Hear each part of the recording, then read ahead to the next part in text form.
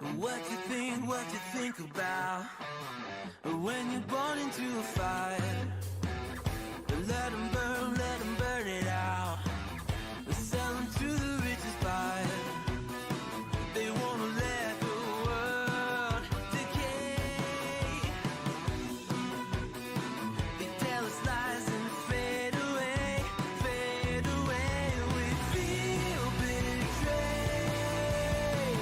We were raised to lose the race. Wake it to the back of the pack, kill it anyway. Listen up now, because we're never dropping out. Beat the odds, beat the big house.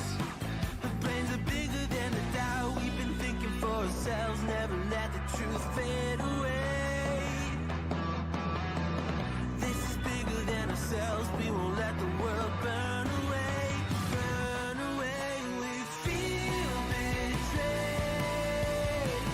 We were raised to lose the race. Wake it to the back of the pack, kill it anyway. To play, haters face the world's mistakes. Wake it to the back of the pack, kill it anyway.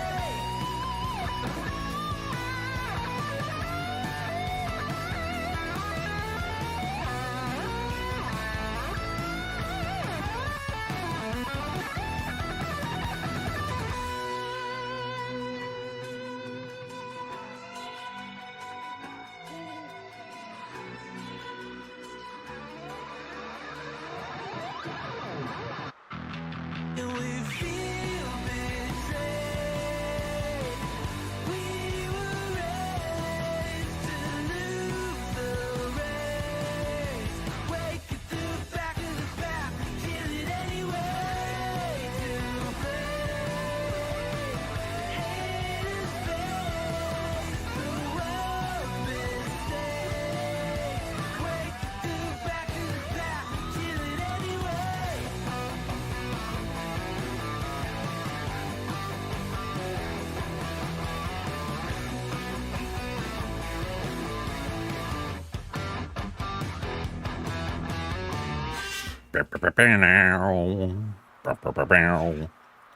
All right. How we doing, everybody? Happy Wednesday. We be body rocking. Not perfection. Let me get some action from the back section. Yeah. I still don't know what that song means. All right. Let's take our turrets.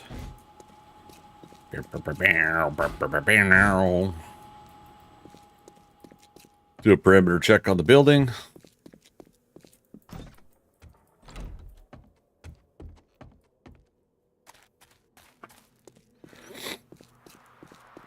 "7 Days to Die" official. Hey folks, mouse pads size 9x11 are restocked in the Fun Pimp store. We also have about 5 mugs left. Get yours before they're all gone. What other designs on mugs would you like to see? All right. We're going to do a meta shot here.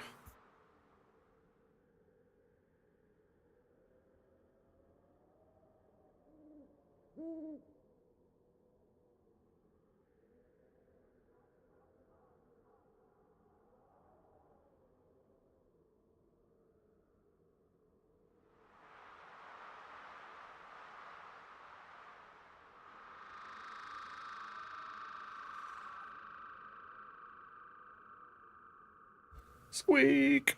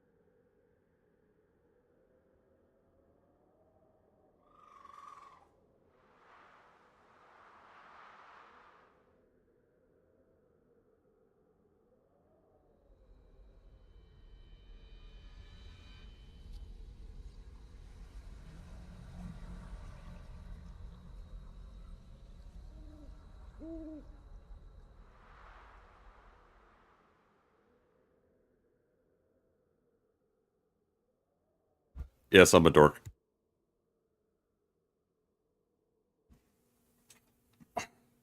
We'll post that in response.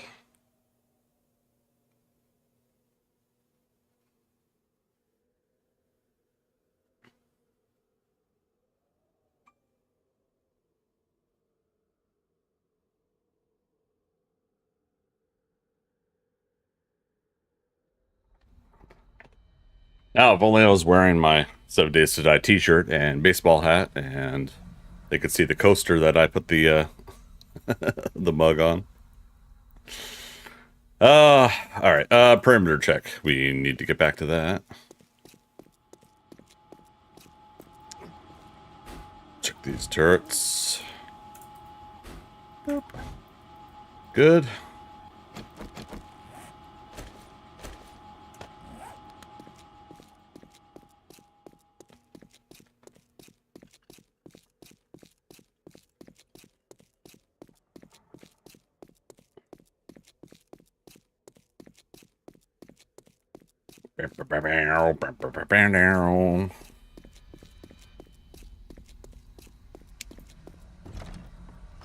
Hey, let's close these suckers. So far, so good. No, no damages or concerns or issues. We did have a breach here a couple days ago through the ceiling there because they fell off the back of the mountain, but ow. Put up defenses for that here this coming weekend if we have the time.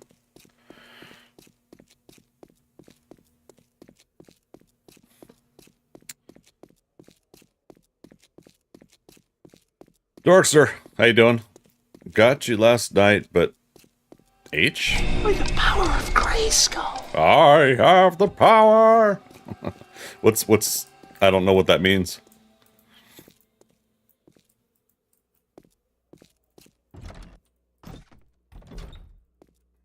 Close that up.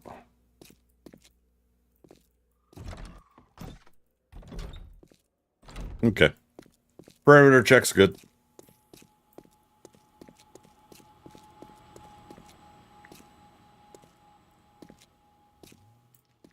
We had broke our leg last night, so let's... Oops. Escape. Ah, crap. Screwed up the whole thing. Days since last accident. No, 0. There we go. I'm probably going to take the sign down and put it down here or something. I don't know. Or maybe just put it up in here somewhere. Could just put it there.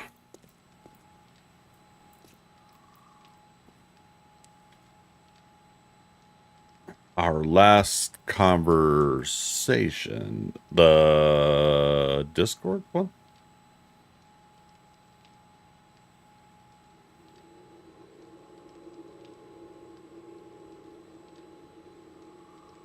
I'm still not sure what.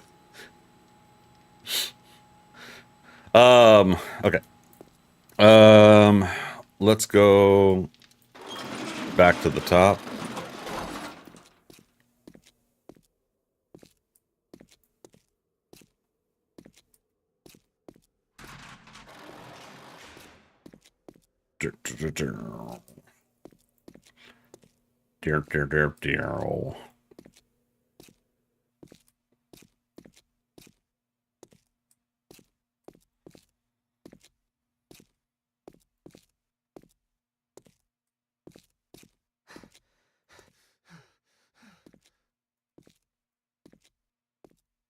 This gets me to here.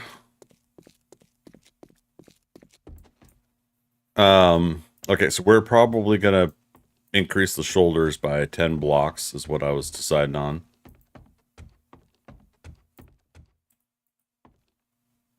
And we started doing a little bit of the neck last night. Dasha, good morning to you. How's your Thursday going?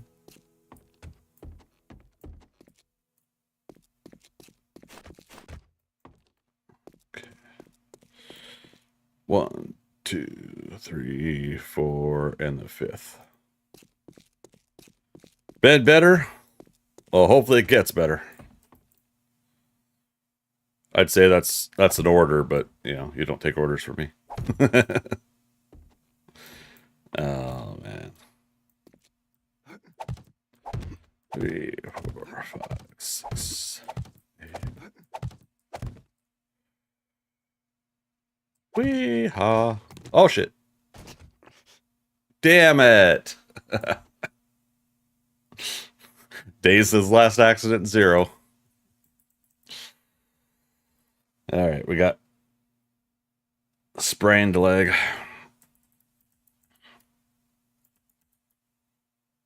That's number 9. Number 9. Number 9. Yeah, it's a heck of a way to start off, huh?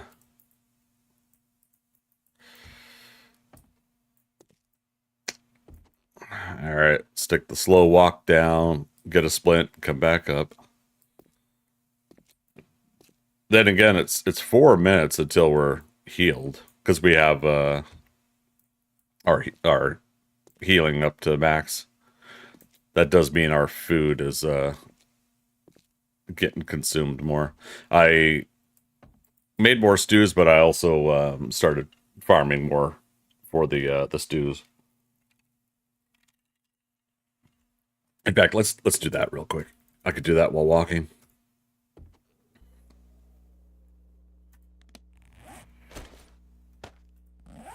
Primal Carnage, hey. What's up with you?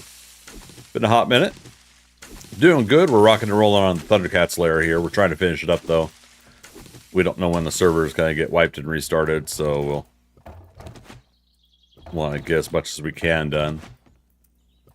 I'm going to do just a tad bit of this maintenance so that... Oh, what happened here? Steel tool parts, military boots, bow crossbow parts. What's going on? I mean, granted, we probably don't really need this stuff, but armor. Yeah, what's to do with you, Primal Carnage? Been around, been lurking on the stream from time to time. Must have been working and the like. Yeah, I hear that. Yeah, my work schedule's been crazy lately, so I'm trying to do everything I can, get everything I can done, and just hoping for another pause for a little while so I can get caught up on some more stuff. Got the approval for my time off for my subathon weekend. So March 15th, we will be starting probably like 2 in the afternoon, I think, on Friday the 15th. And I'll be starting my subathon from a kind of a group consensus and conversation I had with people. We'll be adding 15 minutes for every sub added that day. So we'll make it a theme there, 15, 15, 15. I'll be starting off my house down payment goal again. I'll be putting $1,500 of that in of my savings into that. Focus directly onto that. So we'll start that off. So it's a 15 all around kind of thing. Oh, you know what? I could start at 3 p.m. and say we're starting at 1,500 hours. Yeah.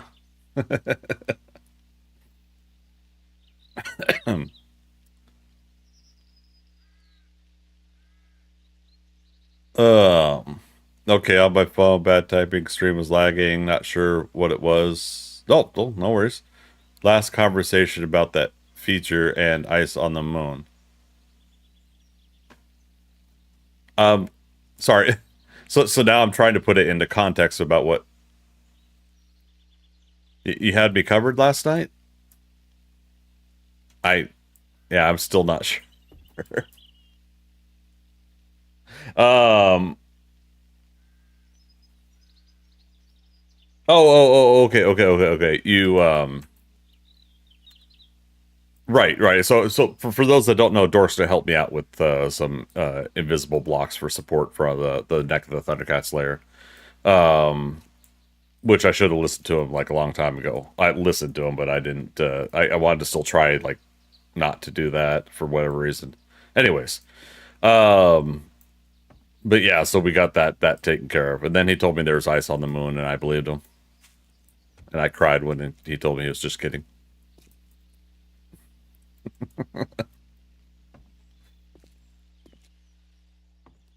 You had me. You had me lifting my hopes up. And then they came crashing down. Oh, our leg's already healed. Has it been 4 minutes already? Wow.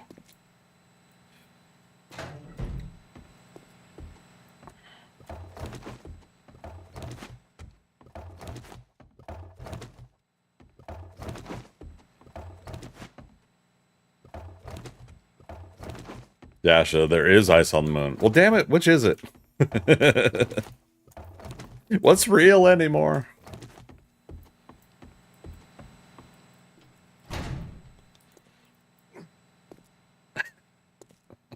Oh, wait, while we're here.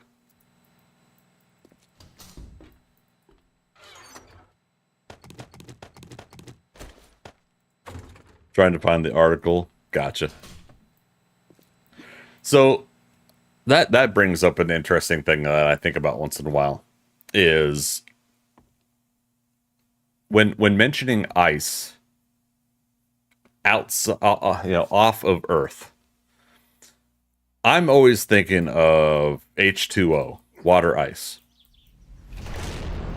But I get the feeling that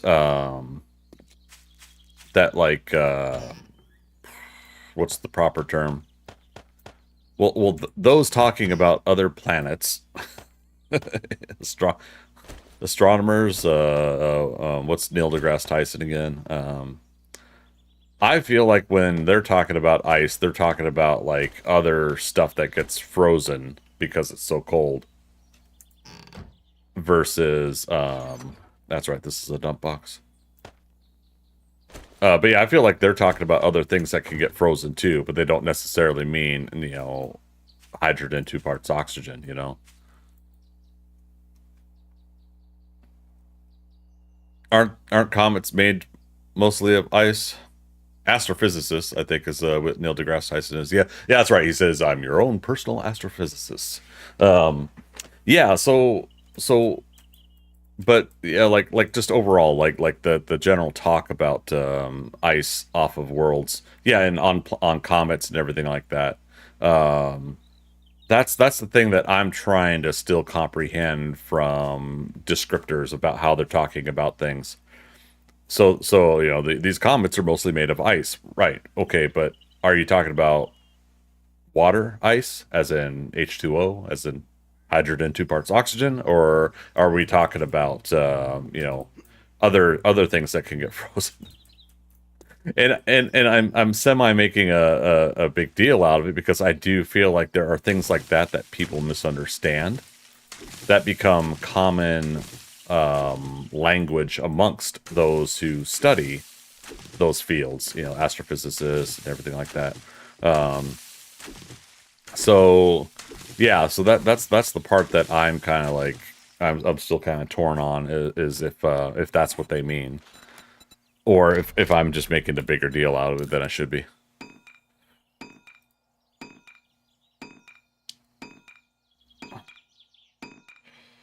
Okay, so Dash just sent me a link to an article from NASA. Yoink.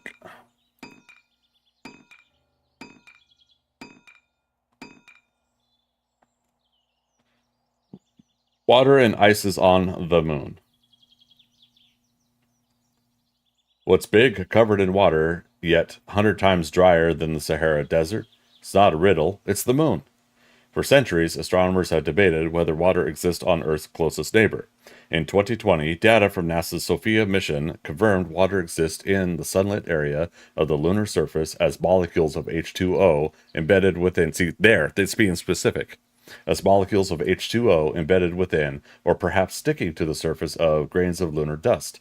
Here is a brief history of the discoveries leading up to the confirmation of waters on the moon. And it's a whole article here. I'll repost it here. There we go.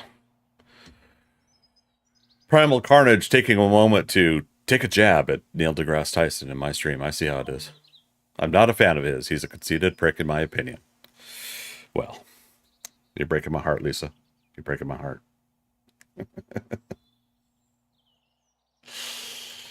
How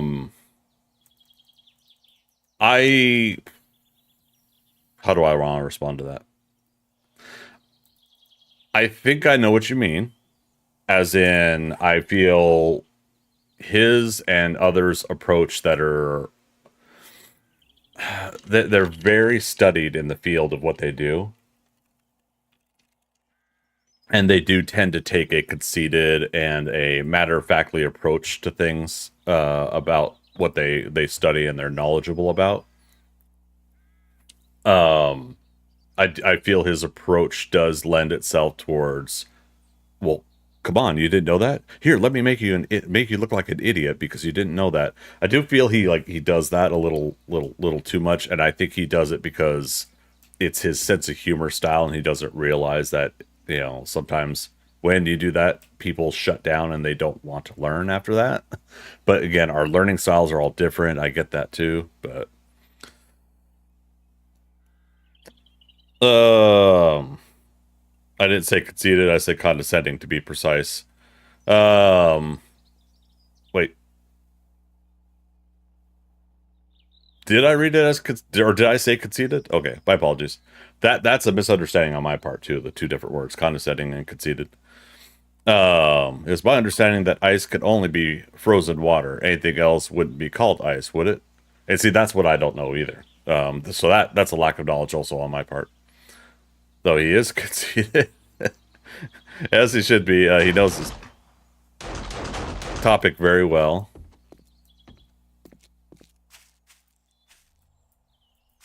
Screamer? Oh, is that because I recycled the dew collectors? My issue is when he goes outside of the field of purview and acts like he knows it all. That's fair. Any liquid that can be frozen is considered ice, methane ice. See, yeah, so that's the part I guess, part of what brought me into a misunderstanding. Is, yeah, if there's something that is methane ice, yeah. So that's why I like the article that that Dasha had linked to me, and I reposted it in the chat here on Twitch. If there are any folks in Kick and YouTube that want the link, let me know. Okay, what we got? One viewer over on Kick, none on YouTube. Okay. But yeah, that's kind of, I think, part of what really, like, in my case, that's where I start to kind of like confuse or mix the two things that might, yeah, one might be the other in my mind, I guess. Okay. That. Did I can't remember if I brought the stews over here or if I left some over at the other base, at the ThunderCats lair. Greg is advertising again and getting the wrong crowd. I'm what? Okay, home 3.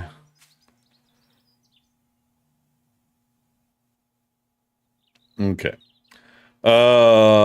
Dasha posting on both Kick and YouTube as well. Thanks, man.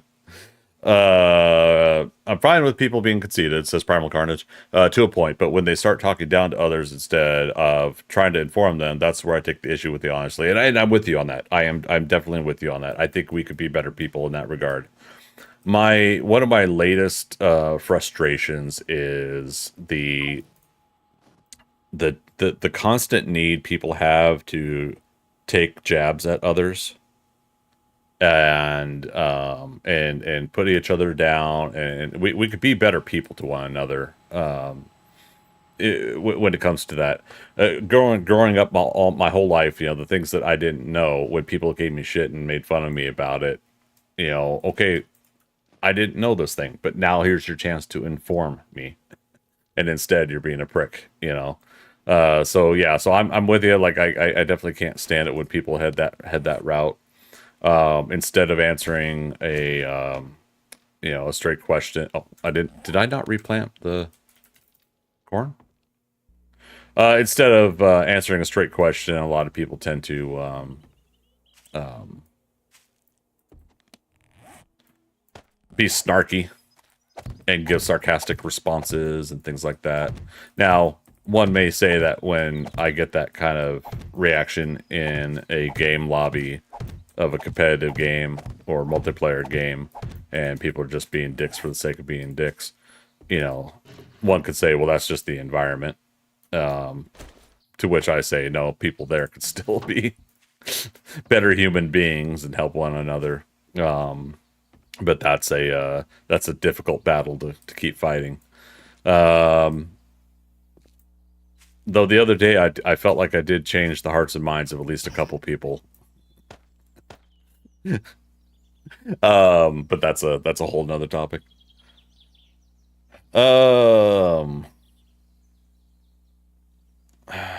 The Screamer?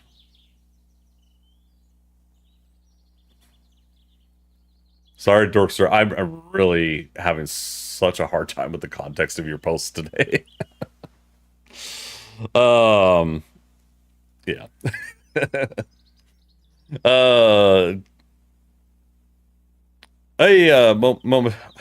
Momentarily saying, how you doing? Good to see you again. Toxicity is why you quit Overwatch. Yeah, I don't know when to quit on that, I guess. Unless I get banned again. I mean, I don't, you didn't hear that. Primal Carnage, exactly, that may very well be the environment, but that does not mean we have to accept it as it is. We should always try to be better, and that's my approach. I feel with not 7 Days to Die. Well, in some conversations with 7 Days to Die, but no, mostly on this topic, talking about Overwatch and game lobbies. If I was doing something like Call of Duty and PUBG and Fortnite or something like that, I'm sure I'd get even more of it right. Let's go back. So that was dropped off. But yeah, so I at least try to say I try to say something like, okay, look, if you see somebody in a game who's genuinely having a hard time with the game, and your first thing to do is rip on them and put them down and give them a hard time, I think that definitely says something more about the people doing that than the person having a hard time. Now, if the person having a hard time continues to take out that frustration on other players in a toxic way, in a hateful way themselves, well, then they've got stuff to work on themselves. But yeah, I definitely think a lot of this stuff could be done better. We could be better human beings. We really could. Make the world what you want. What you want it to be, or at least try, right?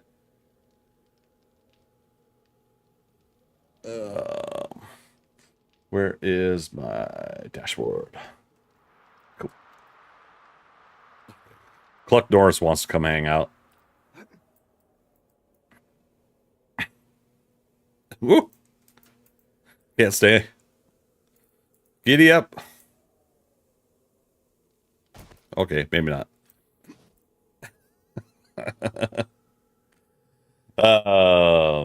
You ever finished Grounded? No, I didn't. I know that was a while ago. I've been popping in here and there to lurk. Yeah, I didn't. I started getting 4 or 5, 6 people watching, and we had to get back to working on ThunderCats Lair.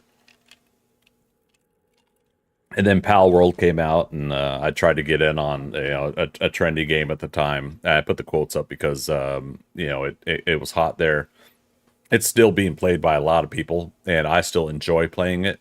But much like Grounded and Raft before it, I'm wanting Pal World to get some more updates, get some more items, get some more building and stuff like that added to it. So Pal World for me now is going to be kind of like a side burner, not necessarily a back burner game, and I'm going to put it off to that side a little bit. We're going to finish working on the ThunderCats lair here this week, and we'll see what the next week holds as well. And then so on Sundays I play with Philo and Thea, and we play Pal World right now until probably until Ashlands comes out for Valheim. And so that's the other thing is whenever Valheim drops Ashlands, whenever 7 Days to Die drops Alpha 22, both of which we have no dates for. So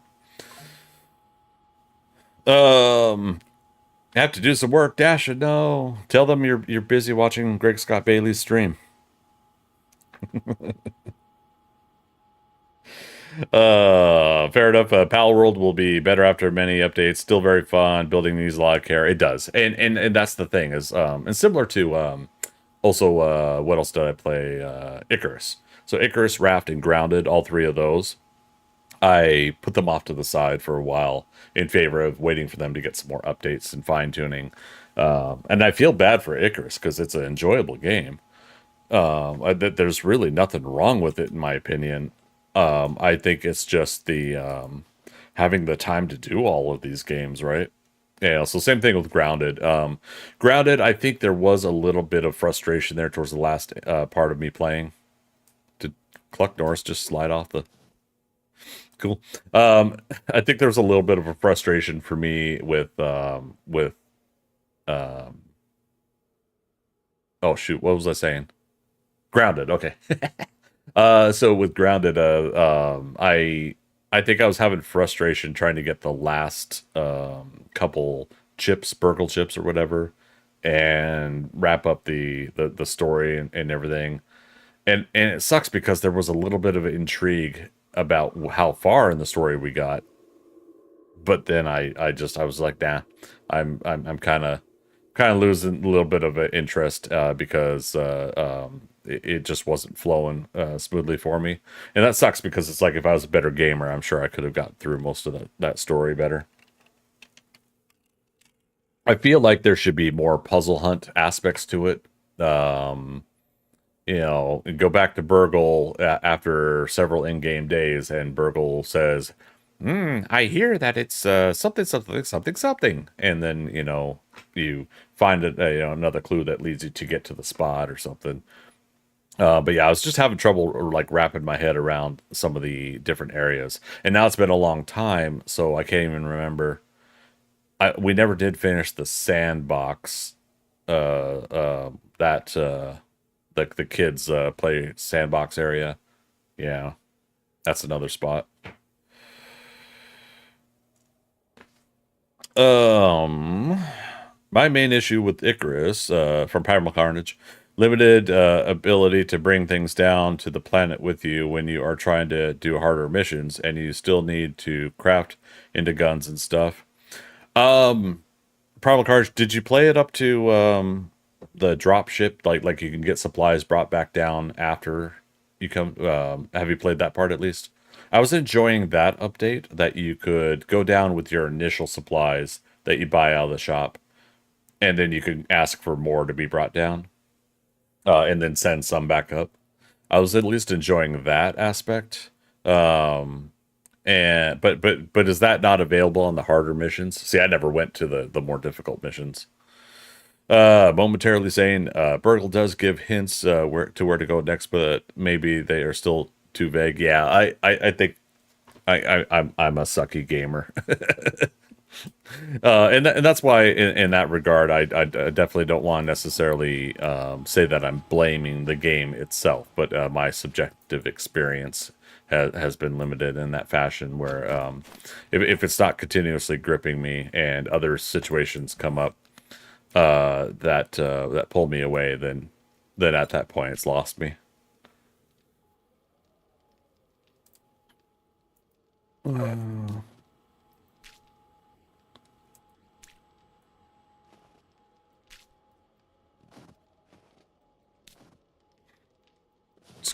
go ahead and... Is this too white? Should I do the Adobe instead? I didn't get everything. There we go. There.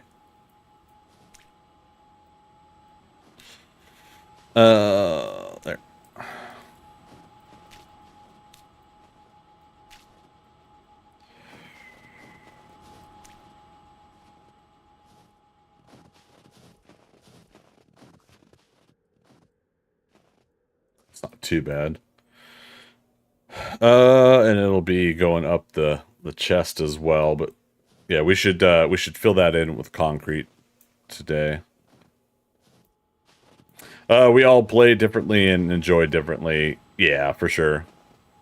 Oh, sorry, Primal Carnage. I have not played it to the point of making the dropship that you could send things back up. No, okay. Yeah, so from my last playthrough, it made it a much more enjoyable experience for me, at least. Can't speak for others, but I liked the fact that, yeah, you could have a drop ship, bring down more supplies from your loadout, your shop. I keep forgetting what that's called. And so that at least made that situation a little bit better. Now, I don't know if that changes on a harder difficulty setting or harder missions, but yeah, once you make the was it like something beacon or station or something, it'll do that. It'll drop things down for you.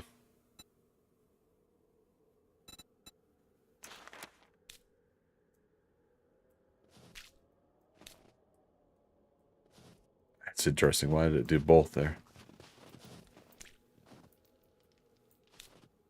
Huh.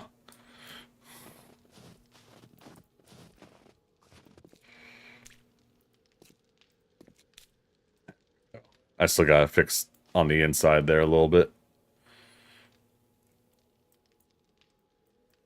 Okay, let's get that. That.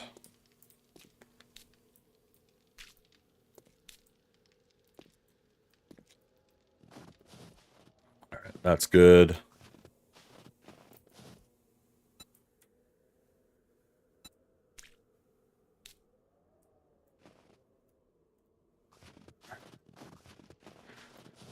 Let's see, Primal Carnage. Honestly, I got tired of the repeated grind every time I start a new mission.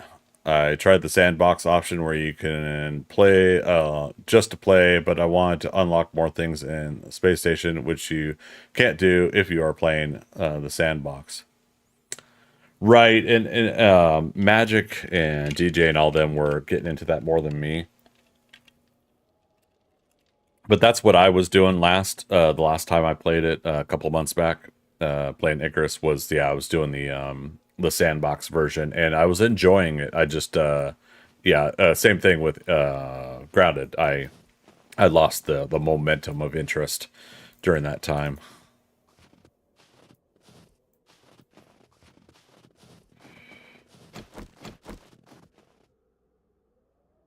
Yeah, sure, why not? 324.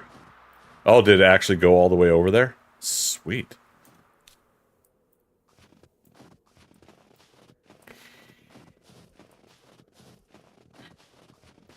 Momentarily saying, yeah, on the note of Valheim, I am so excited for it. I think we're looking at around summer release. Yeah, I'm kind of hoping that's the case. Just again, well, okay. There's two ways to look at it. I'm hoping for about 3 months of gap between when Ashlands releases for Valheim and when Alpha 22 releases for 7 Days to Die. And it doesn't matter like which one's first. I'm hoping for that amount of time because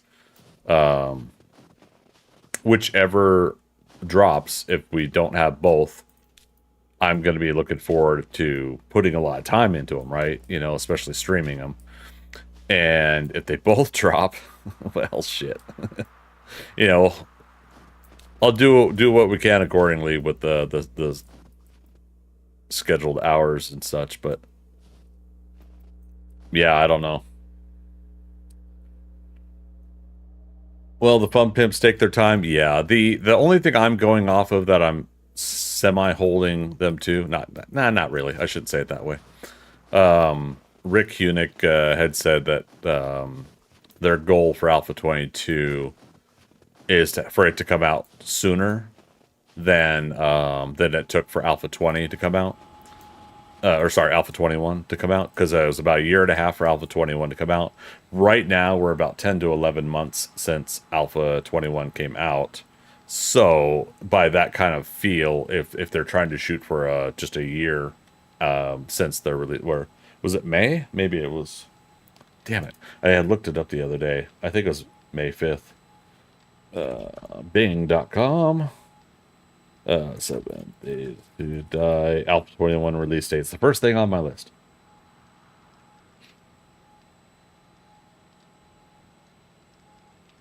It just says May of 2023.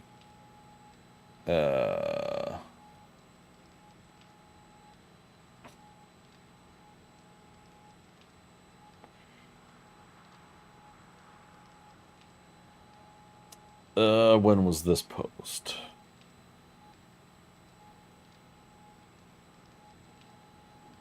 Wow, I actually did not read this on the 7 Days to Die forum.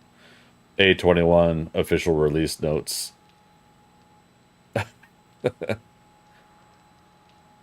Either that or it's just been added, like more and more things were added to this post since, but holy crap.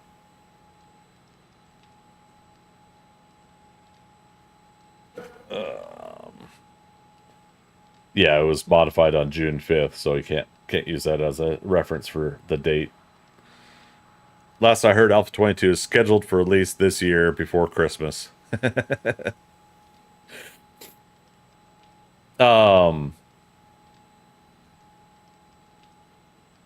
Yeah, I mean there's no definitive, there never is. We do this every alpha. There's never been any like definitive release date given and until like a week or two out from it. You know, when the stream team gets like their initial notice or something. I don't know why it's like, for me, I'm trying to find like the exact date we got, but anyway, so if it was May for 2023, then it was 10 months ago then, because we're in March now. April, May, yeah, -2 from 12. Anyways, so yeah, Rick Hunick was saying that they're looking to have it out sooner than it took for Alpha 21 to come out. So that's the part that yeah, so in that regard, that's why I'm saying, like, okay, so look at where we're at now. The end of this month, March 22nd, is PAX East. They're going to have a console demo there for Alpha 22 at the convention. And I got to play that current version of it, demo version, at TwitchCon, and it played great on the PS5. And so if that's the case, then I'm just kind of looking at the kind of the overall situations here. You could think about Steam summer sale. Oh, we looked that up before too, didn't we? Steam summer sale date, June 23rd to July 7th.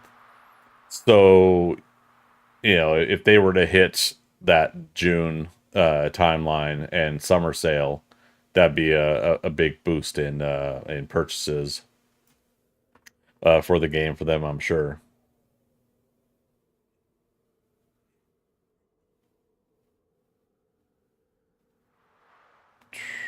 Yeah, I don't know. But so the thing is all we could do is speculate, because they never really say officially what time they're going to be doing stuff. If they start doing dev streams again around like April, May, then I feel like they'll be hitting that June summer sale. I don't know. That's just my thoughts. Let's see. Momentarily saying, need those damn bandits and the set gear. Well, yeah, I think we're getting the gear, but not the bandits for Alpha 22. Am I misunderstanding that? I think bandits are going to be end game at this point, which I'm personally fine with, but I'm also eager for as well. You know, I'm a bit of a contradiction sometimes, and I know that, you guys. I apologize, but I really enjoy what they're doing with this game, and I know others are a little more impatient than I am. But yeah, for me, I'm anxious to see what they do. I'm getting excited for the next versions of the game and where they're going with stuff. But in the meantime, I still enjoy the current versions that are out, and you know, the stuff that I do wish that was left in, I've gotten over. So I haven't really worried too much about the stuff that we've lost. Yeah.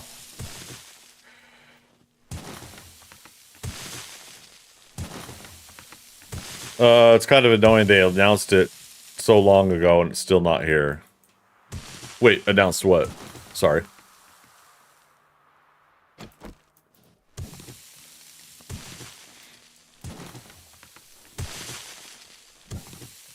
Yeah, I still have this train of thought with 7 Days to Die and situation. The situation for the game for me is strictly like, oh, the bandits, yeah. Well, okay, so yeah, sorry, I'm trying to think of which topic to go on and then branch out to, because my brain scatters all over the place. Ew, brains all over the place. So, I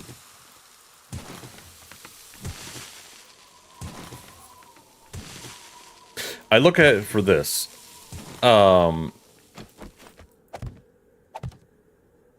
In my case, as a player of the game, and seeing technology and programming and teams and creative individuals coming and going, whatever, all these things, I try to keep that as a frame of reference when I have my wants and desires with a game like this. Meaning,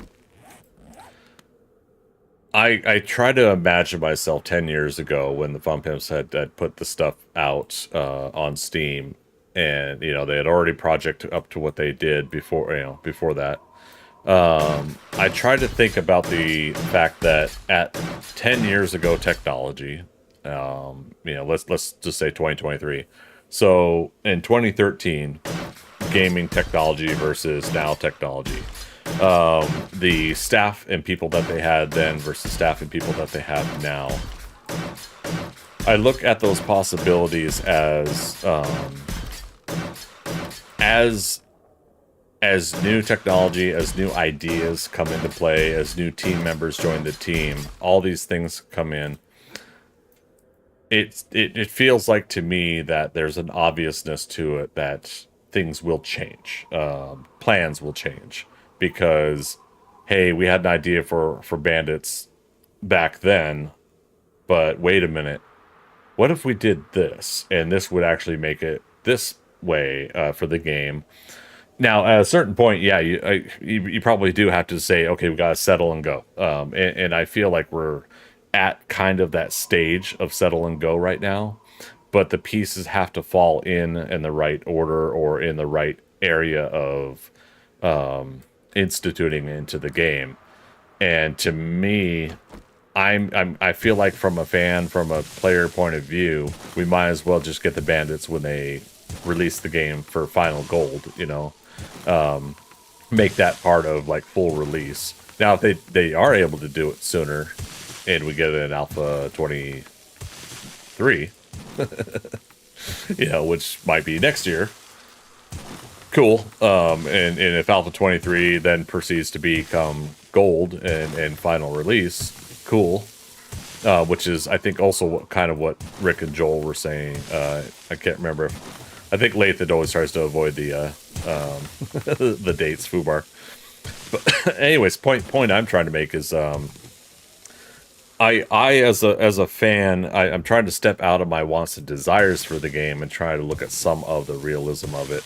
And I'm trying to do what I can as a fan, not to project my want and desire onto a kind of a need out of them. If I've already played a shitload of hours in this game and I've already done it for $13 initially, I've already gotten more than my money's worth out of it, and I know everybody gets frustrated every time I say that, because there are other concerns and issues that people do have. But for me, 7 Days to Die has also been a game where I've kind of just both accepted and I kind of appreciate the sandbox approach of, we have some new ideas and we're adding these new ideas into the game, and it keeps kind of evolving and modifying from there. And I think some people, I understand, don't want that anymore. They want final version and go. But for me, I see 7 Days to Die as the game to enjoy the fact that we can have a new enhanced section of skills or change of skills or approach to doing things. Again, that the creators can sandbox it and keep working with it. And because I feel like I've kind of just accepted that, and so far every iteration I've enjoyed playing, I just kind of roll with it. Whereas I know others are frustrated and unhappy with it. But I do kind of feel like the majority of folks are still okay with the approach that's being taken. And I could be wrong about that, but you know, that I feel like there's a loud vocal minority that are frustrated that this game hasn't been completed yet. And subjectively, what's completion to one person versus completed to another, you know, it can be different to different people. What the definition of completed means. Let's see. So momentarily, I don't need a final version, but man, I'd love for them to find a way to make the end game cycle of Horde, to repair for multiple days, to make more shit, repeat. Let's see if I'm following.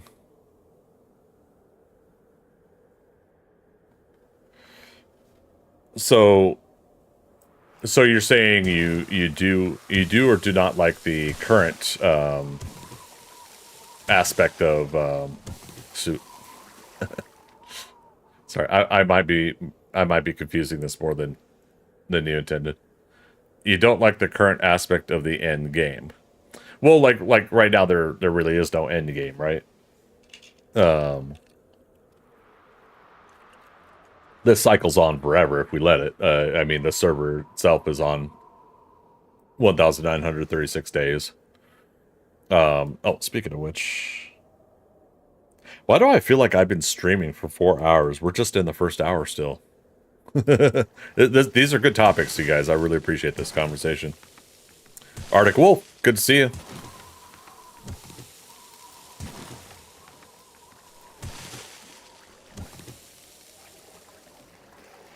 Let's see. Soil. Just make a couple of these for now. Like I get you have hordes forever, but you keep leveling. You keep spending more time getting better stuff, but then you spend more time fixing your base.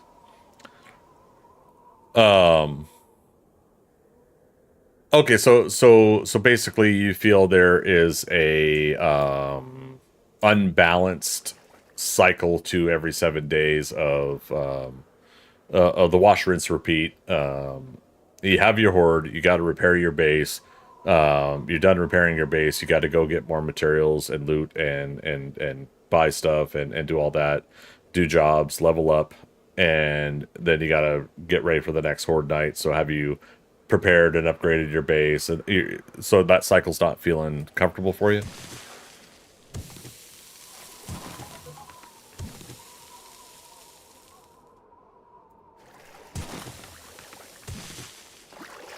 Okay, give me 1 second here. Work related item.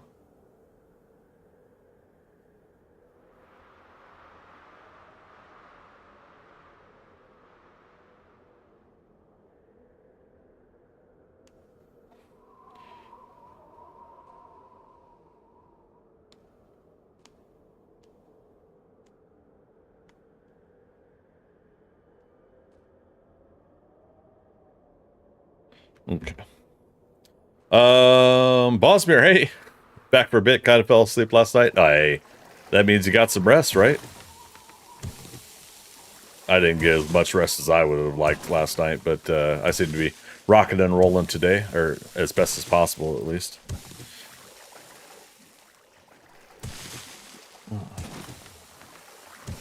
Usually by the time I'm done finishing up getting ready for the next horde, it's time for the next horde. There's no breathing room late game. Okay. All right. I think, at least for me, I got to a certain point with Alpha 19 and 20, I think, where I had preferred 2-hour days versus 1-hour days. Have you tried adjusting the day timer to see if that fits your style? I tried doing that for a little bit, and it kind of helped, I think, with the similar feeling that I was having with that train of thought. You know, like, for me, definitely, like, with this server here, we definitely cruise through the days so quickly, but there's always somebody on this server almost all the time. I mean, would you at least agree that the cool thing is that the game itself has those kind of adjustments within it that we can kind of work on either difficulty or some minor adjustments to tweak and modify to our preferences? Bosberry, yep, did make it out of bed early and managed to fix an interview for tomorrow for a job. Nice. Good luck on that, man. What am I saying? You don't need luck. You're gonna nail it. Piece of cake. Yeah. Job interviews, man, they can suck. But, you know, at the same time, I got to a certain stage for myself where some job interviews were feeling like a good warm-up of conversation about... how do I put it? It helped me like take a good look at the kind of scope of what I wanted to do for the job roles I was applying for. In my case, I think I've been fortunate that I've been able to apply for and get job roles kind of within the same company for the past 24 years. God, it's going to be 24 years this April. Wow. And so I think I've been pretty fortunate for that aspect. But at the same time, there's a little bit of those nerves, you know, a nervous feeling like you want to, you know, you want to impress, but you also, you know, you're applying hopefully for a job that you want. So when you go and you interview, like I had a string of interviews. What was that? 2013, 2014, I think. So almost 10 years ago. Or no, it was 10 years ago. That I was applying, and I did like 6 different interviews for roles within the company I was working for. And man, each and every one of them, I could see the moment I lost them.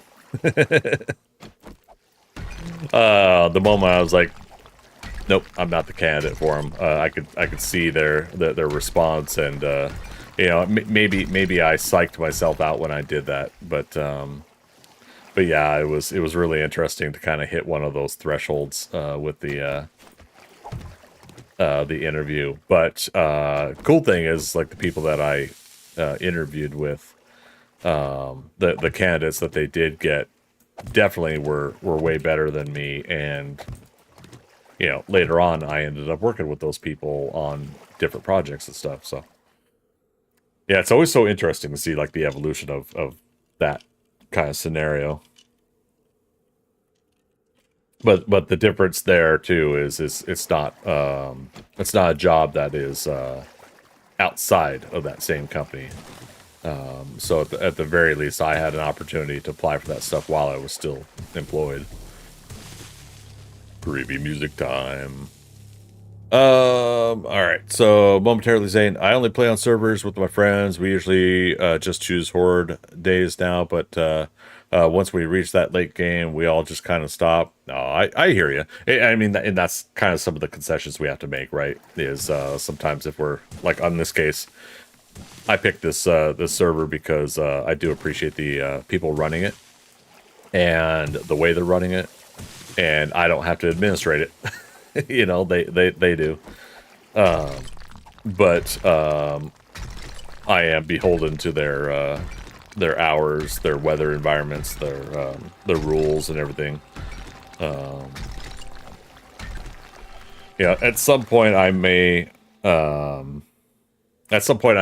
pick a or sorry, not pick. I may make my own server. I might talk to Darth Vapors, might talk to FT Magic, and between them both, I might get some advice on running a server. But the hard part about it is again just like having the the frame of mind and the time and the patience to also administrate and run that stuff while streaming, while doing my day job, and while doing all the other projects I want to do. Bosmir, yep, not nervous to be honest. Just be yourself and be honest gets you the furthest I've learned, right? And honestly, it gets you a job that you are capable of doing. Because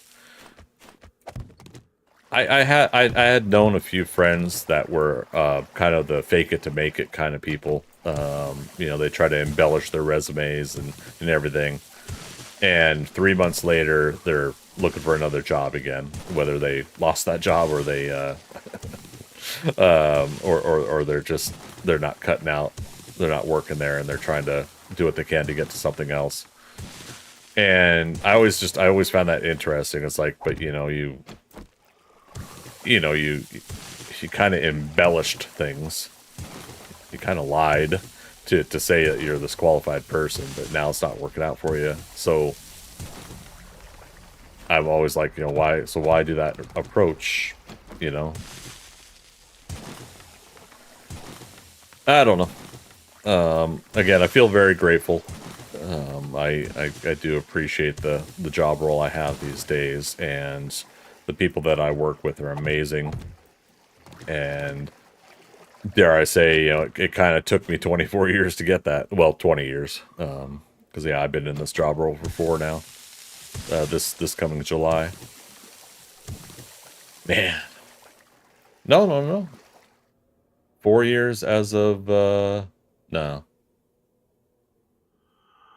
Is it? Yeah, sorry. Last December. I'm confusing anniversaries. That's why I'm having that issue.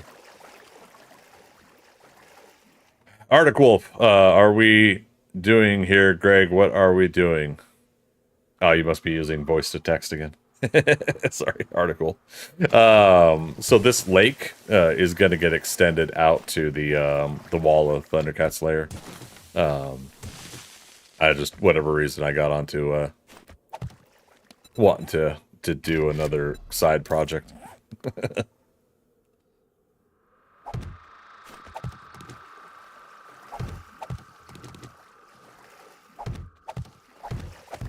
So yeah, if you still have that stitching visual issue with water, yeah, just place a couple frames on the block space above it.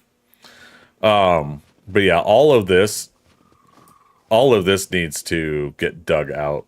We're going to extend the lake up to the wall of the ThunderCats lair, and the wall itself is going to get brought down to plus 30 meters. So we're at 34, 33, 32, 31, and 30. So to here.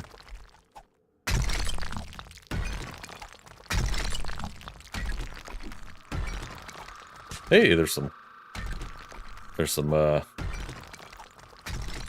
lead down here.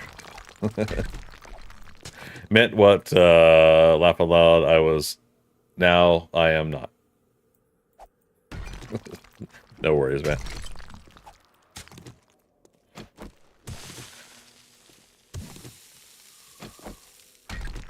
Good times.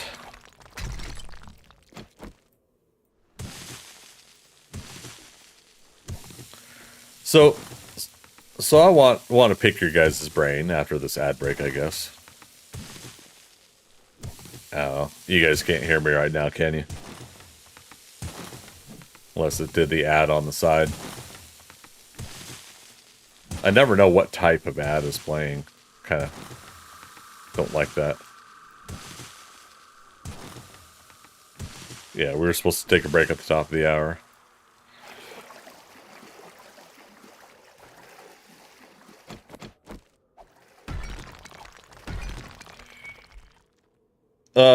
Bosbury, you can hear me? Okay.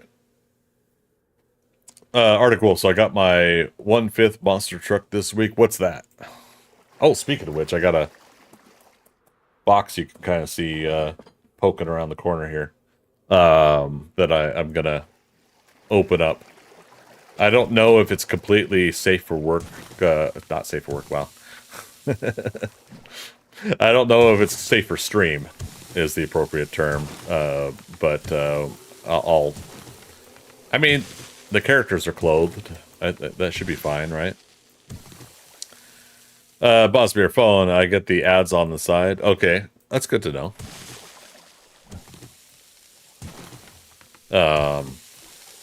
But now I forgot what I was going to say. Damn it.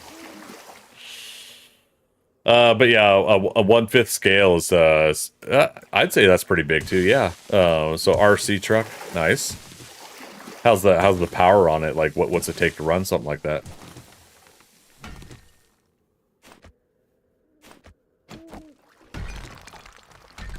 Oops. One too many. We'll put that in there.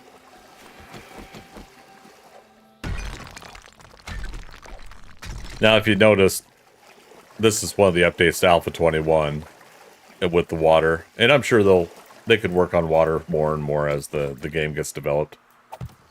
But the water will now flow and connect to an adjacent block that's open on the same level.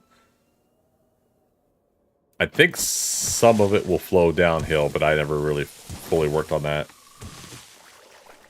It takes 2 batteries, 3 inches by 3 inches by 6 in 2 of them. Okay, so a what's that? Alkaline or I'm always forgetting what the battery types are.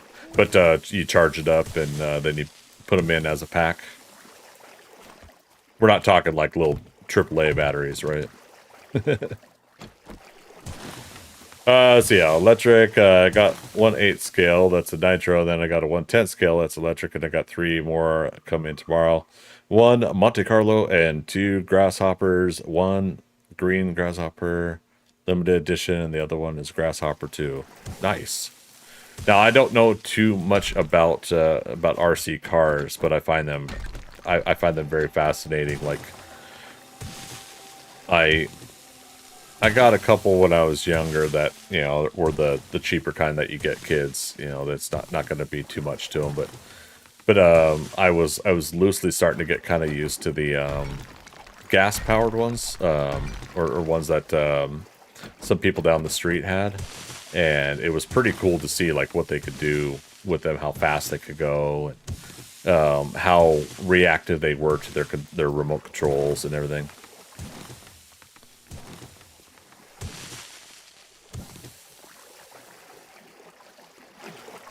Oh, I remember what I was going to say before the ad thing rudely interrupted me. No, I was going to say some people were suggesting to me that I should run a clips section of my YouTube where when I get to talking about some of these topics that I talk about, that I should break them down into clip segments and put them up for videos. But I don't know if like I really even have that much of a channel to warrant doing something like that.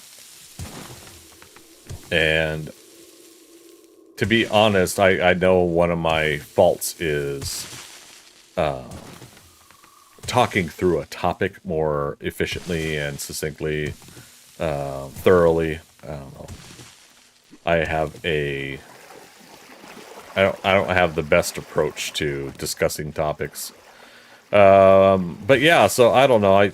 I might end up doing something like that. I had my little rant about Tinder last night that I was thinking about making my first little clip.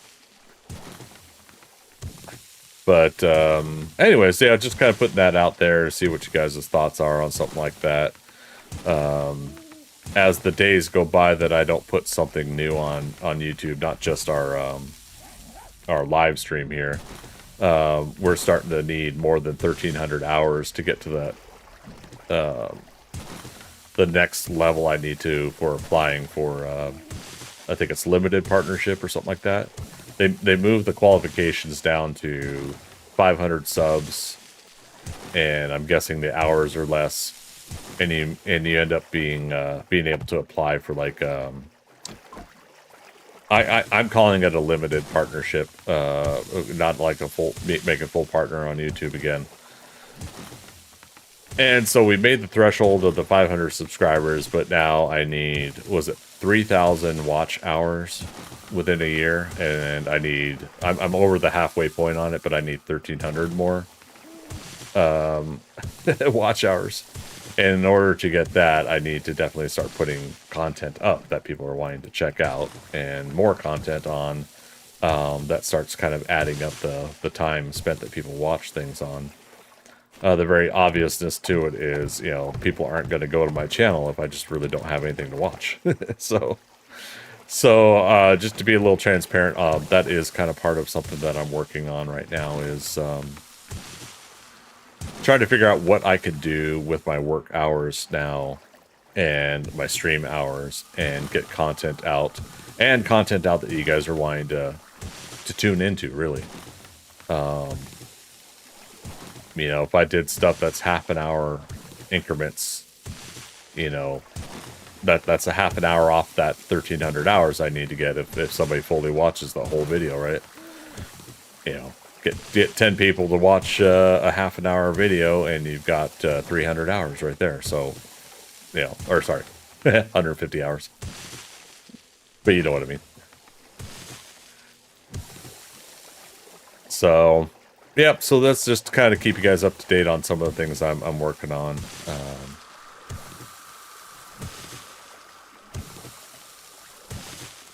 At 8:15, which is an hour real life time from now, we'll have the server restart. Yeah, I'll be taking a 5-minute break then. I'm gonna take a quick couple-minute break here to refill my beverage. I got some green tea action going on, and we'll let Cluck Norris guard us. But yeah, give me 2 to 3 minutes, you guys. I'm gonna be right back.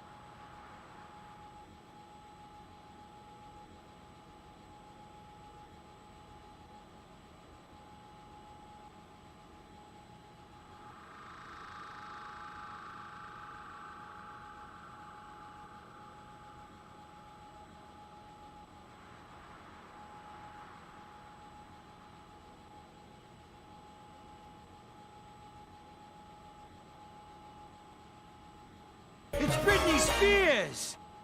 Oh, it's Greg Scott Bailey. All right. Thanks for waiting, everybody. I appreciate it. Got my beverage refilled, but I think I'm gonna open up this box. And again, still don't know if it's even appropriate to show on stream. Avert your eyes. Ugh.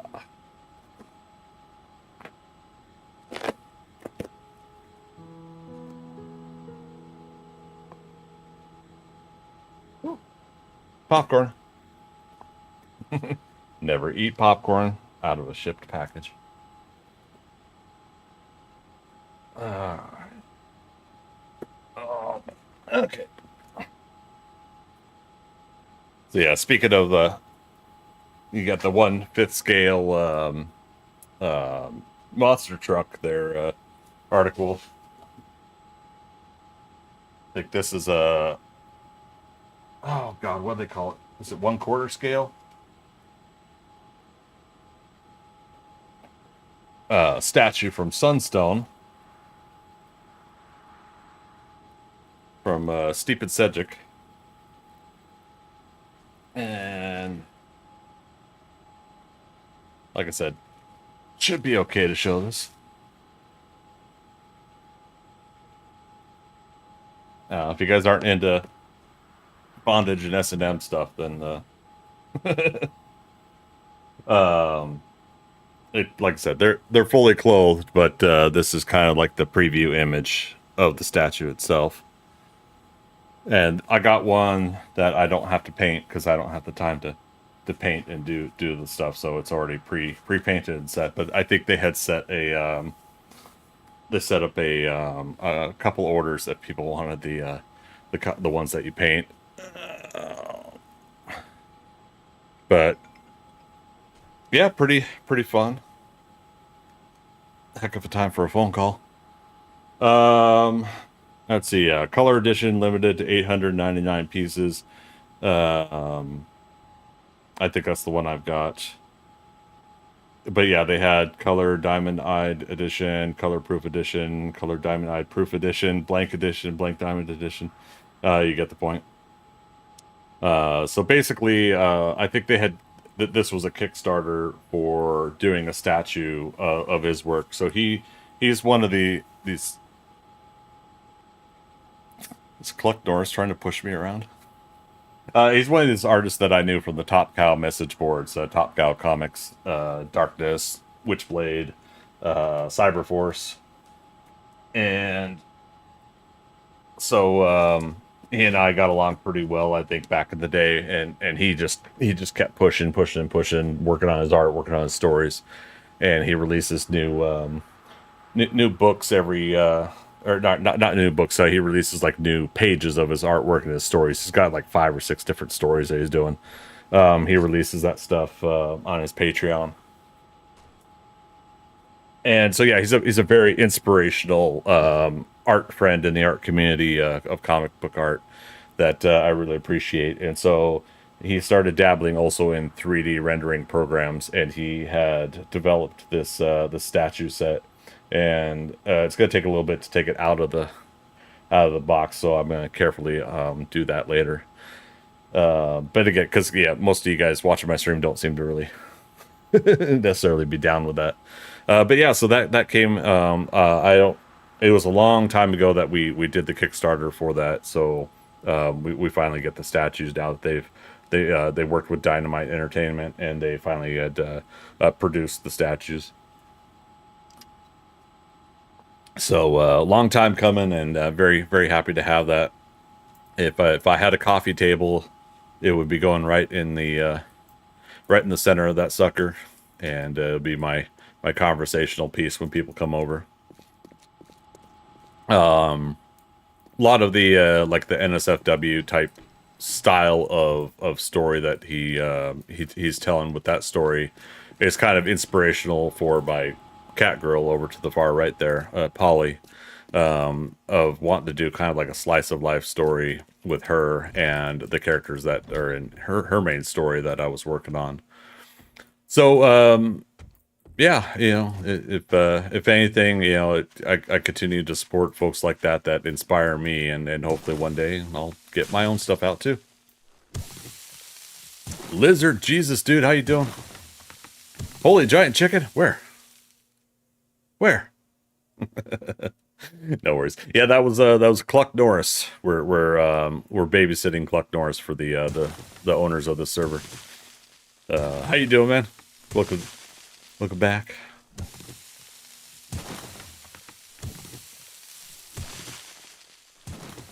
Good old Cluck Norris.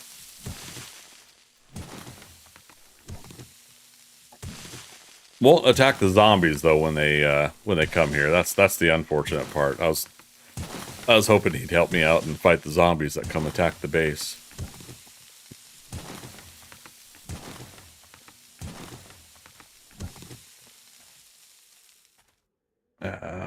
You know, let's go ahead and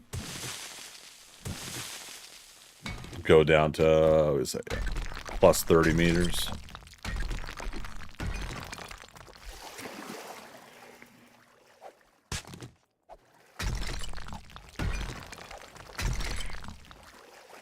Arctic Wolf, that would be cool if he attacked the zombies, right? You know, just see him like kind of jump clawing, pecking at him. Yeah.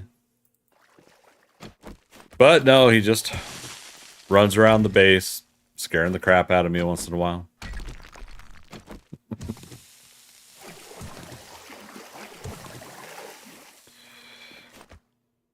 Okay.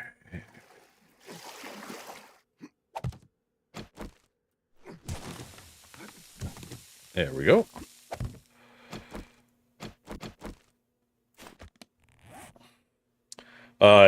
Would probably have to take about 5 bears to actually get him down. Wait, bears or beers? Because that whole like beer helping with melee. You know, on that note, I've been kind of torn. I've been wanting to go back to a fist only challenge game. And again, this is all predicated on us finishing this build for the ThunderCats Lair. I've been wanting to go back to a fist only challenge game, but part of me's kind of wanted to do bows and blades again. Just offhand, the folks that are watching the stream right now on Twitch, YouTube, or Kick, all 3 platforms. Which would you prefer for me for my next YouTube series for 7 Days to Die? Would you guys like to see bows, blades, and bombs for Alpha 21, or would you like to see a fist only challenge? Speaking of thirsty. And we're just about hungry again. Bears? Okay. I would say it would take like 10 dogs or wolves. Yeah, because I forget what Cluck Norris's hit points are at. Depends on the difficulty setting, in my opinion, but fists are always fun. It is. I never thought I would be down with that challenge before, but I think like Alpha 19, I think I fully started taking it on. No, 18. I had started doing fist only challenge, and yeah, I was having a blast with it. But the bears, wolves, dogs would have to be chewing on him at a constant rate. Oh, that's a good... Actually, that might be a good point. I don't know if... where'd this damage come from? What's going on here? No, we might have missed a zombie last night. So he's got 454,854 hit points. Just for comparison, I have 200.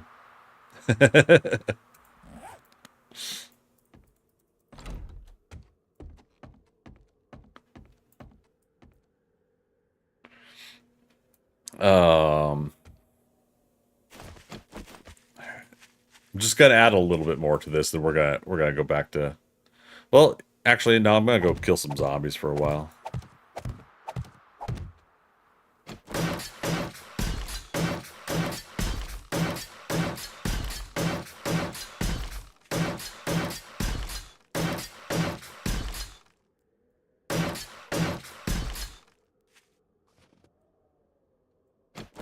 Yeah, so again, this is the situation I put myself in, is big build project that takes tons and tons of hours just to get all the boring, tedious stuff done.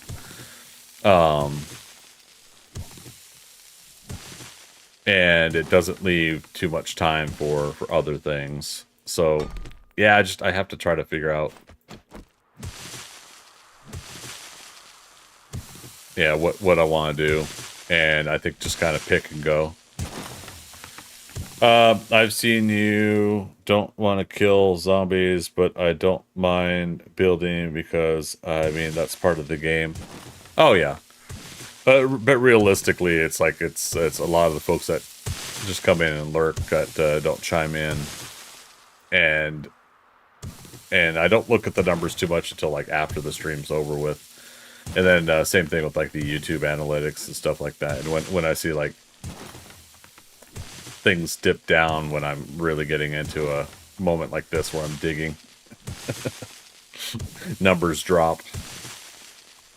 But, you know, again, that's why I try to bring up some interesting topics and conversations, see if people are down for chatting about those while I'm doing all this stuff. I tried so hard and got so far. But in the end, it really did matter.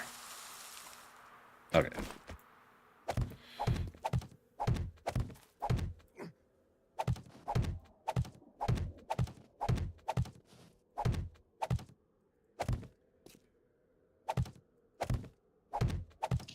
Sorry, I meant I don't mind you building. Oh, okay. I think even if I read it, I interpreted it that way.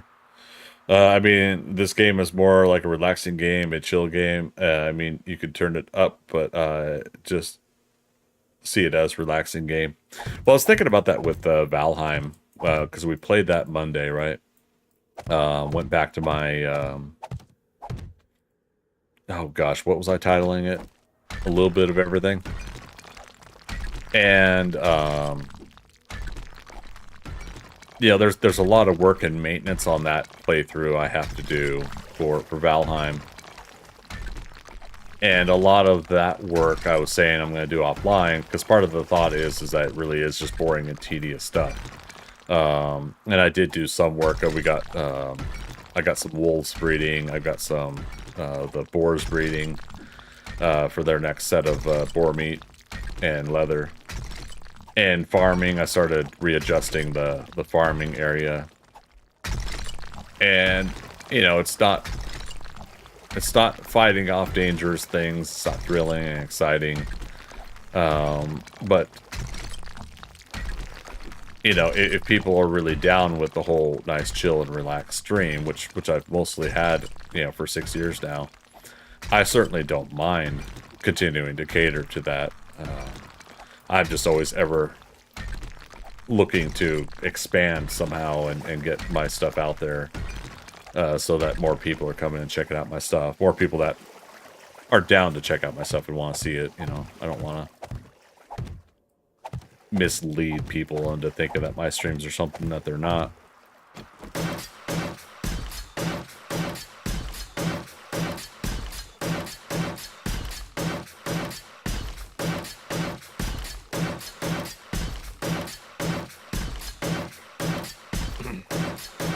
Article, if you understand, yeah. And Caleb, hello. How you doing, man?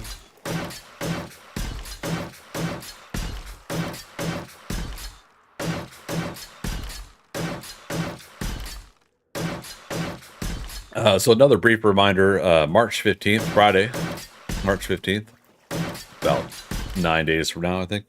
Yeah. We'll be having my 6-year anniversary subathon for streaming on Twitch. We will still be streaming on all 3 platforms, Twitch, YouTube, and Kick. But it will be basically celebrate my anniversary of streaming. And during that subathon, we're going to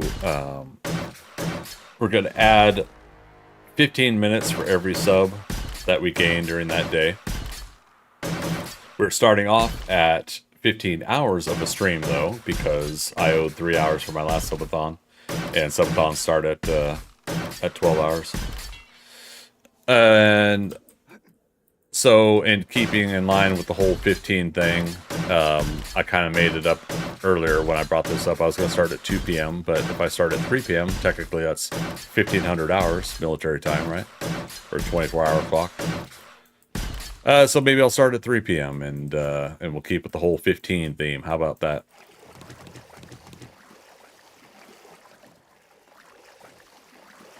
All right, and that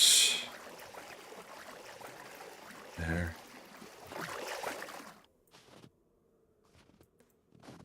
But yeah, so that'll be March 15th, Friday, March 15th, and with that, I will be trying to obviously go as long as the subs that we can dictate. So it'll be either your regular sub on Twitch, Prime sub, gifted subs that you gift out, and then we'll talk about some other things accordingly. We'll try to see if we could get some more follows on Kick, more subscribers. The free version of YouTube is subscribers, not called followers. You know, so we'll try to increase all 3 platforms that weekend as well, and we'll see where we go with it. Okay, I used up all that paint, huh? Wow.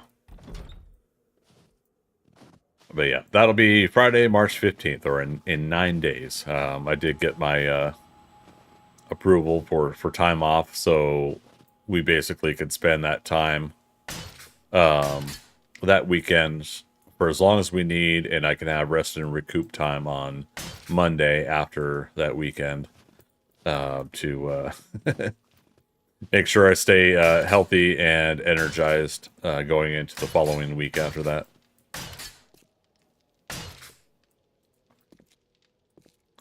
All right, so we just used up 6 things of concrete mix. Let's double check.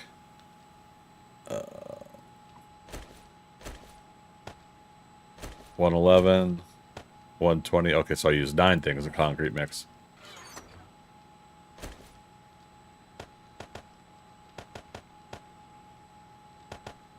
Okay, making sure the cobble and the concrete are even. We're keeping track of our numbers when we upgrade the blocks that we're building with. That goes to our numbers in the build. Let's get this chest updated here. So Caleb did a horde night earlier. I only died because the building collapsed. Oh no.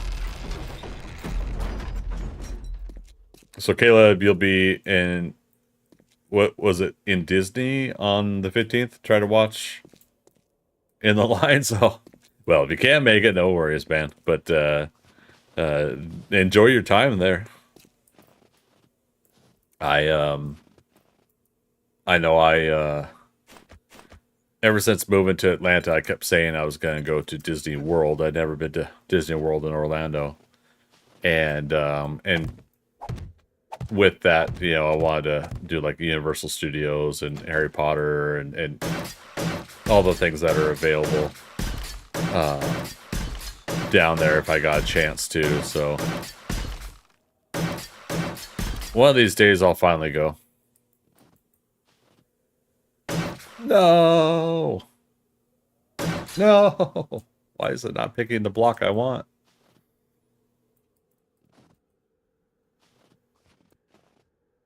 Oh, did I not add the wrong? Damn it. All right. Well, that is 10 cobble we need to re-add to our mix. Do it now before I forget. Ooh, that was close. This box here.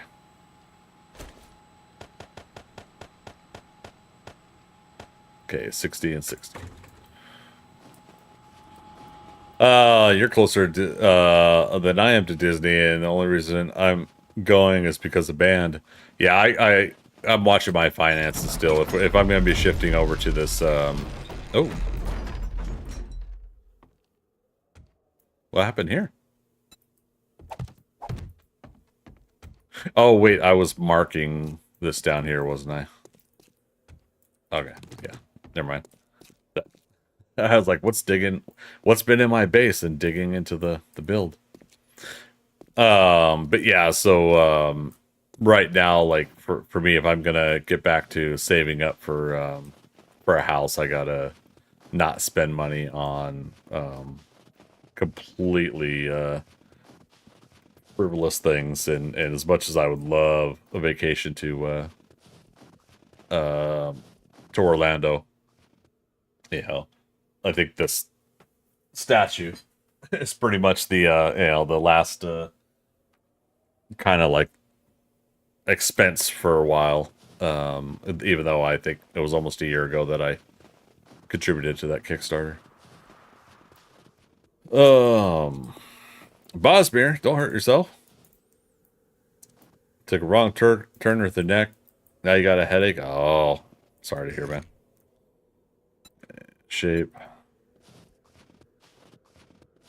Maybe you'll get to go one day. Yeah, one day. It's priorities, right? You know what's really the important thing for me to do right now, and yeah, like right now, I think it's more important for me to save up for this house. Most likely, I have to do another year in this apartment, and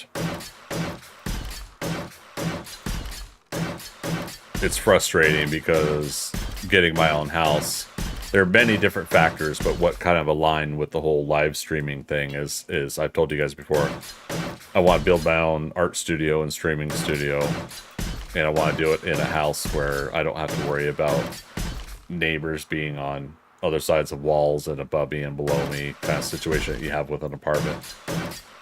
Everything I'm doing is not going to be loud enough for a neighbor in another house to hear me. I'm not that loud, but I feel like I can be loud enough to probably be a nuisance to my neighbors in the apartments here. And so a lot of times when I'm streaming after midnight, I feel like I'm disturbing my neighbors, and I don't want to do that. But overall, like, I want to be able to like build a specific studio. I want to like be able to say like this is where my art desk is. This is where my computer, my streaming, my camera setups are, and everything. I want to be able to have that kind of creativity after all these years of my life that I've continued to put off a lot of that stuff.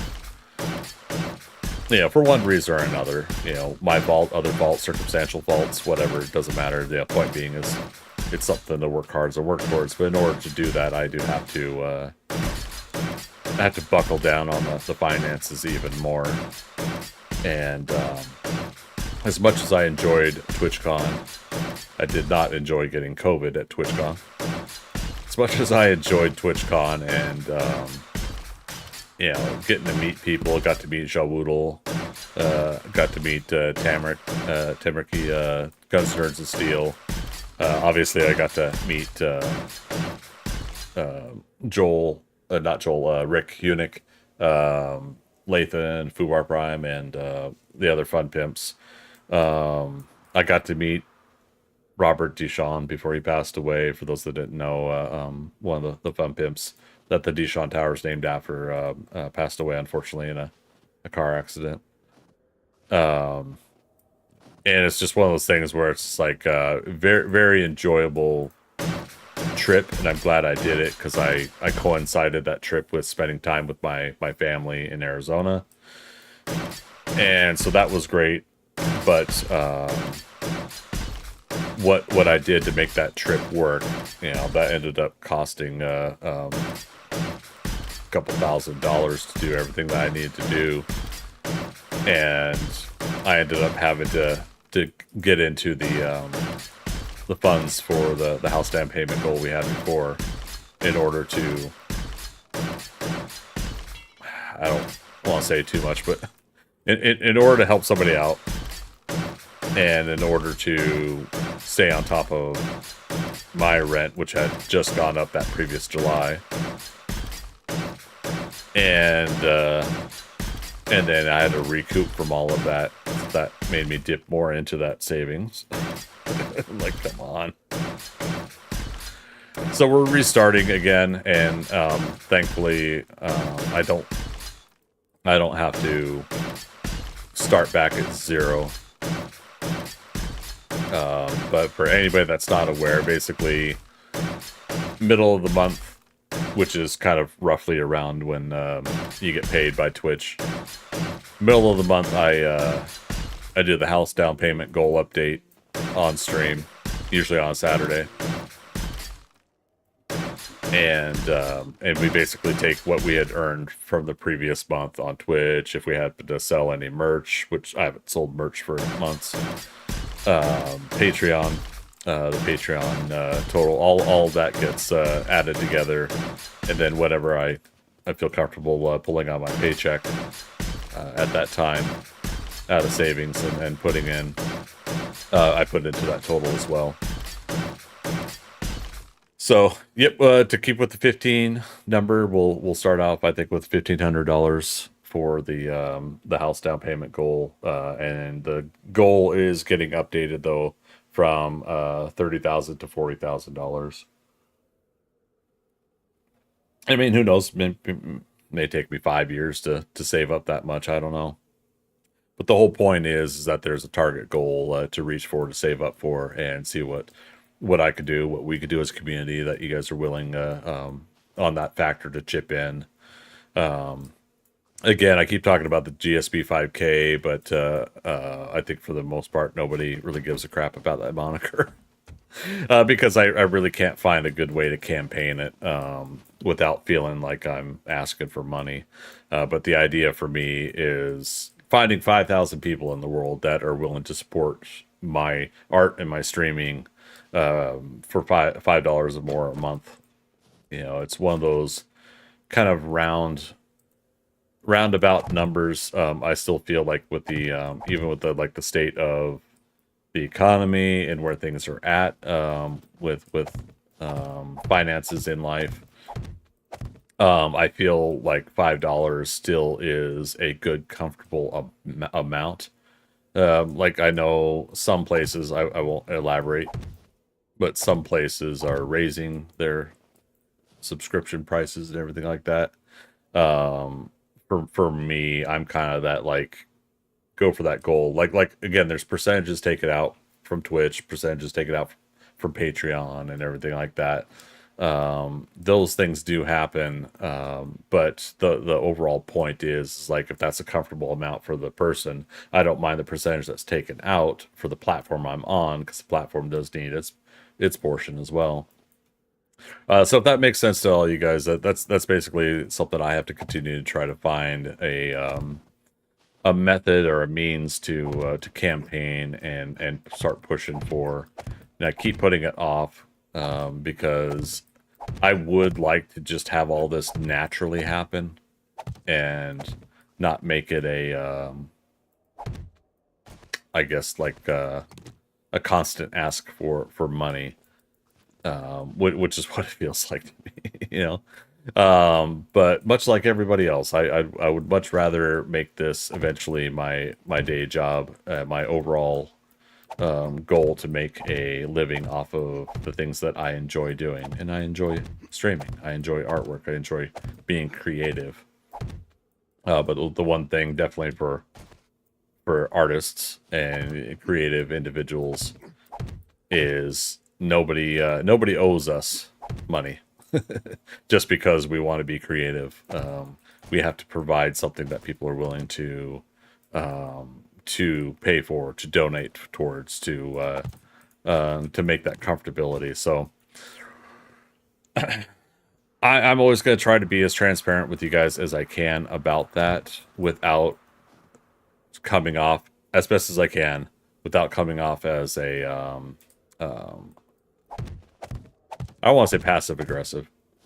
I want to try to be basically be forward and be candid about this stuff, but not try to peer pressure people into it. Does that make sense to you guys? Am I just babbling now? Roundabout circles. Round the outside. Round the outside. Aww.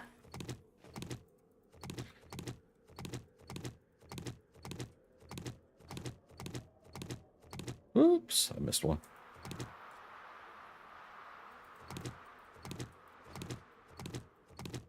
Okay, and for whatever reason, I upgraded that to concrete. All right. So we had talked before. Last night we got the head and the neck pretty much kind of in position. The only thing now is I need to, I think, be comfortable with where the jawline and then up to the ear is. I think the ear I'm probably going to continue to tweak and modify. As best I can, but I could probably start dropping the neck straight down around. Yeah, let's head back up there. Kind of want to start solo mining Bitcoin. Oh yeah, see, I don't know anything about all that. A lot of people seem to. Yeah, the whole Bitcoin thing confuses the hell out of me. Solo mining is when you are the only one trying to solve a block. Guys, see, I don't know what that means either.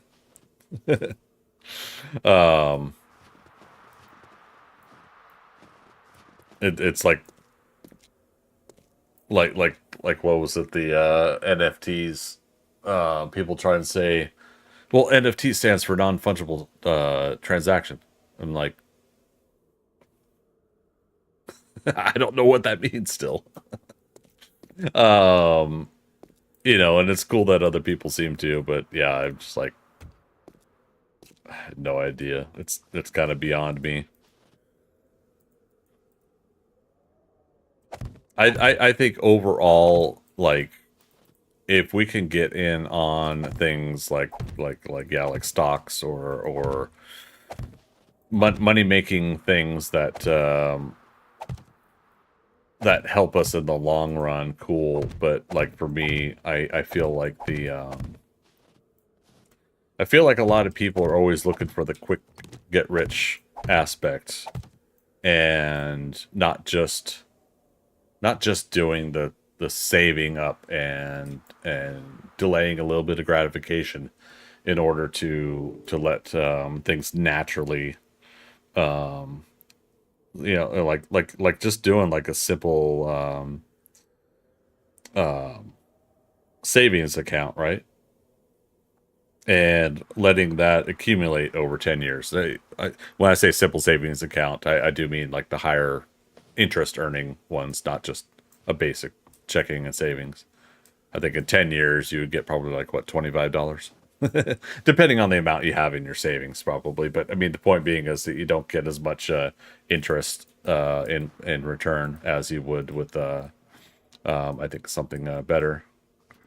Let's see, we're going to the... Take that down. Take it down, pass it around. If I go a wedge tip here.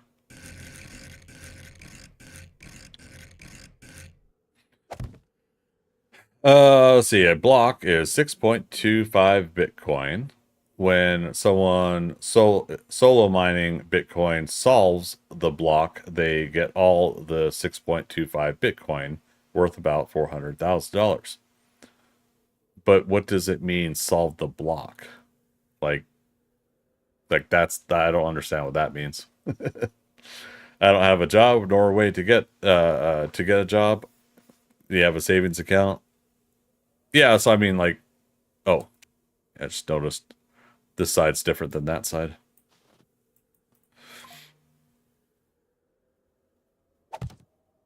But yeah, so I mean, that's... Oh, okay, sorry, somebody's messaging me. I'll follow up with them after the stream. Cool. This is good news. Guess the code for the block is solving it. So yeah, sorry, it's a foreign language to me still. My apologies, Caleb.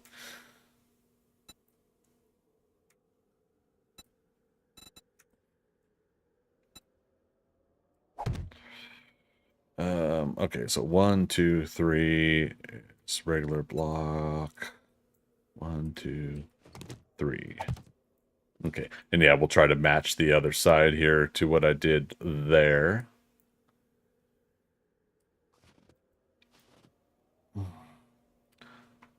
Say you were trying to guess a password. Okay. That sounds a bit gambly to me. It's like that, but the password is super long. Okay. And over on Kick, Tommy Gun, sorry you're late. How could you? We were relying on you, Tommy Gun. No worries. Good to have you. How's your day going?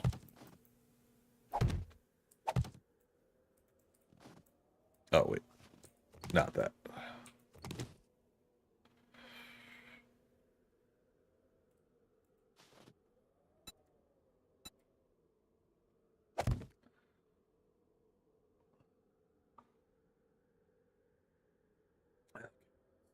Let's take that back out. Let's copy that.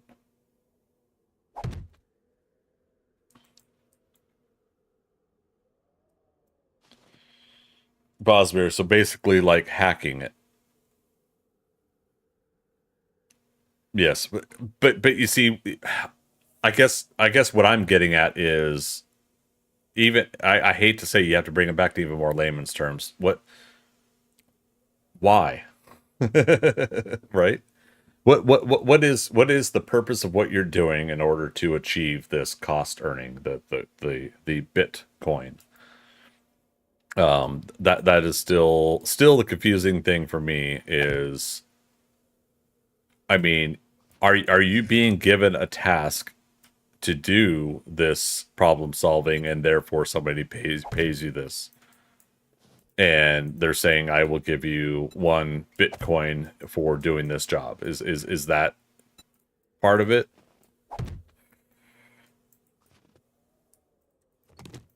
Passive income. Okay, again, but it's that doesn't. Yeah, I understand that this could be something that is passive.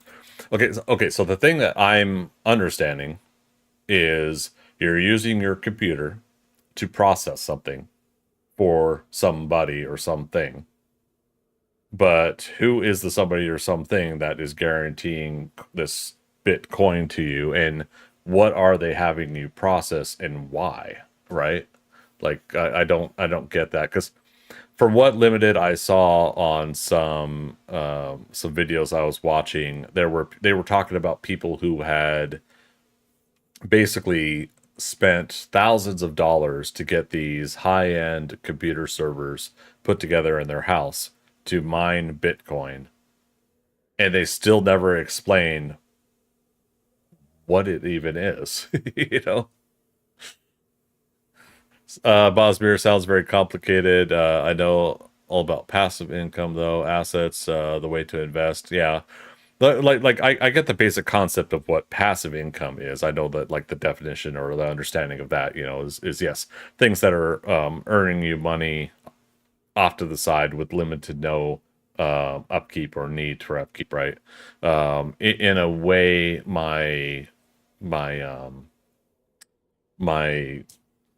merch is a possibility for passive income because I have a shop and I have my items up, and now they sit there, and if people want to buy them, they can buy them. The company that is providing that shop is going to print them and ship them for me, and so I would just get the $5 or $6 for every sale kind of thing.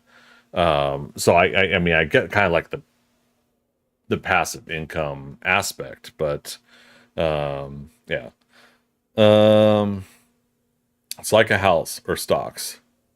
Like I know you keep like saying like it's like a, but like the process itself still eludes me. What specifically are they asking your computer to do in order to achieve this? I mean I'll be honest. I've got what is the app? Coinbase, I think. I think that's the one I've got. And I think I had like I had put at one point like $500 into Bitcoin, and it went up by a certain percentage, and I cashed out at $600. Like I was able to yeah, make $100 at one point, like 4 or 5 years ago with it. Because at the time I actually needed to cash that out. But like I know in that case that right there is more of like stocks, where you are yeah, buying and trading the actual coin itself, right? But three types of income in the world. Passive is the only one you don't get taxed on. Really?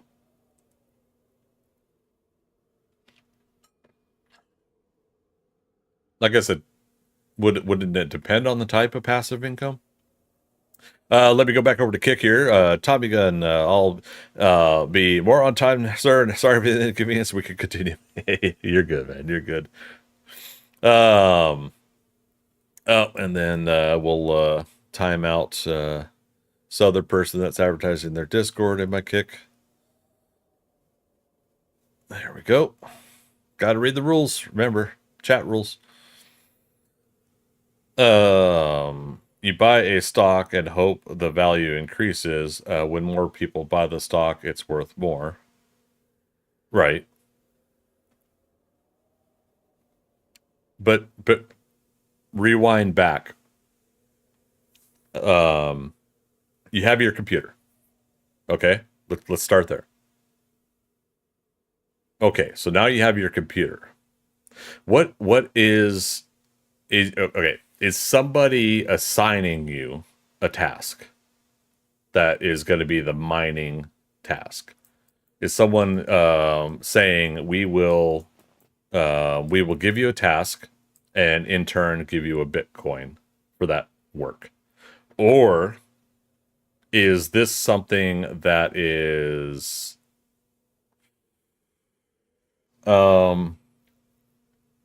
because again, like I have little nuanced knowledge on this.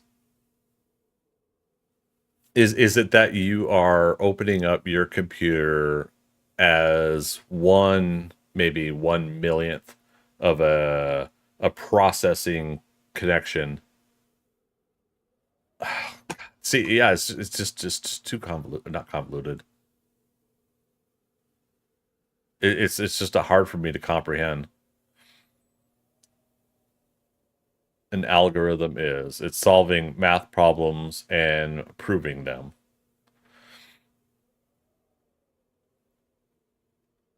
Tommy Gun, yeah, so we're still building up we're still building up Kick.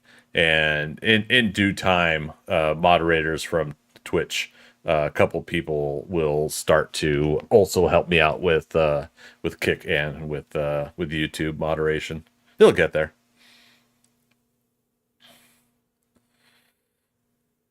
Yeah, because I mean, I don't fully understand why there is a reward, right? Like anything in life, right? We get we get an agreed upon it's so funny when you don't really think about it sometimes about why we get money. And that it just becomes so commonplace that we get it that we don't really think about it. It gets interesting trying to explain it, right? Or to try to describe it. So we get money in exchange for goods, right? I provide my 40, sometimes 60 hours a week work for my job. I get a paycheck, right? And so and there's that agreement with me and my employer that work duty is being performed, and I will then in turn receive this much US dollars for my work that I do. Now with Bitcoin, now we're talking about digital money. Basically, we say the money is there, therefore it's there. And a system has been put in place for that money that a lot of people have agreed upon. That system has been built. I'm not trying to say it's not real money. When people exchange goods with Bitcoin and agree upon it as a form of payment, it is real currency, in my opinion. It's like people are able to buy, sell, and trade with it. Therefore, it is real, in my eyes. But yeah. So I kind of go back to if this system is in place to use your computers to process these algorithms, is it that is there a set place or organization that is saying, we want you to have your computer used as this 1 in 1 millionth computer to process this algorithm, or to process 1 millionth of this algorithm for us? Is there a place that's doing that, and therefore they're the ones that are going to pay you when said work is done? Yeah, because that continues to be my okay. I'm gonna free up part of my computer for this global infrastructure of computing, this hive mind thing that's going on. However, who is it doing it for? What are they doing? And am I comfortable with the work that is being done? Am I morally okay with with what's being done as well? Right? Because having that knowledge also helps me feel comfortable accepting the terms of the agreement. Right? Sure, I'll free up a computer to help process something like that, but if it's for an equation that an algorithm that is going to be harmful to people, then I wouldn't be comfortable with that.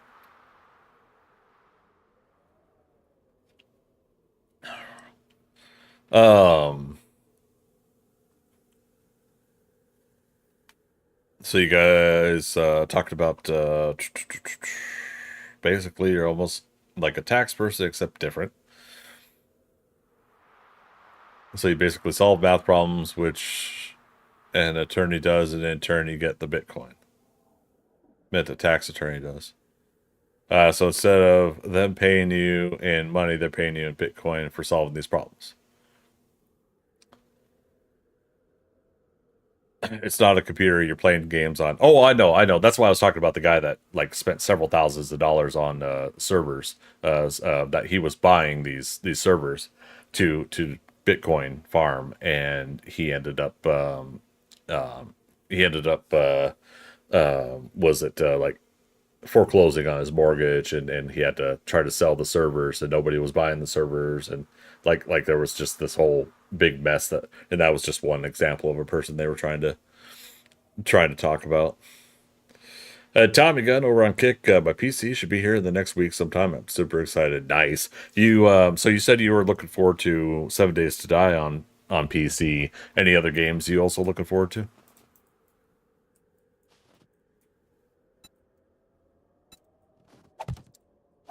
And just a heads up, the server's about to restart here about 8 minutes. You guys, I will be taking a 5-minute break during that time. It'd be a good time for us all to get up, stretch, and get some refreshed beverages if we need to. Tommy Gun says, yes, sir, Warzone and Rocket League. Nice. How are you liking Rocket League these days? I'm finally in Diamond 2 for 3 versus 3. I had to recoup from Platinum to go back up. And in 2 versus 2, I'm in Diamond 1. And I hadn't played 2 versus 2 in like 5 years. And I suck at solo 1v1, so I don't comp at 1v1.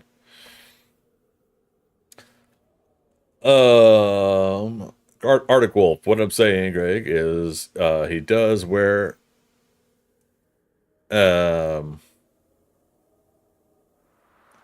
it does where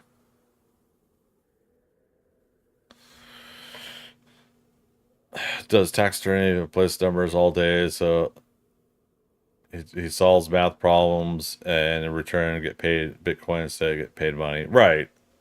I so I get some of the, I guess, examples you guys are bringing. I get that, but now it's down to the nitty gritty of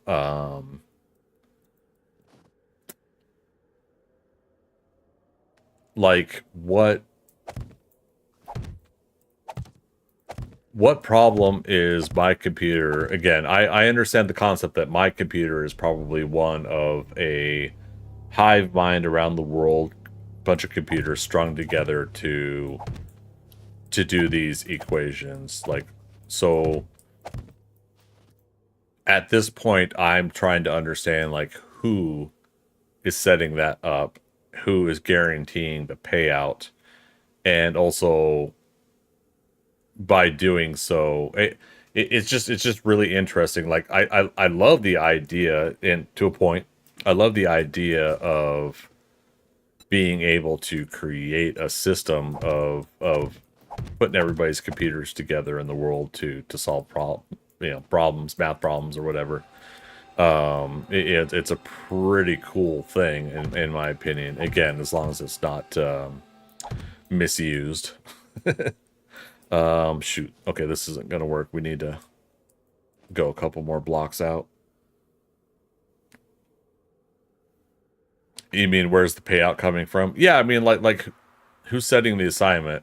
Who's setting the payout?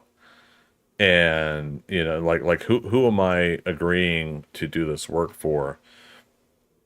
And reason I say this, part of me says this with a little bit of intentional ignorance in how I say it, because quite frankly, there are still a lot of people that just don't understand what Bitcoin and cryptocurrency, how is it even a thing in the first place? Now, the basics of that is it's a thing because people have agreed. I have this Bitcoin, and through one of these services, like in my case, Coinbase, through one of these services, I will then give you this Bitcoin, this one Bitcoin. You know, that's in place. I completely understand that. It's still just trying to understand like some of the hows and whys of, oh, I don't have paint on me.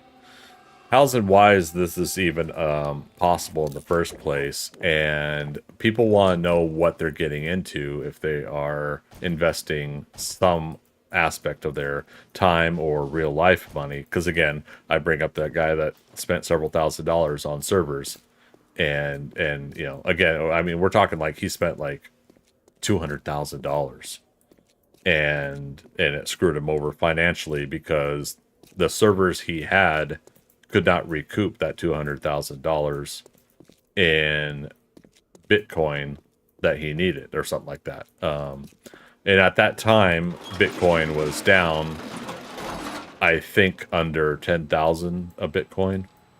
Now it's up to what? Oh, I was going to look that up.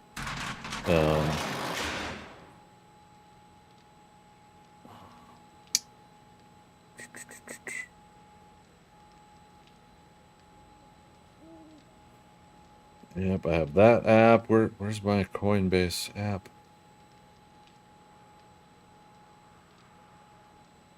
But yeah, so I mean, to me, I'm kind of representing what I feel like is the layman person in this conversation of, cool, let's get into something like this. And you know, and Caleb, of course, I don't want to discourage, but it's one of those things of like we get into these things. Oh, $65,000, okay. Yeah, that's way up there. I remember when it had fallen below 10,000. So 65,000 US dollars, 65,867. You know, obviously, yeah, someone could say, you know, if they had 100 Bitcoin, you know, that's wait, is that $650? That'd be 6 billion, huh? But again, and then you'd have to have somebody buy that off of you, right, in order to actually get that money. Mm-hmm.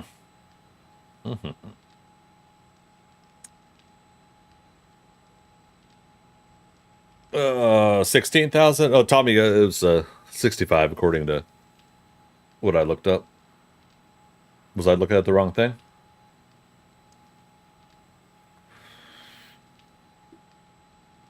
And Tommy also said, loving it. Plat 3 in 2s, and I don't play 3s.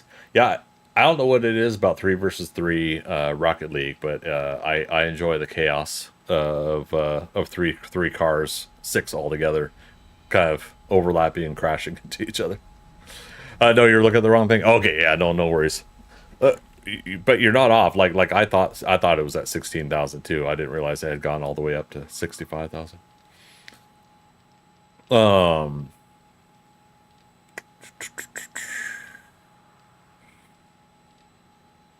Let's see, back over to Twitch.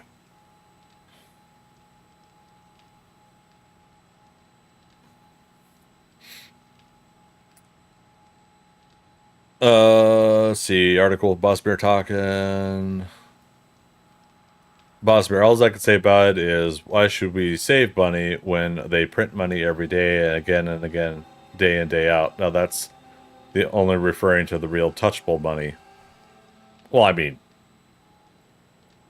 I don't know how deep into it we want to get.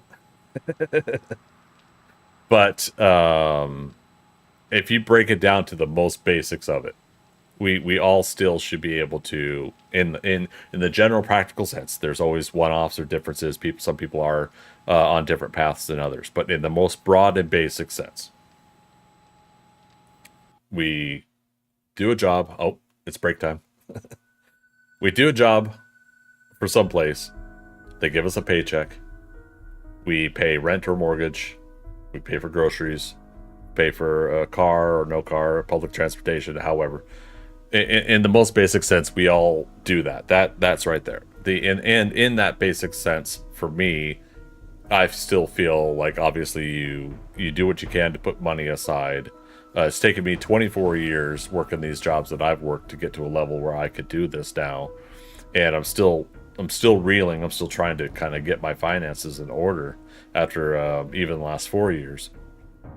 But I'm at the point now in my life where I can start saving up. So what's the point of saving up? Saving up is still trying to pull that money together so that instead of taking that full on credit with interest issues that we have to deal with, trying to pay a bigger chunk of amount so we don't have to make as many payments on things like mortgage or car payment or anything like that. Like, if I were sitting there, if we finally finish out this $40,000 goal for what I need to save up for, and instead like if I look at it and like there's just still no way that I could get a house at that time in my life, but then I turn and I look and I'm like, oh, okay, but I could get this this vehicle, and I could pay for it outright for $25,000. I don't know. I'm just making that up right now. Then at the very least, I could have a vehicle that I don't have to make monthly payments on. I'll still have to do gas and maintenance, upkeep, and everything like that, but that's a vehicle that I could pay out for outright. So that could be a changeover in some of my plans. The remaining 15,000, I could sit there and say, okay, for this next couple of years, I could make sure that I had that in a savings that could go, let's say, for 10 years or something like that. That could earn me some interest. So there's all these things that I'm trying to trying to be a little bit more acutely aware of when I'm trying to do better in my life. But I'm also trying to understand and comprehend a lot of this stuff more. Tommy Gun on Kick asks, is Dogecoin a good investment? I never heard if that was or was not, because I had heard, and again, this is from people, not from true sources or reliable stats and everything like that, facts and information. I had heard it was just initially a joke crypto currency that ended up actually still having some. That's the most foul, cruel, and bad-tempered rodent you ever set eyes on. I love you, buddy. But yeah, I heard it was initially started as a joke, but then even that, if people still like something and they invest in it, then it's going to have worth to it, right?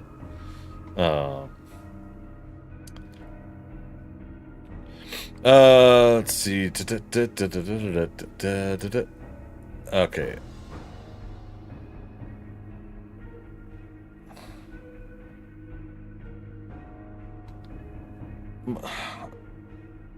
Sorry, I didn't realize how much you guys typed in Twitch. All I can say about it is, why should we save money when they print money every day? Okay, yeah, so I went off that. Same goes for crypto.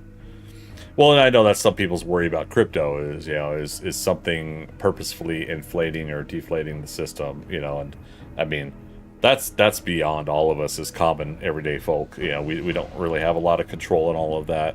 So one might say you either play the system or you let the system play you, right? Momentarily saying, I just don't do coins since they are so volatile. The crypto stuff. Bosmere, it's an investment which they could create. Money isn't an object, it's a living thing if you look at it. Money isn't an object. Not sure what you're meaning by all that.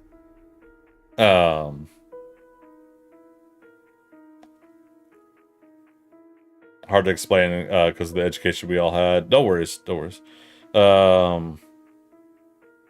And yeah, article, yeah, I mean, again, we could get into the whole, like, who has control, who doesn't have control, like that could get us going way beyond the overall topic here. We're letting this kind of expand beyond what I think I'm even comfortable honing in and making sure we stay on somewhat of a topic.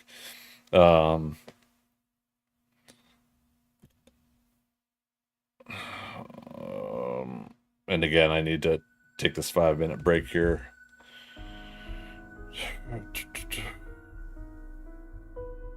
Yeah, so Boss Bear, you live in Belgium, right? So one of the highest taxes in the world. I always thought about looking that up.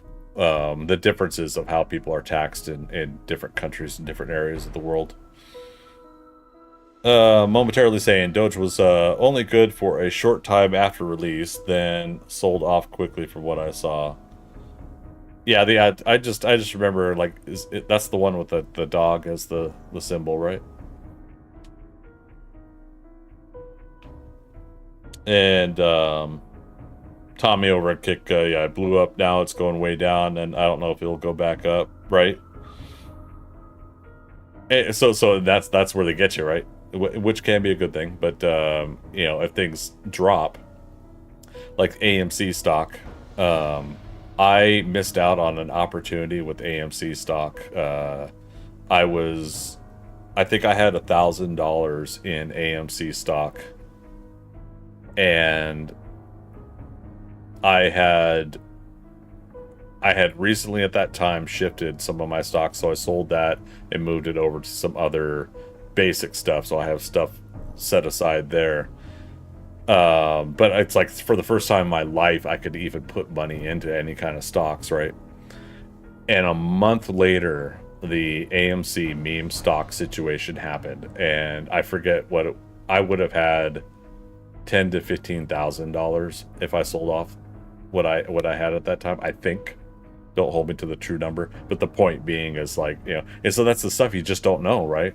You know, like people could kind of anticipate some of these companies doing better this quarter or the next quarter, and therefore investment comfortability is there. So value and worth could go up, and you know, I don't know. Yeah, it's hard to know what you want to put your money into as far as investments go, because putting your money into it could mean you could also be risking that investment and lose that money.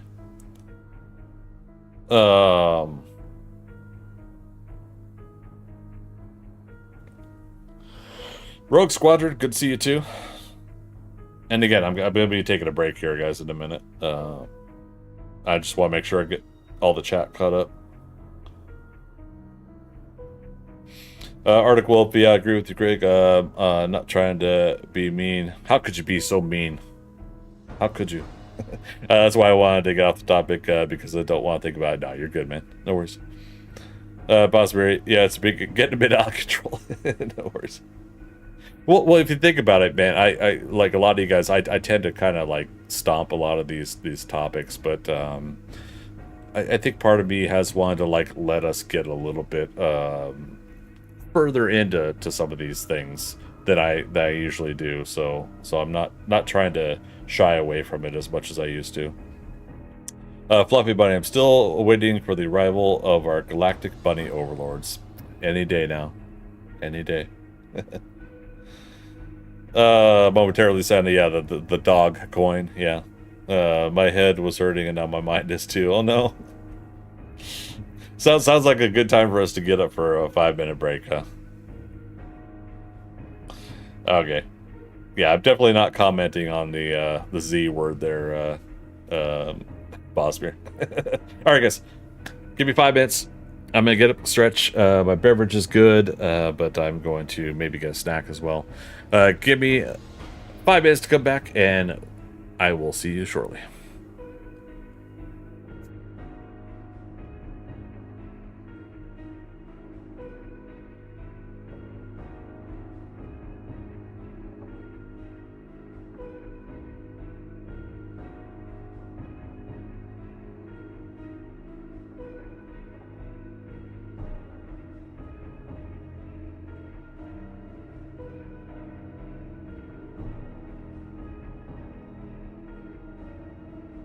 Gatorade.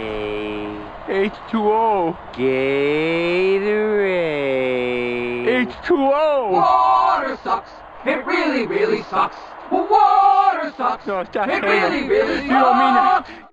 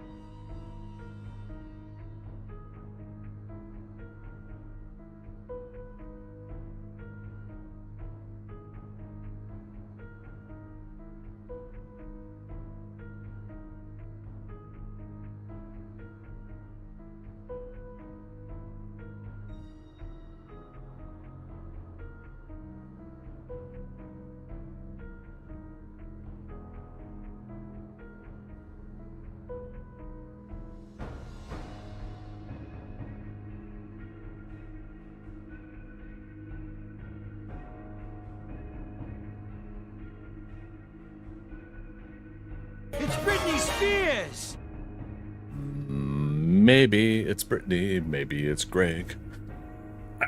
Thanks for waiting, everybody. Nice quick little break there. Let's jump back in here. Server should be restarted. Oh, Fluffy Buddy, thanks for putting the break message up. Really appreciate it.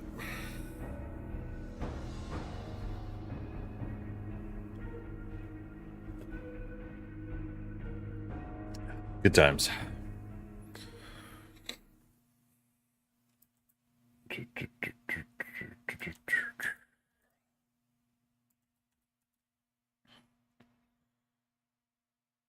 Oh, man.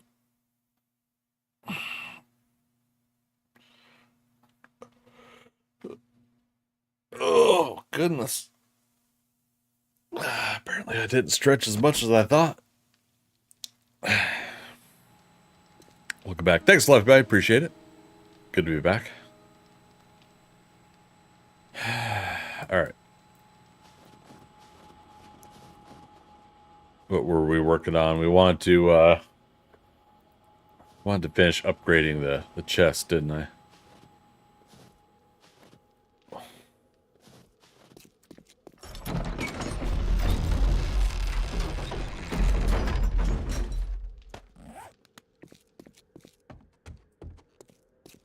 I was working on the back of the neck.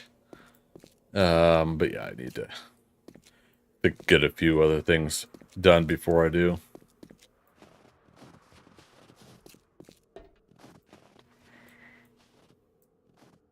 Okay. And we had accidentally upgraded a block up here too. On the ladder. Yep, there it is. Is there a ladder on? Yes, this side. It's one way to find out, right?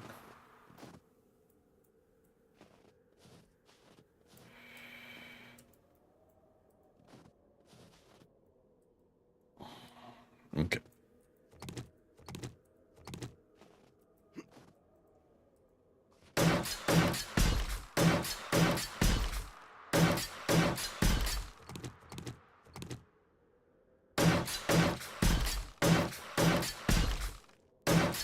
Yeah, we'll have an easier time looking at this after we take all these scaffoldings down, but then I don't want to do that yet until we upgrade these blocks.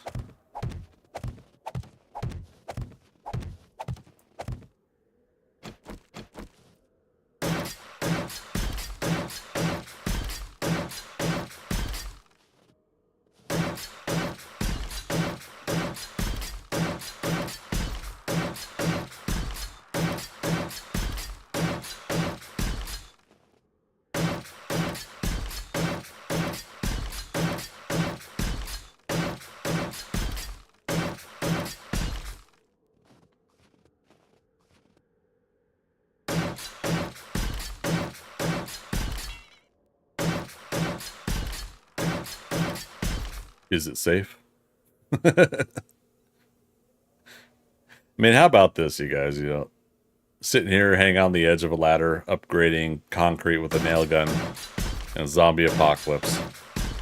What's the worst that could happen?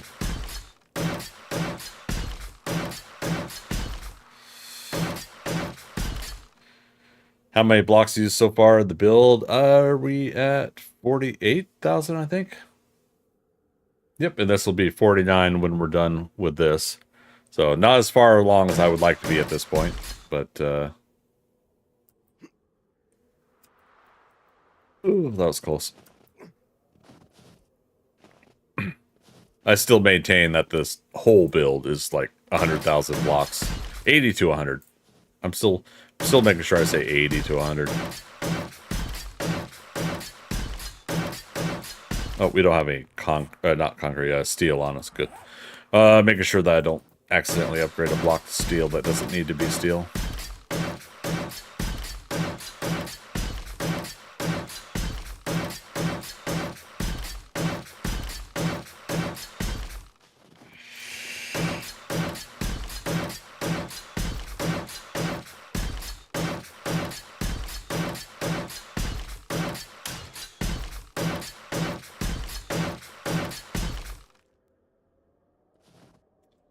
Don't think I have a ladder on the other side there.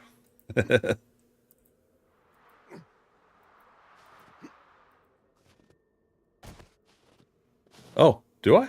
Oh, I only have it to a certain height, that's why.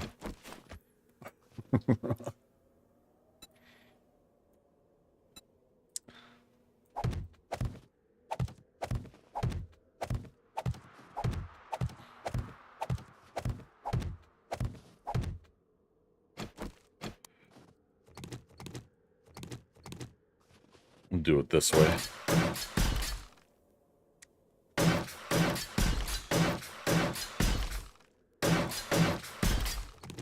So on my break there, I was going to order something from Uber Eats. I'm like, no. We were just talking about trying to be financially responsible. Oh, shit. Oh.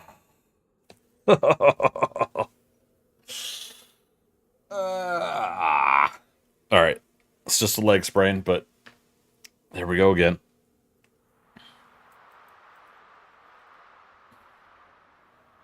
We're now into double digits. We never did update the sign either for last days since last accident, so it's still accurate at 0.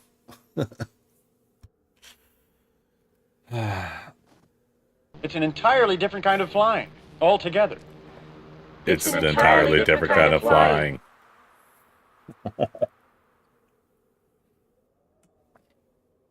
Whoopsie.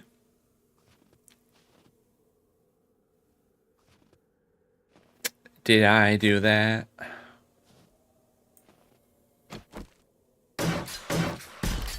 All right. Was this a standard block? Or is it Jenny from the block?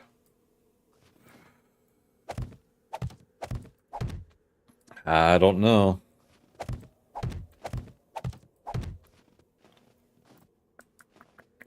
Okay, let's upgrade.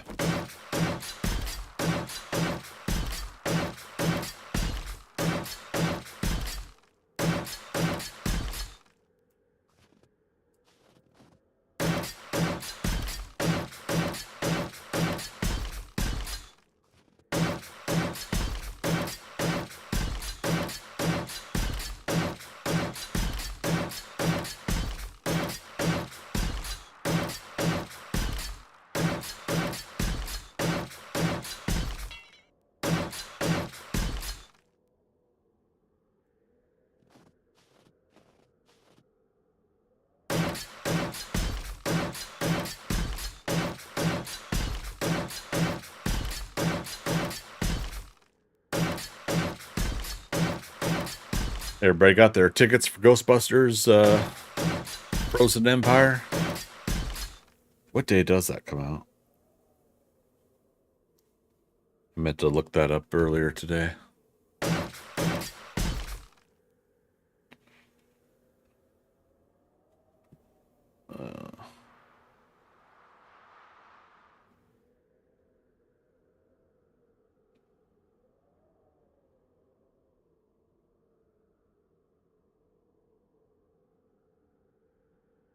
Okay, so 21st, Thursday, 21st is preview day.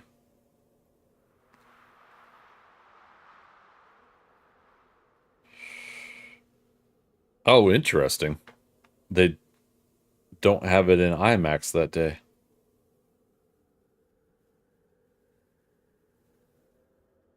But they have Regal Prime experience.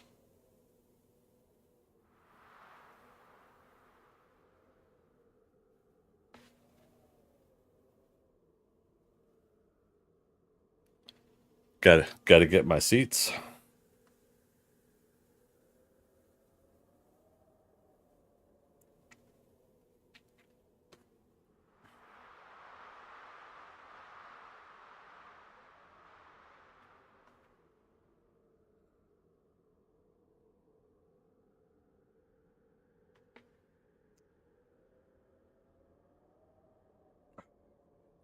Let me double check because I screwed this up before. Arctic Wolf. I also can't wait to see the new Godzilla, X Kong, the new Godzilla minus one. So I definitely am now more interested in the Godzilla and Kong stuff since Monarch. I don't know, for those that didn't know, because the Monarch show was coming out, I finally went and watched is it 2000, well, basically I watched the Godzilla movie with Walter White, Bryan Cranston, and oh my God, why am I blanking on their names? They play the Maximoff twins in the Marvel Cinematic Universe, Wanda and Pietro.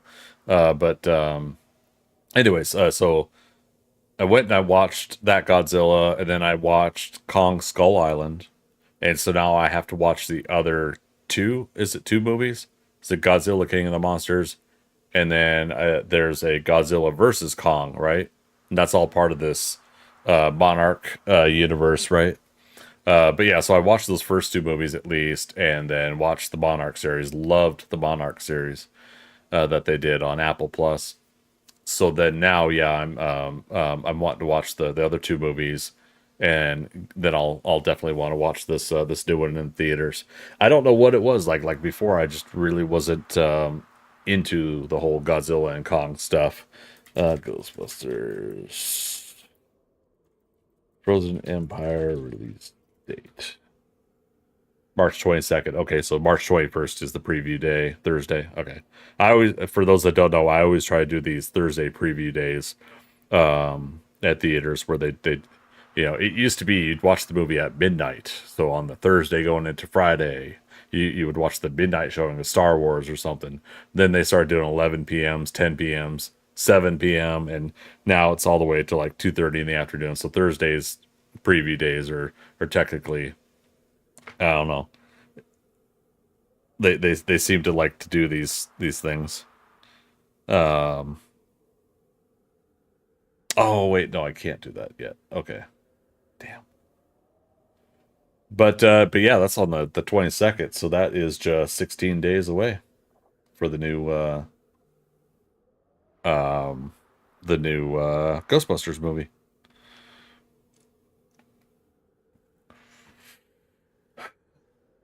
Yeah, Godzilla King of the Monsters and Godzilla versus Kong, yeah, are the two that I haven't seen yet. Godzilla versus Mothra? Oh, that's one of the older ones, right? Yeah, see, in my case, I'm talking about the current set of movies that are been coming out. Yeah, and like Kong Skull Island had Tom Hiddleston, Brie Larson, Samuel L. Jackson. So, like, I think there's one other person that's also in the Marvel Cinematic Universe in that movie. So that was kind of cool. Godzilla versus Mothra, I don't think they come out with that yet today. Yeah, the newer movies haven't done Mothra. I remember the meme of teasing Godzilla and Kong with Batman versus Superman by doing the save Mothra. Why'd you say that name?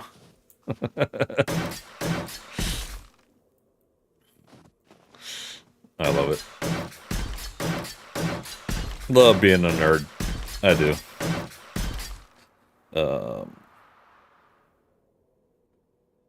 Yeah.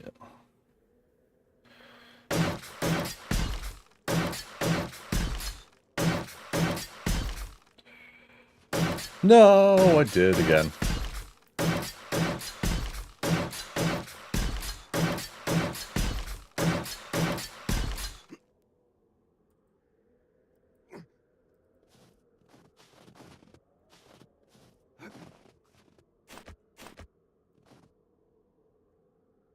Okay, copy shape, copy rotation.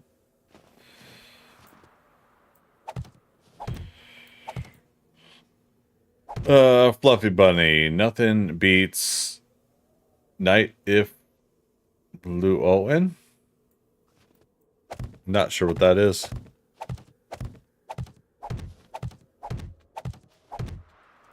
Wait, do you mean Night of the Lepus? I'm guessing with the bunny rabbit emote afterwards. Arctic Wolf, well, I just know the new Godzilla X Kong is supposed to have one of the biggest monsters. Spoilers! No, I'm kidding. I mean, that's the way it works, right? Another big bad that they have to fight and deal with every time. Yes, my paws can't type. No worries, Fluffy Bunny. Yeah, Night of the Lepus. I remember seeing that, but I don't really remember too much about it. Gosh darn, I did again. I thought we upgraded the bottom blocks. I like in real life, I have to lean forward in my chair to try to navigate falling.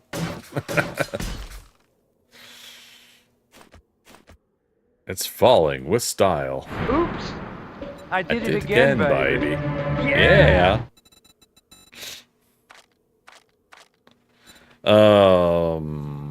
Yeah, this one right here.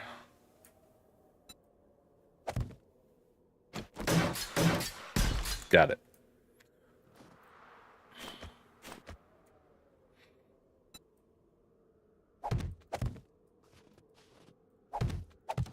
Yeah, as far as I'm concerned, you guys are chatting and hanging out, and I appreciate it. Even if we have to get through my my comprehension of context problems.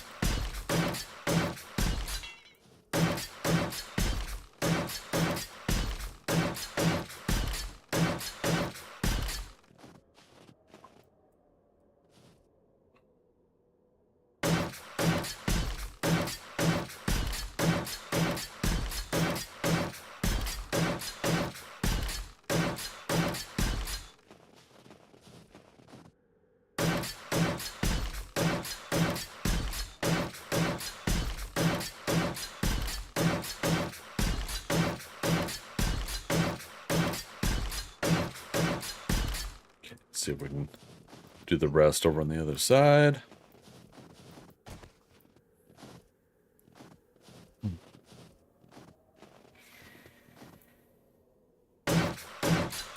There. The bottom is upgraded.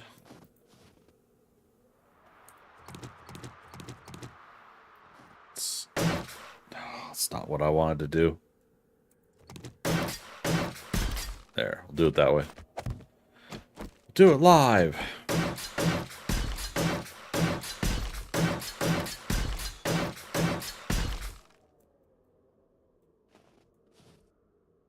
Wait a minute. Oh, was I trying to do something different here? Okay.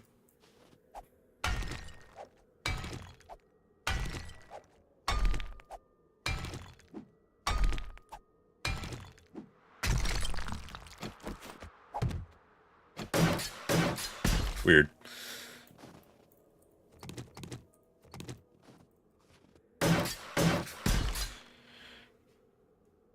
Oh.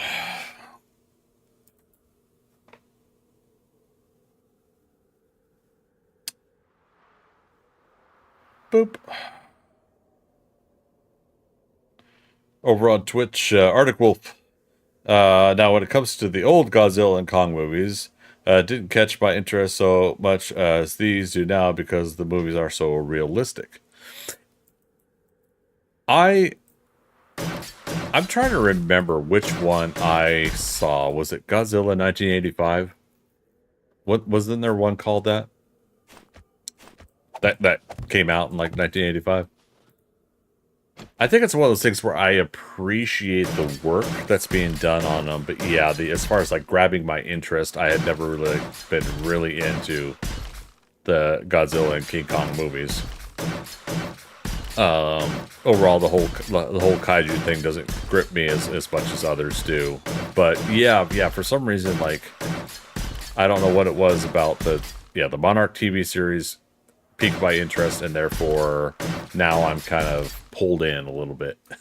So much so that, yeah, I'm ready to start watching some of the other newer movies.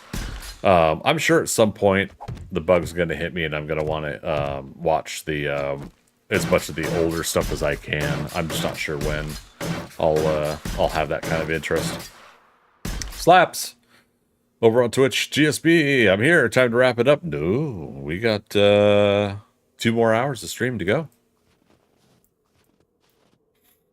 The ever ongoing joke that Slaps comes into stream like 10 minutes before I'm about to wrap it up.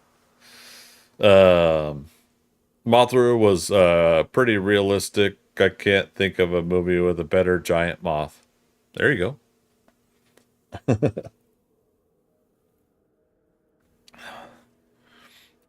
Is the Mothra Godzilla the same one with the 2 little twin, like 2-3 inch tall ladies? I forget what they were.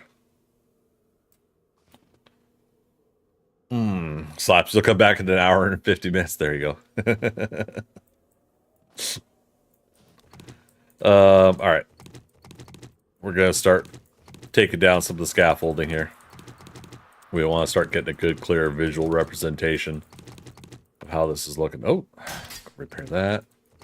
Apparently either I damaged it or Dorkster ran into it with his gyrocopter.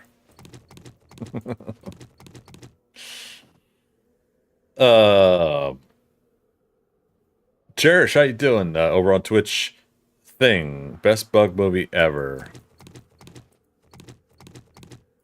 Oh, you mean, was it John Carpenter's The Thing, or one of the others, or something like that?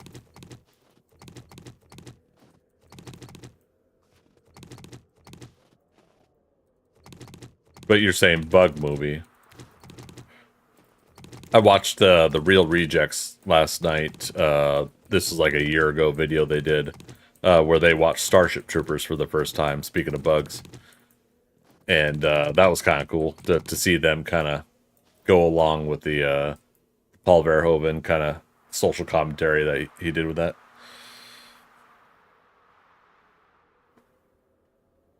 Yeah, where the dirt dude turned into a bug. I was gonna say, yeah, the fly. Fluffy Bunny mentioned it. My bad. Yeah, the fly. Yeah, no worries. Yeah, what our favorite Jurassic Park guy that I tend to and a lot alike. Damn it. I'm trying to think of his name before I finish talking.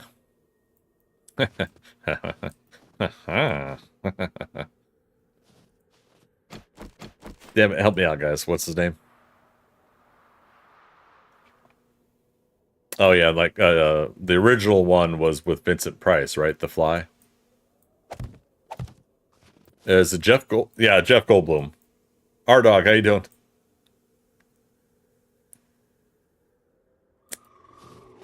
Yeah, I'm thinking of the Jeff Goldblum one, but yeah, there's of course the Vincent Price one.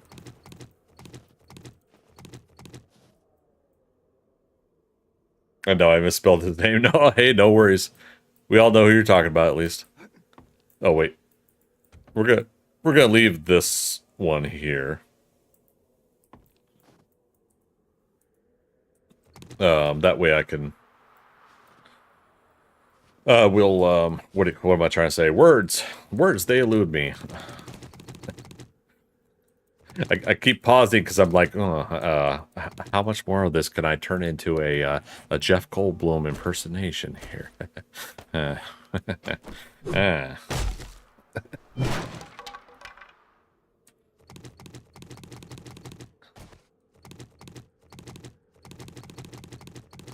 Now, eventually, you plan to have dinosaurs on your dinosaur tour. Hello. Hello? Yes? The essence of chaos theory. The mathematician in Jurassic Park. Yeah. Chaos theory.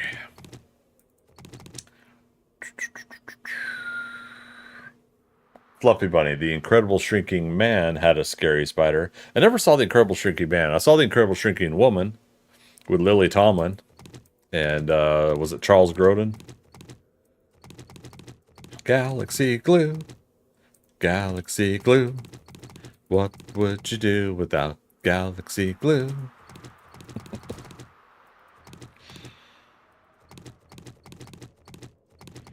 Um, Actually, that guy, I don't know his name. Sorry, but seems cool as hell. R-Dog, yes, the Jurassic Park guy. The original was black and white. Yeah, again, pretty sure Vincent Price was the original, right, Fluffy Bunny? The Fly. So, oh, it was not. 1958, The Fly? The Boy Who Could Fly? 1986. Why did I think it was Vincent Price? Did he have any involvement in it? Okay, yeah, he was in the movie. Okay. So that's probably why people say Vincent Price. The Vincent Price The Fly. But yeah, 1958 and then Jeff Goldblum's was 1986, I think. Yep, 1986. Jeff Goldblum, Gina Davis. He was great in Independence Day too. Yeah, I don't know what is my favorite Jeff Goldblum character, but I think for whatever reason the Independence Day character is my favorite of his. Like, I'm not necessarily like I don't smoke. I'm not into smoking, but like for some reason, like I liked the fact that by the end of the movie, after everything that they went through, he was like, you know what? After all we've been through, I could smoke a cigar. That's that's the least of my worries right now is is one cigar. So I thought that was kind of cool. Him and Will Smith in that.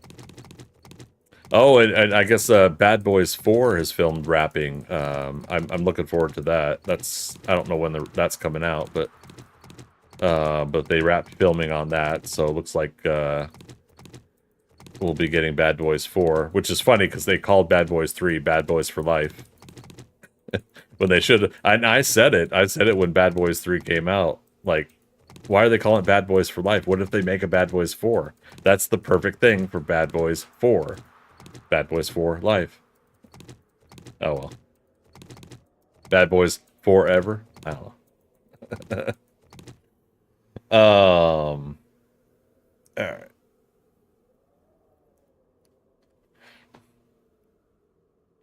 The Boy Who Could Fly was a good movie. Yeah, God, I haven't seen it since the 80s, but yeah.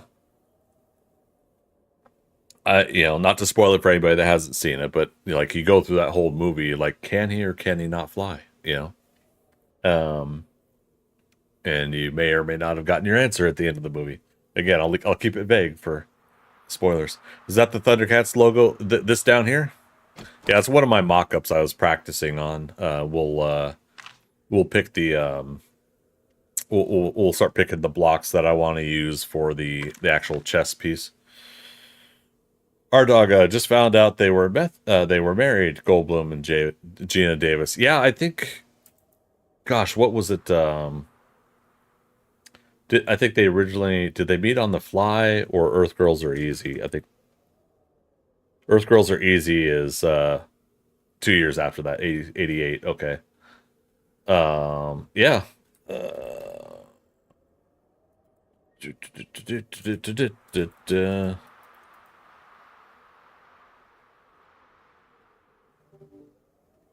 Oh wait, yeah, yeah. So from 1987 to 1991.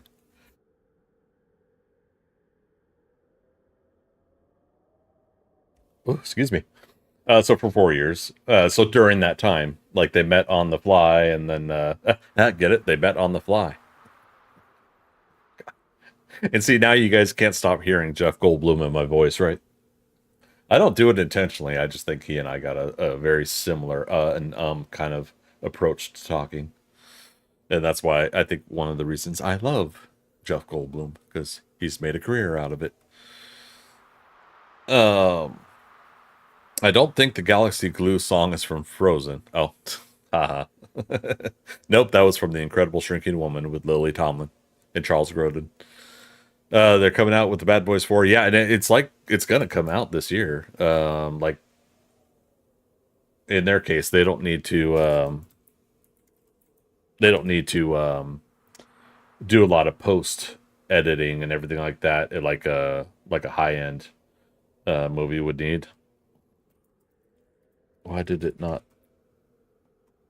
take me to the page?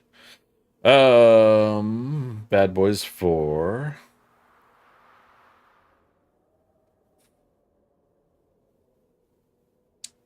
Why is IMDb saying Will Smith and Alexander Ludwig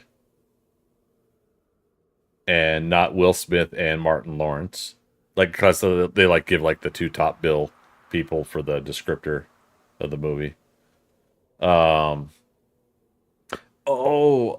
think these are the guys that directed I think most of the Moon Knight series and I think some of Miss Marvel. Oh gosh.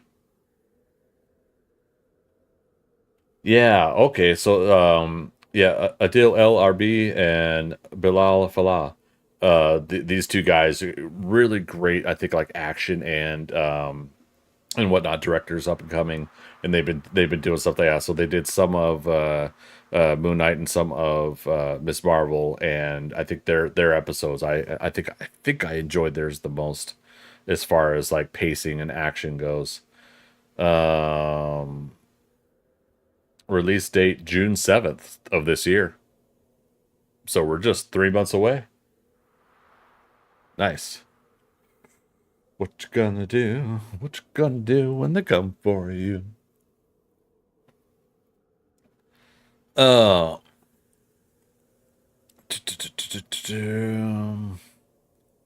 Article of what was the movie with the two brothers they say were young and they made a radio flyer wagon or something?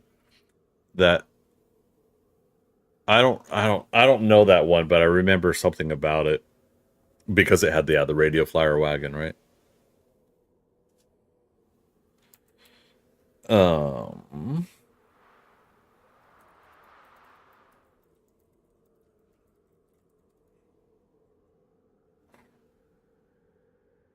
well, I mean, there is Radio Flyer by Richard Donner.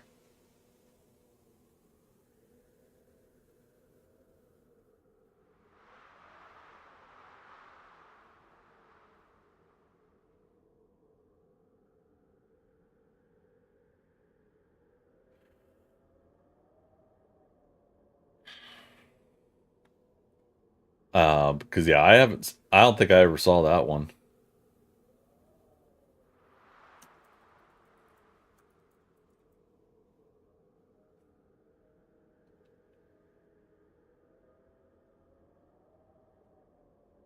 Okay, so 1992, Richard Donner directed, starring Lorraine Bracco, John Hurd, Adam Baldwin, Elijah Wood. A father recounts a dark period of his childhood when he and his little brother lived in the suburbs.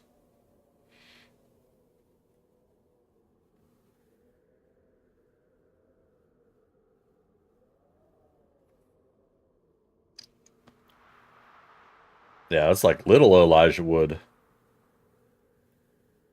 A lot of people don't know he has a small little bit role in Back to the Future 3. Or no, 2. Back to the Future 2. In the Cafe 80s. He's one of the two kids that was trying to get the arcade game working, and then they told Marty, "You have to use your hands? That's like a baby's toy."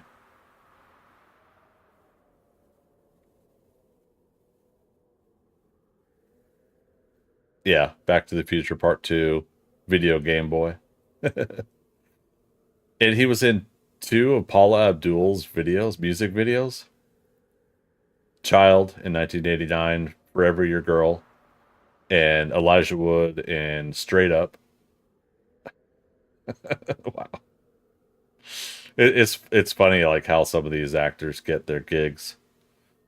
He was in Forever Young with Mel Gibson. The Adventures of Huck Finn. The Witness. Oh wow, with in that with oh no, it's a TV short. I thought that was the Harrison Ford. But I remember Elijah Wood first, like in memory, The Good Son, where it was him and Macaulay Culkin, and Macaulay Culkin was that, I mean, for lack of a better word, that messed up kid, and yeah, wow,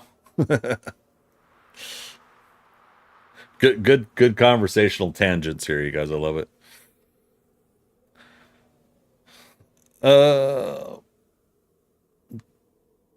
Go back to the future days. I meant, oh, Back to the Future days. I remember when that movie first came out. Yeah. Yeah, I really enjoy the Back to the Future series. Part of me really kind of wishes they could do some more, but yeah, I don't think Robert Zemeckis ever wants to let go of that, and I think while Spielberg is fine with them making more, they did have an agreement. I believe, if I remember correctly, they did have an agreement that they wouldn't make more unless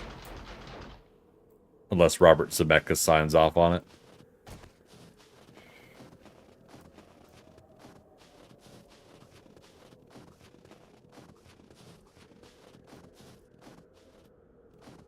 What did you get, turrets?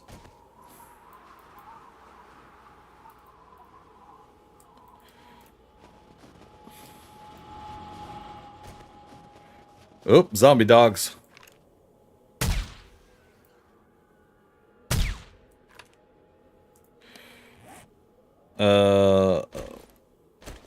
Not that we need it, but we'll still stay in habit. Okay, so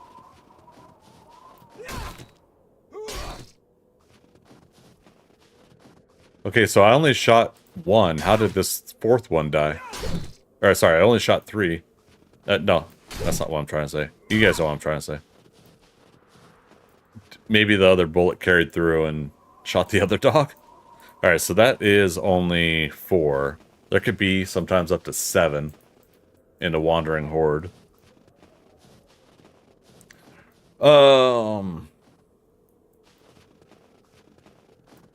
You think number 4 will be any good? Bad Boys 4? Yeah, I think so. I think you're never going to recapture like that first kind of real initial quality, but I personally like Bad Boys 2 more than Bad Boys 1.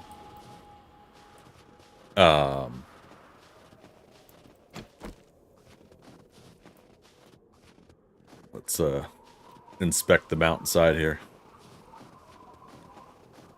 Back to the Future 4?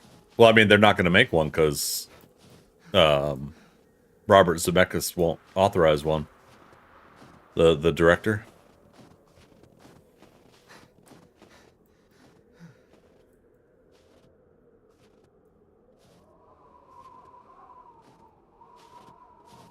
Yeah, no, that's what I'm saying. You've seen trailers? No. You've seen fan-made stuff, but there's still trailers for Back to the Future 4 because they're not making it.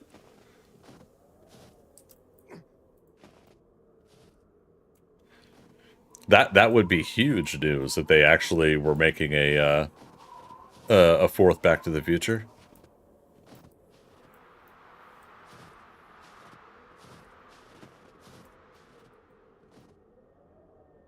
All right.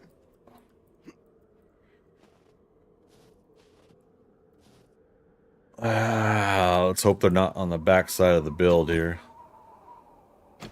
Again, we have had this happen before. It's foggy and I can't see anything. Hey, I'll just jump onto that pebble right there. It's safe, right?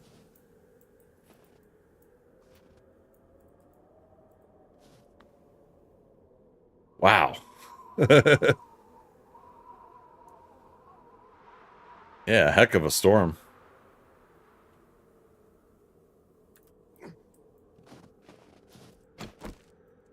Alright, good time for my character to take a snack break.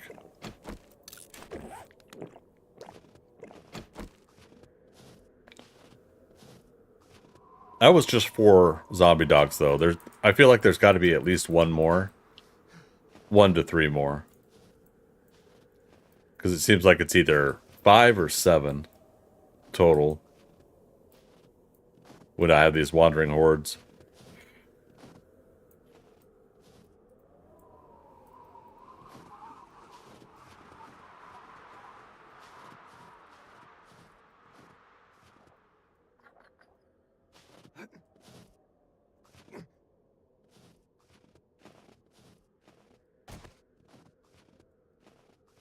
Aha! That's number 5 right there. Number 6. Which means there's a 7th one somewhere. Gotta be.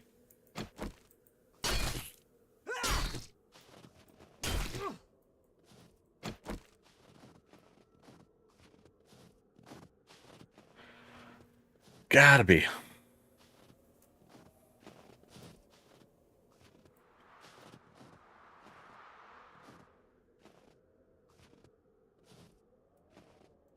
Alright, maybe not.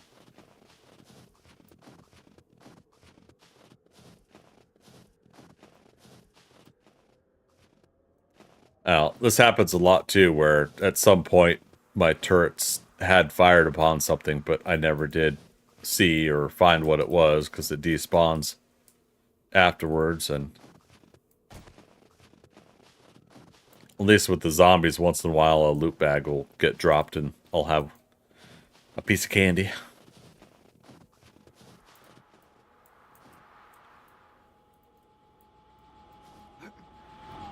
Alright, so that should be this turret. 294, okay. We'll take out of our stash to make sure it's good to go. Nothing out of that one.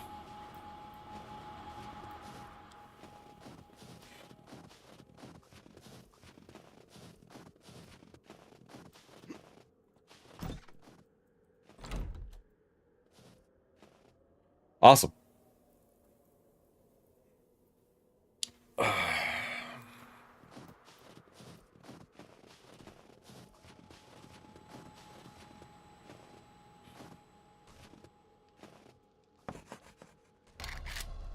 One. Since we sprained our leg.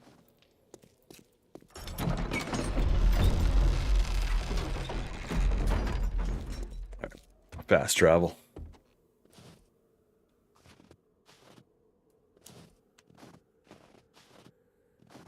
Oh man, you guys. I want to get this sucker done.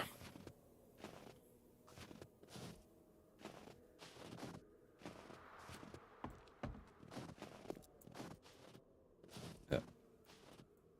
I went up too far.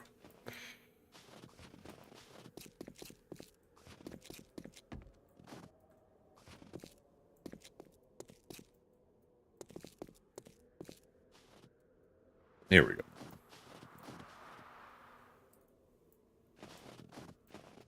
Floor 11. I'm trying to memorize some of these. And we're taking down scaffoldings. Yeah.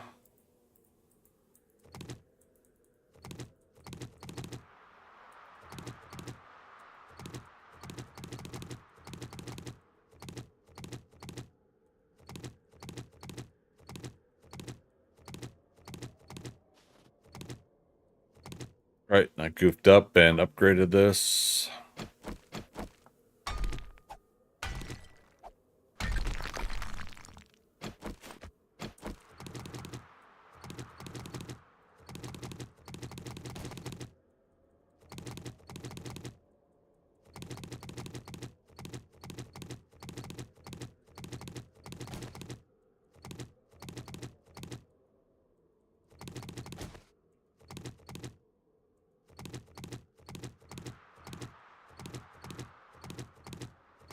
Oh, man.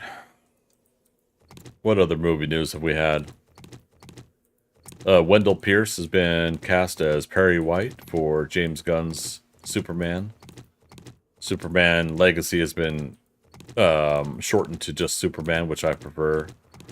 I'm not a fan of the Legacy being used after for a subtitle for movies these days, because like it's not like a lot of them, but seems to be quite a few.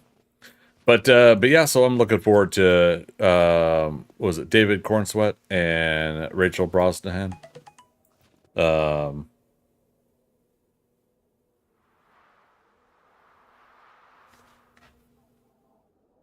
Sorry, 1 second. Work related.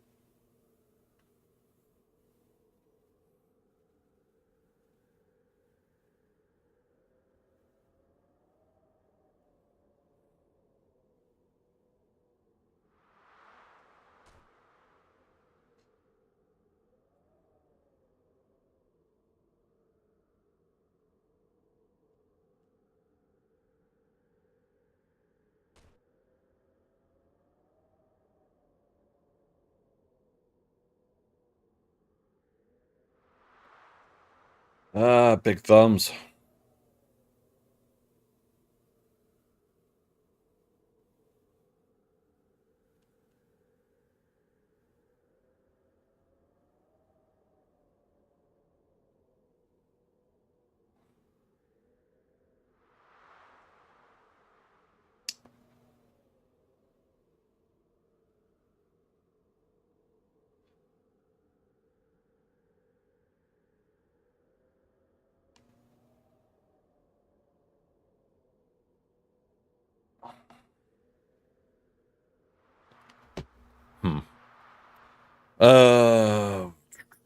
What was I talking about?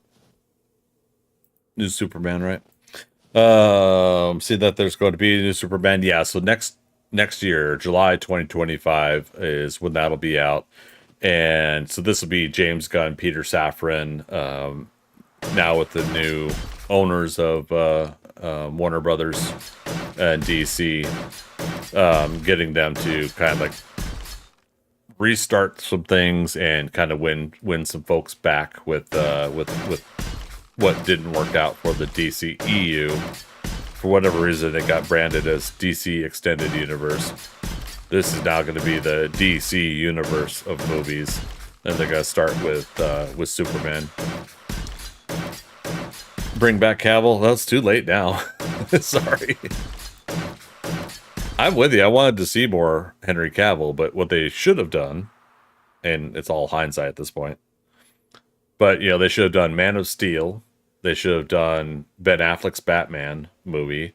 Then they should have done Man of Tomorrow, and then Batman v Superman, and then Justice League, and then of course the Aquaman, Wonder Woman movies, The Flash, all that stuff. You know, could have been in there, but in my opinion, yeah, they totally misunderstood and misread the general audiences around that time.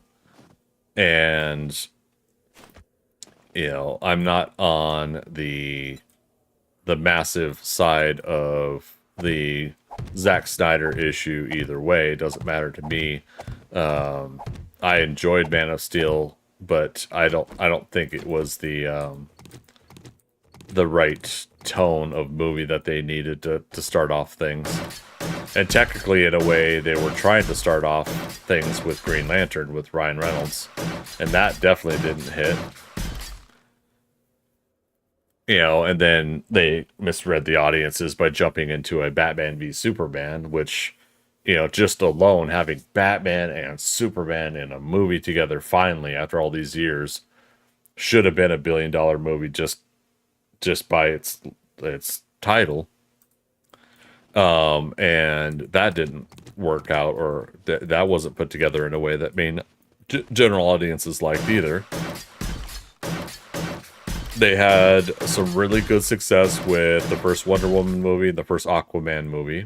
They at least had that. So just with all those missteps, it's time to just kind of restart it, you know, to try a different approach. So I'm perfectly fine with new casting with David Cornsweet as Superman, Clark Kent, Rachel, again, is it Brosnahan? Am I saying it right? I think you're gonna get a great Lois Lane out of her. I still have to watch My Adventures with Superman, the animation where they got the short haired and like real petite, contrasted to the height of Lois and Clark and Superman and Lois and stuff like that. Slaps. I saw the 2 hour Justice League was good, but can't bring myself to sit through 4 hours. What do you mean by that? Article I like the new Aquaman movie, pretty cool. I have to finish it still. I put it on when I was feeling really tired. I should have waited until I had a good night to watch it. But I was digging it so far. The Aquaman Lost Kingdom, the one that just came out December. Basically, it's the last DCEU movie before they had this new reboot of stuff.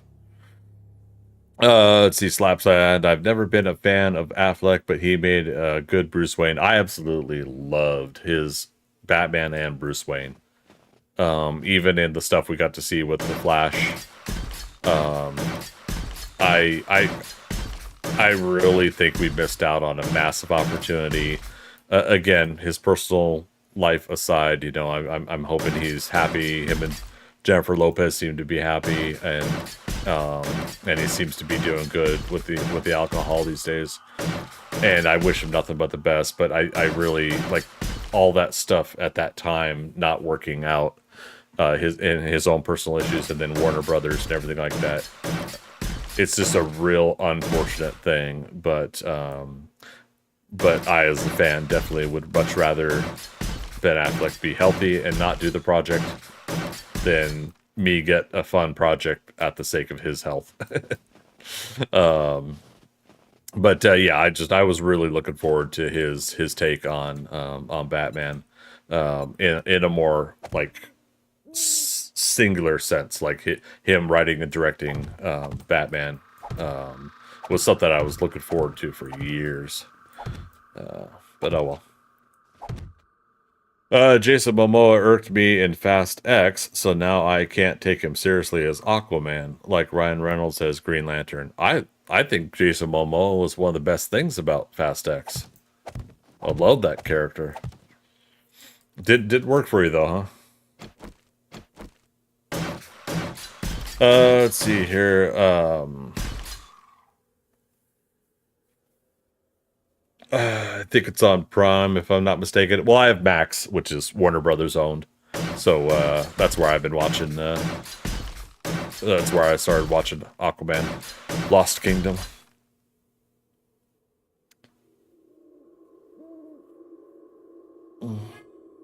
I think the Green Lantern with Ryan Reynolds is a lot better than people give it credit for. I think like the training on Oa, I think Mark Strong as Sinestro, I think that had a lot going for it. I do think it was misread though, like what kind of tone they were going for.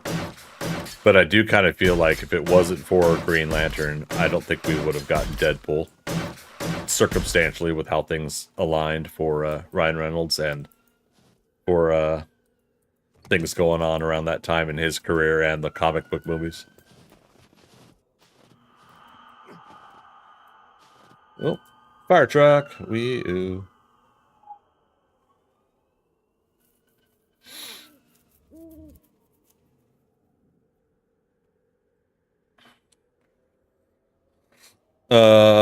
Nah, I chuckled when Toretto said he talked too much. Well, I mean, that's what made a good antagonist. Got to call him out for something, right? Arctic Wolf. Yeah, I also have Max, but when I got Max, it connects into my Prime, and so does Showtime, and so does Paramount. Oh, interesting. Okay. Yeah, I mean, I do it through my Amazon Fire Stick, so I guess there, in a way, it's kind of that's connected to for my projector when I watch stuff in the bedroom. I almost feel semi weird saying that to you guys. Watching stuff in the bedroom makes it sound like not an intimate setting, but I don't know. Basically, I don't have a living room and TV and everything set up in the living room. I just basically hooked up the projector in the bedroom because at that point I just just lay in bed and get comfy. I'm a bachelor. I'm gonna go where it's comfiest, and my bed is definitely the place. But I feel like whenever you say that, some people kind of interpret that as a you're speaking a little TMI on your intimate situation in life. No, it's just a comfortable place to lay and watch movies. Oh, and we just leveled up again. No parkour. So archery 5. We are now master archers. So, real quick, while I got more of you guys here than earlier, how do you guys feel about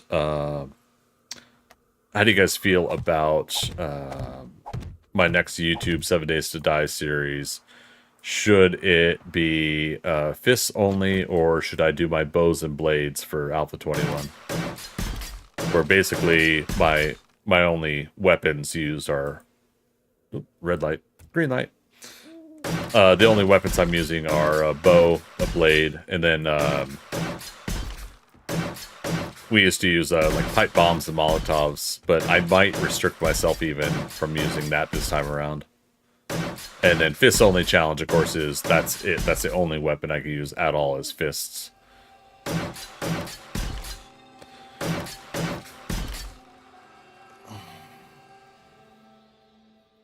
Slaps, I like the movie, just can't take Reynolds as a superhero after all the National Lampoon movies. I mean, he's an actor.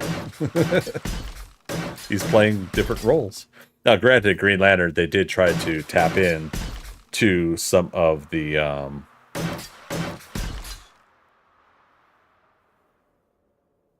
they did try to tap into some of his humor, which he derived from showing people that he had as Van Wilder and some of the comedies he had done over the years.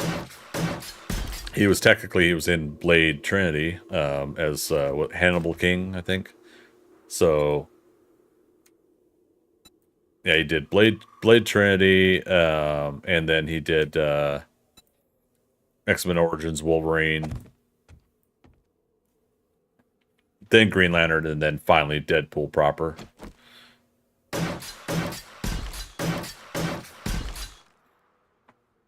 Article, sitting in the bedroom right now watching you off my TV, but talking on my phone. There you go. Yeah, he's a little goofy in Blade Trinity. Yeah, because I mean, well, either way, they're always trying to tap into his strength, which is comedy, right? One of the most serious movies I watched him do was Buried, and I'm never gonna watch it again because I'm claustrophobic. But it's basically the whole movie is him buried underground in a box, and but oh my god, what a heck of a story to go through and do. And yeah, it was just pretty intense. Slaps, you haven't seen any of the Deadpool, so I can't. Oh, Slaps, buddy, watch Deadpool 1, the first Deadpool movie, and just tell me if it changed your mind at all. Whenever you get a chance, if you get a chance to watch it, cool. I would like to see if it actually changes your mind. So someday, if you get a chance to watch it, let me know. I think Deadpool is more of his character. Yeah, because it fits with his style of comedy. Again, Van Wilder, watching some of his romantic comedies and everything. Well, although it is kind of funny to watch some movies where, while like in Deadpool, he is the person that is causing a little bit of the chaos in his comedy. He is the chaos in the story. It's kind of funny to watch movies like what was him in the Sandra Bullock one? where she's got to marry somebody. The proposal. Where he's trying to play the straight-laced guy, and everybody else is doing the comedy stuff to him. Hitman's Bodyguard and Hitman's Wife's Bodyguard, those two movies were fun. And in those, he's trying to play that straight-laced guy, and everybody else is putting him in these absurd moments of comedy. Wrong block. There we go.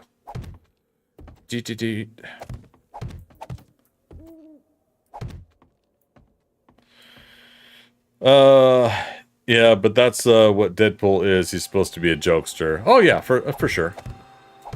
Again, I just felt like I mean, it's definitely the misunderstanding of what the Green Lantern movie could have been is the sarcastic joking scenario. I think they were going for that loose, fun adventure side of things for Green Lantern, and they didn't really like set the tone of what they were going for, and then it didn't work with audiences. People didn't go for it. So yeah, then they were like, okay, well let's go with Zack Snyder and his idea for Man of Steel. So they did Man of Steel, and Man of Steel was a more serious approach to Superman than usual. And they changed up enough things there where it kind of like, I think, threw people off. There was the constant arguing about how Superman doesn't kill, even though technically he also killed Zod in Superman 2.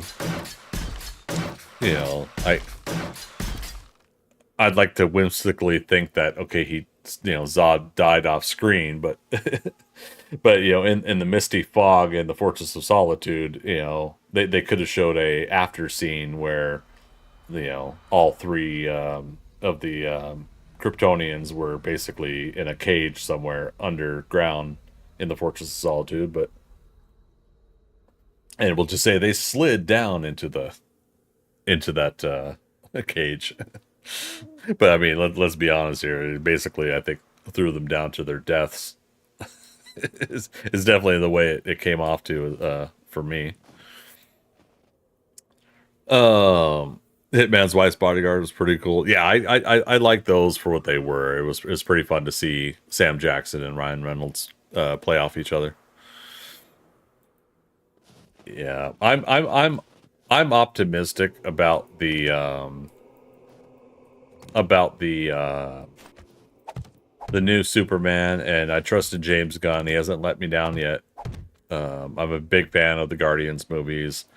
I really enjoyed his Suicide Squad movie, even though, so now technically that is not part of the same canon. I think what we have to keep in mind with what he's doing with the now DC universe is, in some cases, he can carry over the same actor or same actor for character, and in other cases, he's wanting to kind of reset some things. So I think the opportunity he has with Peacemaker, like Peacemaker technically, I don't know, and unless he does like Earth 15 or whatever kind of thing, where he says like this universe also has a Jason Momoa Aquaman, and this, or I don't know. It's going to be interesting. Like, I don't think audiences are really going to worry about that too much with the Peacemaker TV show. But I don't mind in that particular case him keeping John Cena and Jennifer Holland, his wife, his now wife, as Hardcore, the other actors. I don't mind them keeping them on. I still think like. Oh god damn, what's her name? As Amanda Waller.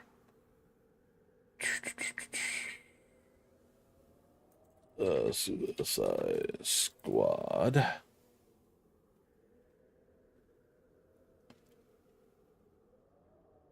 Viola Davis. I think like keeping Viola Davis as Amanda Waller, even though again like this could technically be another universe, I think is perfectly fine because you got a strong suit there.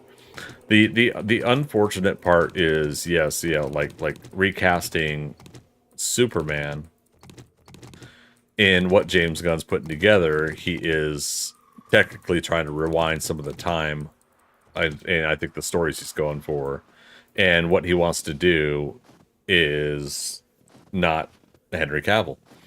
The interesting thing about David Cornsweet is David Cornsweet looks more like Henry Cavill, whereas oh god, what was his name in Superman Returns?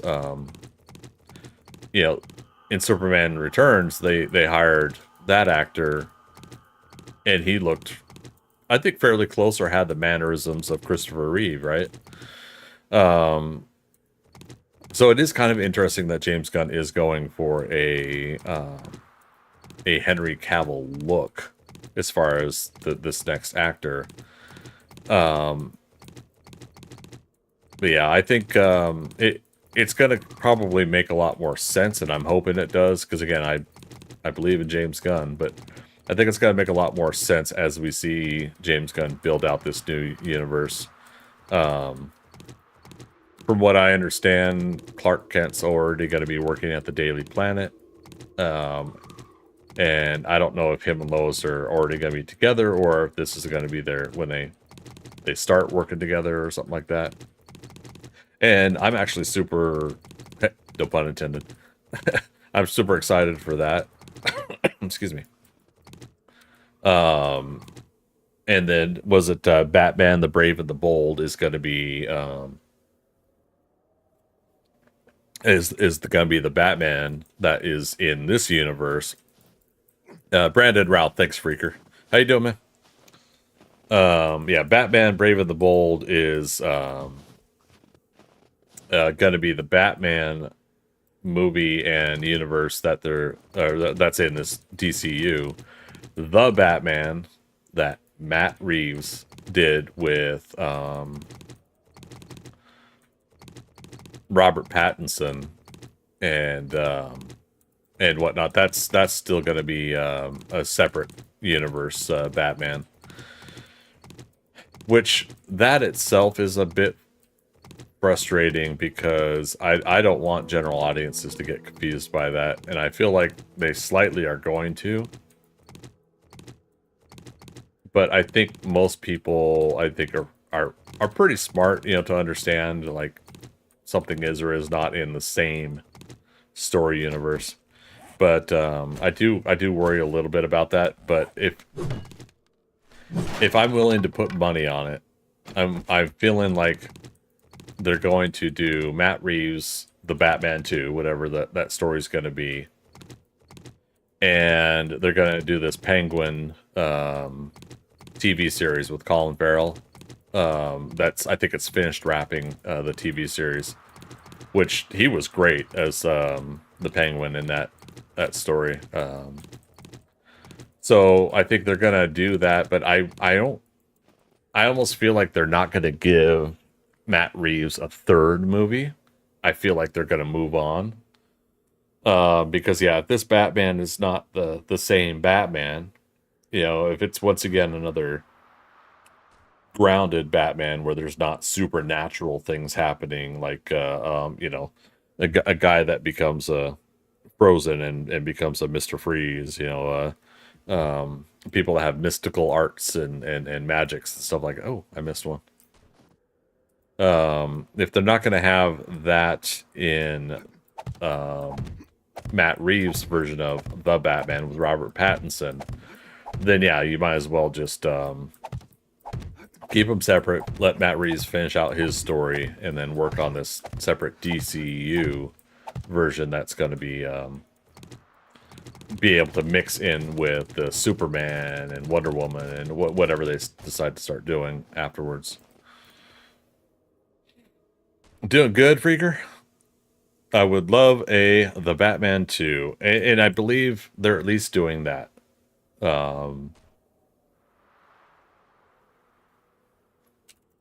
Let's see.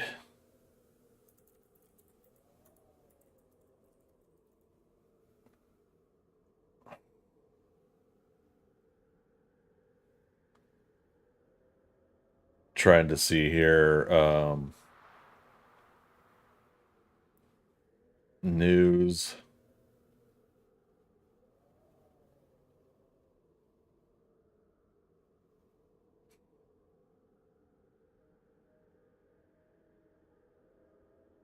Well, I put an E after penguin. That's hilarious.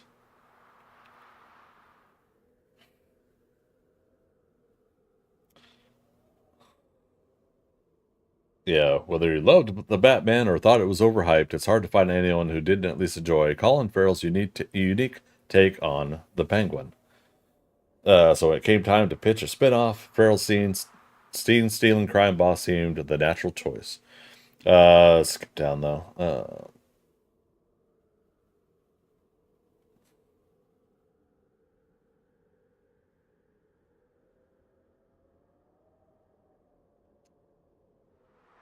Trying to see if they actually mention a release date. Naturally, they want you to read through the whole article, you know.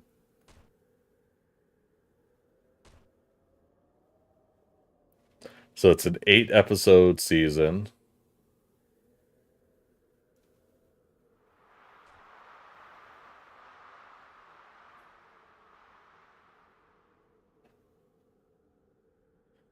So sometime late this year, here in 2024, the Penguin series will be out. And the reason I bring that up is because of the Batman 2. Batman 2.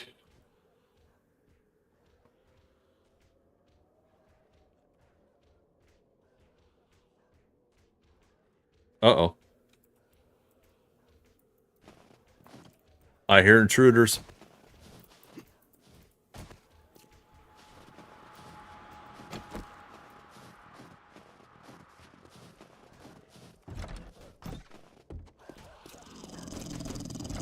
More dogs? More dogs.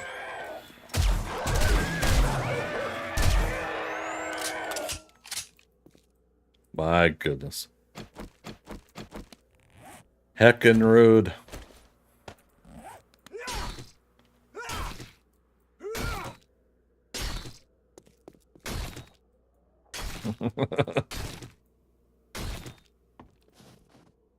I knew there'd be at least.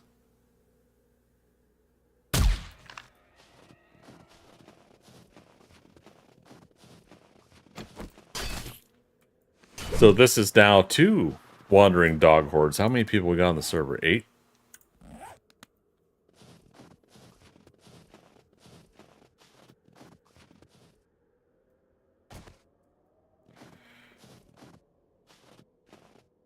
All right. I don't know how many dogs that was, actually. So that was about 5, right? Okay, and they were just chomping on the door. All right. The only Batman movie that I didn't like was Batman Forever, just me. Oh, not just you. No, I mean, you know, those were also missteps, I think. Batman Forever and then Batman and Robin. A lot of people blame Joel Schumacher. I actually don't. I think that was another misunderstanding on the studio's part. Approach to doing the Batman movies. You know, wanting to do stuff that's semi-fun for the kids, that sells action figures and everything. And, you know, Joel Schumacher's a really good director, but yeah. Yeah, unfortunately, that direction just didn't quite work. But yeah, that man, that chicken needs to take care of them dogs. You know, if I could train it, I would. A TIE fighter death. I just intentionally spelled it like that.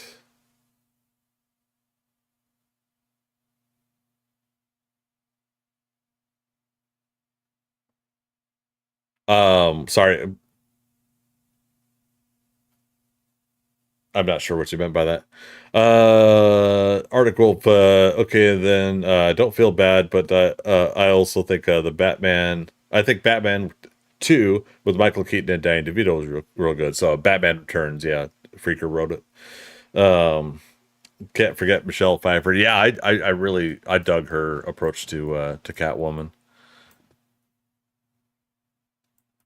All right, so we now have all. Oh, I see a bad spot up there. We have all the scaffolding removed.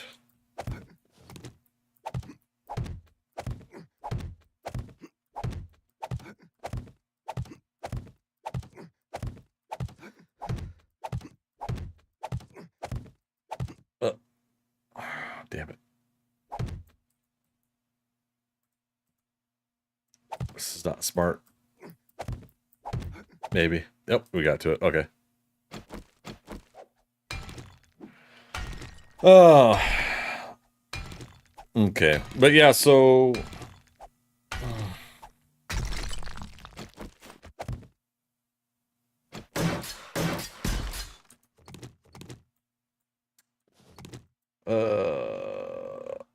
yeah, The Batman Part 2, Matt Reeves.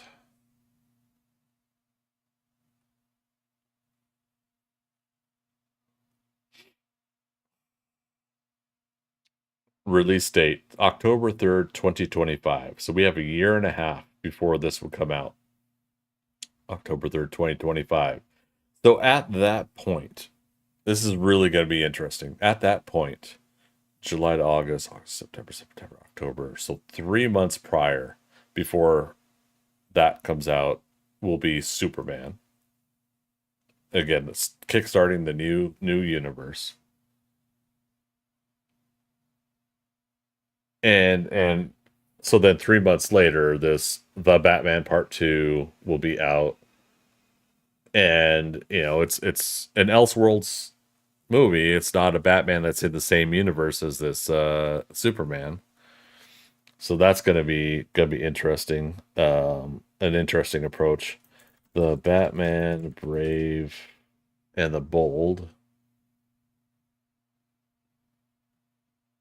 I wouldn't be surprised if they changed the title of that. IMDb doesn't even have it listed.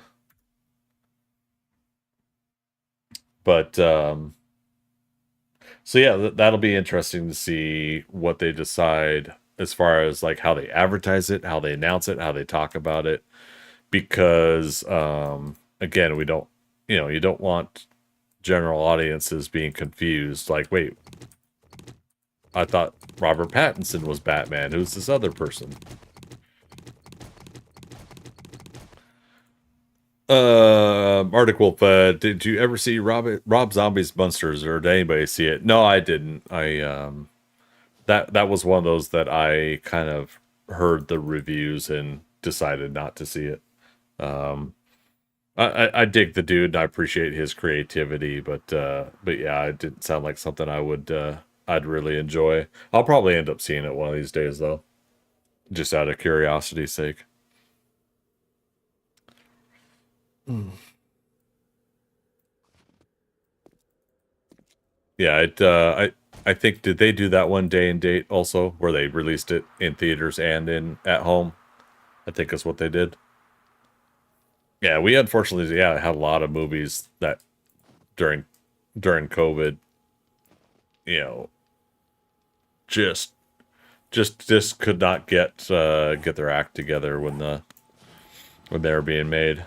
And I think that was one of the hard parts there for something like the Munsters is you let them finish up that movie, but then are people really wanting something like that and wanting to check it out, or is it just a quick fun little project film for them for Rob Zombie?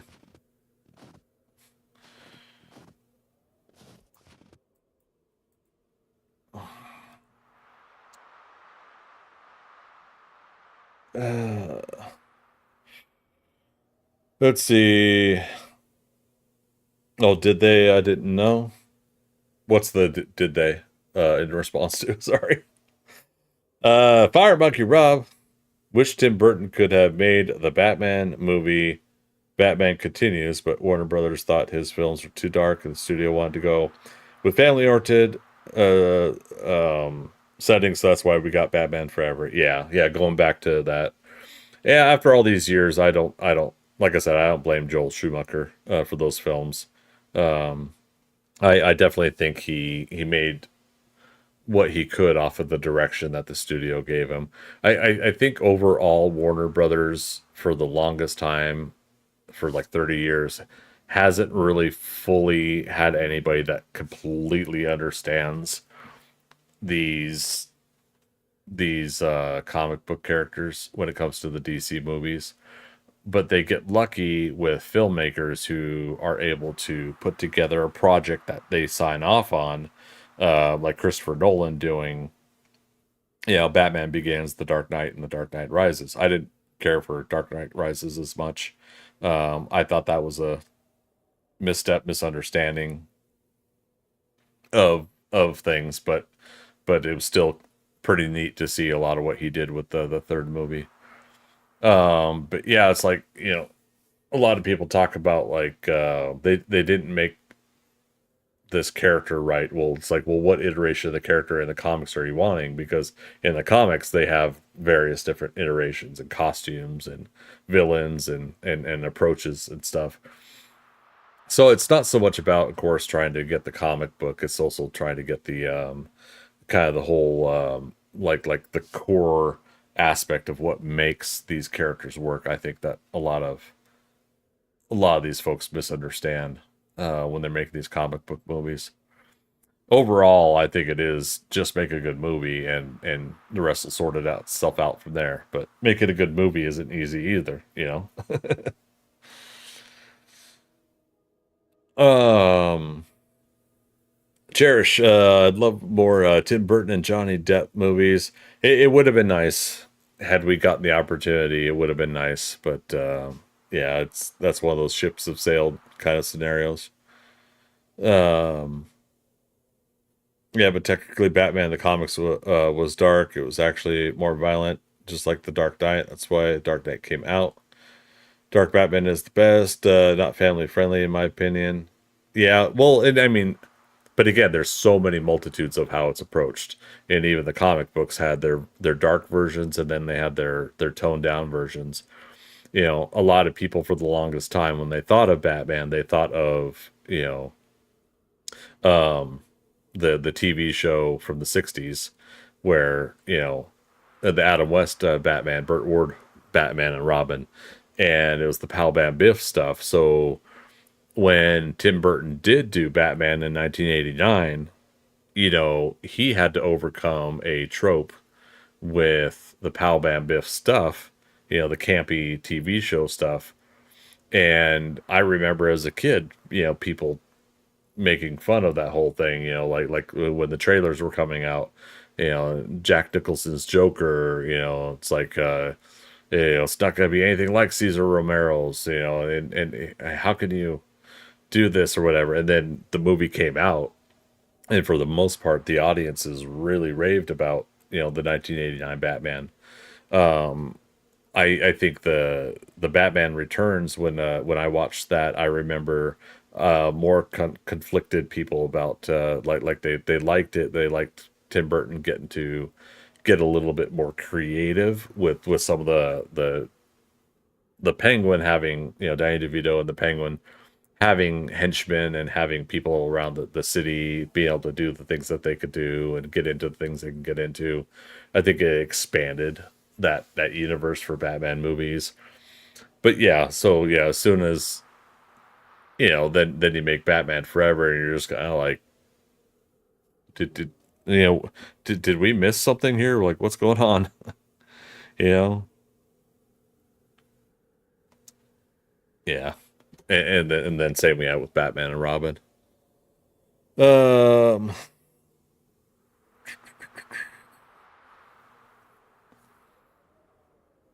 so Freaker, unless you want another Dolph Punisher. Dolph Lundgren's Punisher wasn't too bad, but that's another one of those where I'm just kind of like, you kind of misunderstand the like what you're trying to do with a comic book character, versus like, I think what it's not that he needed the skull t-shirt, um but the I equate this to something else, and I'll get to it in a moment. But the whole at the end of the movie, gets a t-shirt with a skull on it. Those kind of approaches. And I can't remember, did they do that with the other Punisher in the 2000s, the Thomas Jane one? Like, he gets a t-shirt with a skull on it at the end of the movie.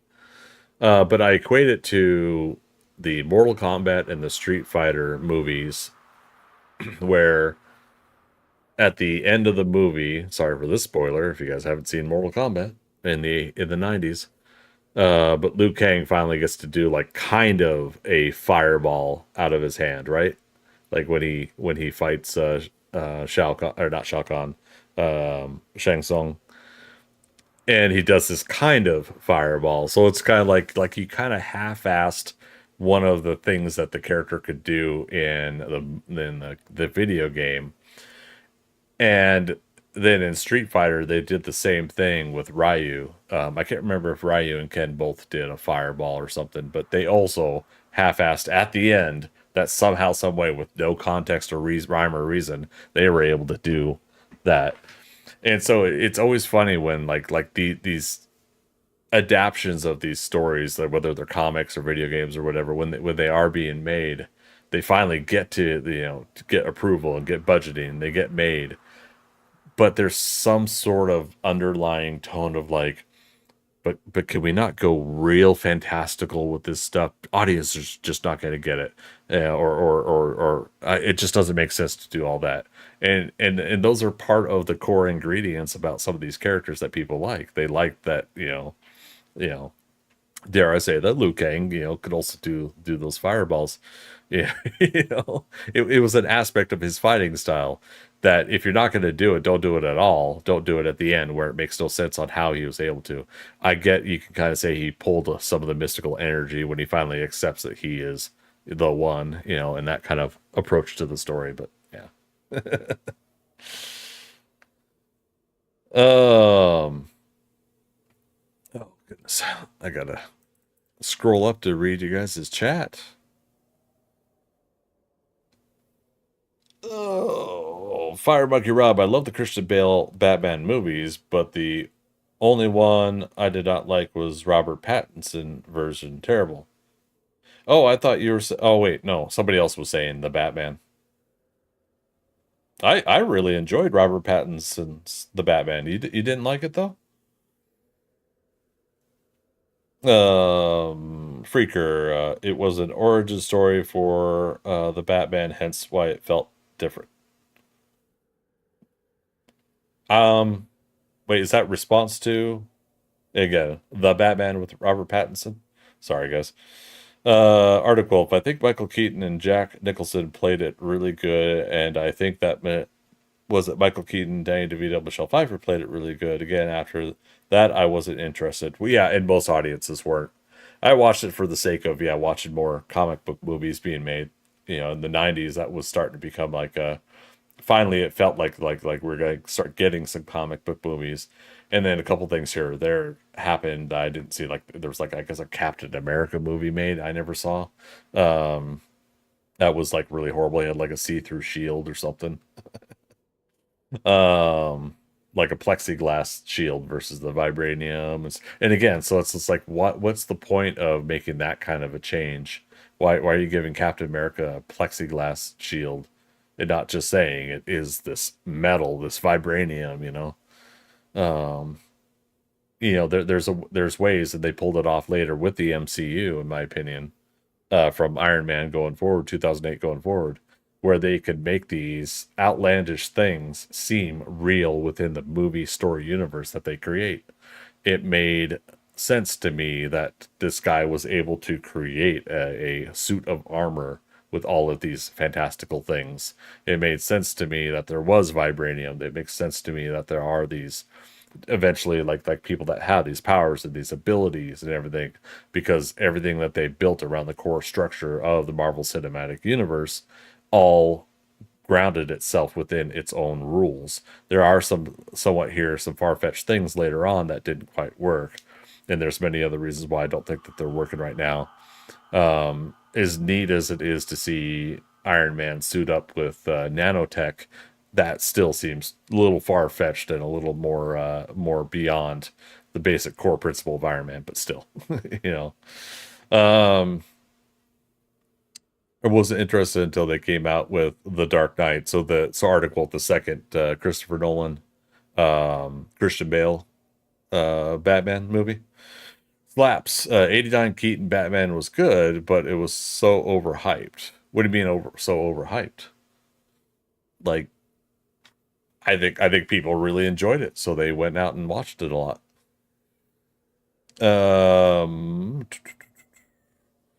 Think more like it being Batman Year One, essentially. Now, so Freaker, if you're talking about the Batman, yeah, Matt Reeves's tagline for it was Batman Year Two, is what he was going for. If that's what you're talking about. And again, I'll have to try to catch up to you guys here on chat. Cherish, anyone know if Christian Slater is still around? Oh yeah, no, he's been doing TV for the past 10-15 years though. Was it My Own Worst Enemy? Was a TV show that had one season. I wish they had more. Mr. Robot.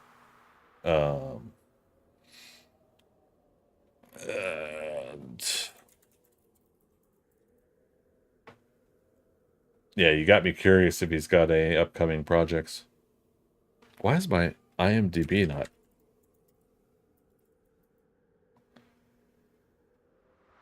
not working right? There we go.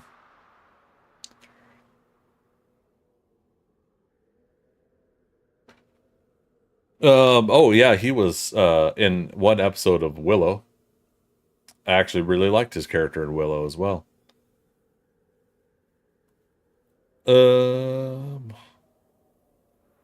He's gonna be the voice of something in Army of the Dead, Lost Vegas. So that's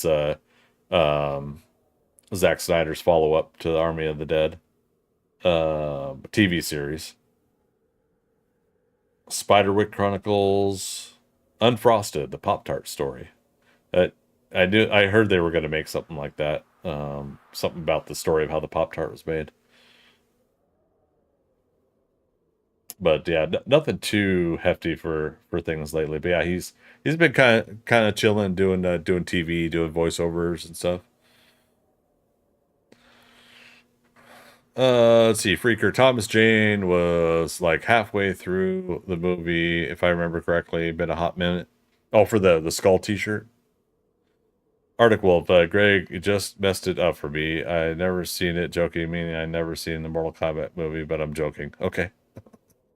Slaps. Never half-ass it. Always better to whole-ass it if possible. I mean, you're not wrong. I feel like either go for the gusto or don't do it at all. In a lot of cases. Arctic Wolf. Well, technically, Street Fighter and Mortal Kombat were almost the same, almost. Well, I mean, they're both those side-scroll fighting games that got turned into movies, and technically, I think with Mortal Kombat, they were able to, with them doing Mortal Kombat, I think they were able to do Street Fighter by seeing like Mortal Kombat somewhat worked. It at least had enough fan hype for it. You can go back and you can see how bad the effects are compared to today's standards. But at the time, Mortal Kombat was pretty innovative and fun when it came to mixing a lot of the CG stuff that they tried to do with that movie. I think Mortal Kombat was way better of a movie than Street Fighter or something. Street Fighter just threw me off. Yeah, Street Fighter was it came off as a made by, what's the term?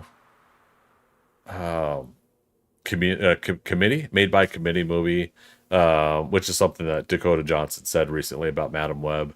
Basically, there's no like real good solid vision, so they kind of just slap all these things, No pun intended, slaps.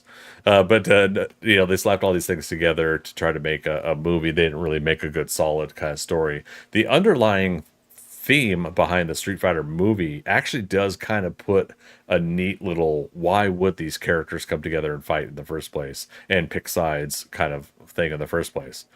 And knowing that Raul Julia, before he died, was happy to do a movie that his kids could watch at the time, that at least still warms my heart. You know, that's his, that, you know, one of his last movies is something he had fun with. You know, we may criticize it, but you know, I think at the end of the day, if he had fun with it, then I'm all for it.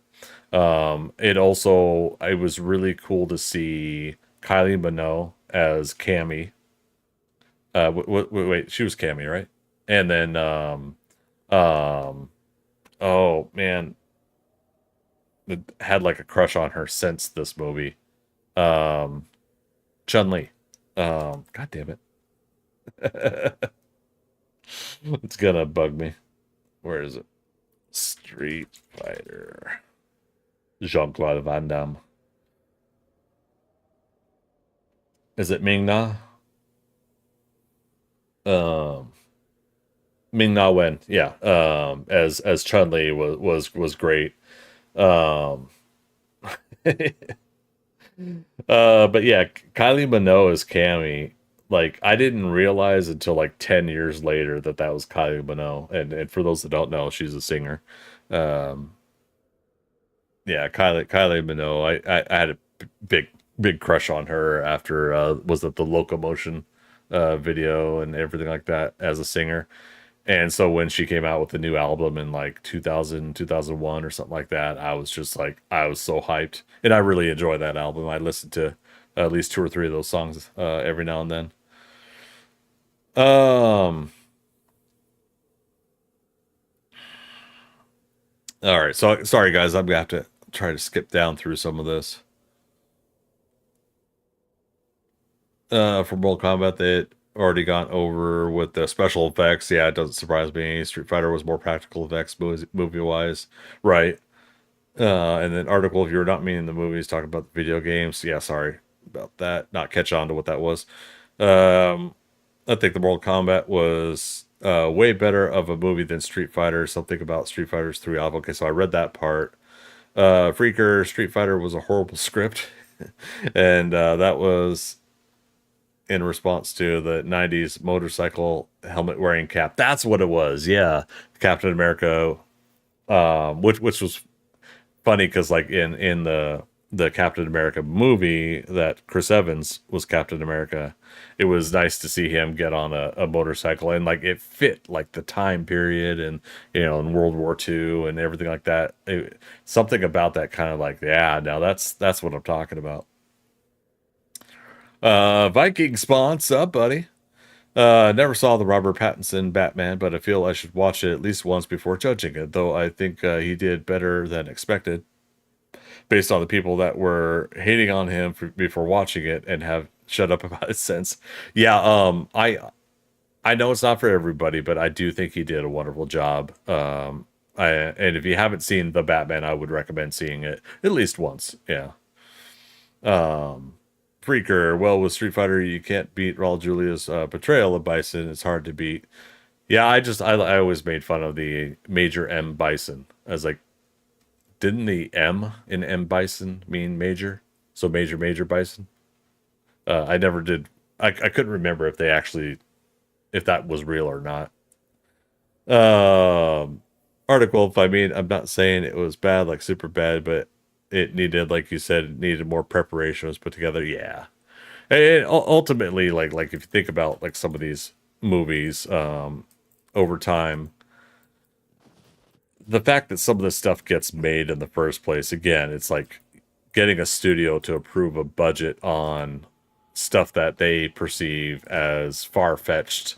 Like, why would audiences even want to see this? Why would the audiences even want to go out and watch a movie like this? Or I don't know, you know, like the question is there, you know, why are we going to finance something if the concern is that audiences aren't going to be there?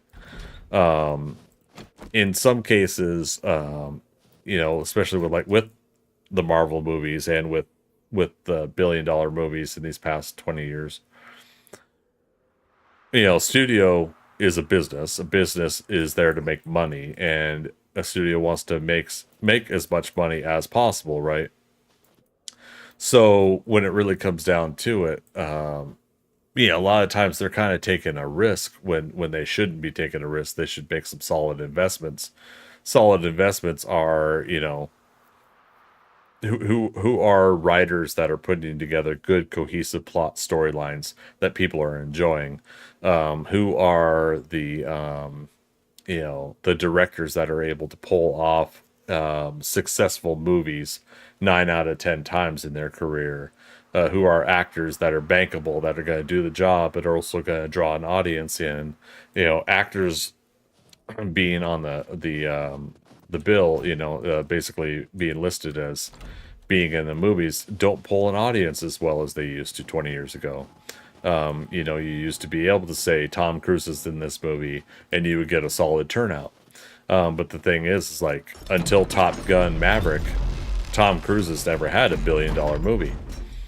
You know, so there's always that factor too. And I don't think people went back to watch Top Gun Maverick over and over and over again for Tom Cruise. I think they went back because it was getting good reviews and people enjoyed it, and it was at the time a really enjoyable movie to go back to the theater and watch.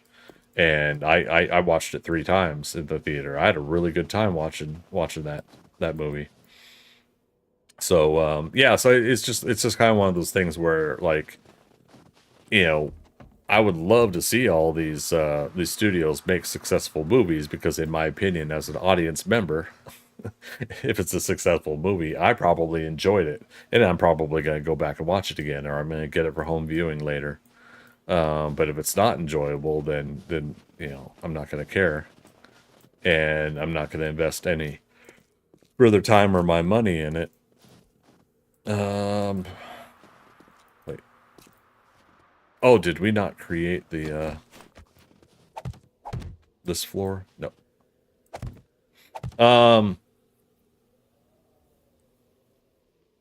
You don't remember On Bice's full name of the game? Yeah. That looks good, Greg. Oh, you guys think this is looking okay? The build. I'll be honest, but guys, I think I need like a whole another month to work on this. I don't know when they're gonna wipe this server, and oh, we got Horde Night coming up too. Damn it. Yeah, I'm not gonna do the Horde Night, you guys. I'm gonna cut stream right before it.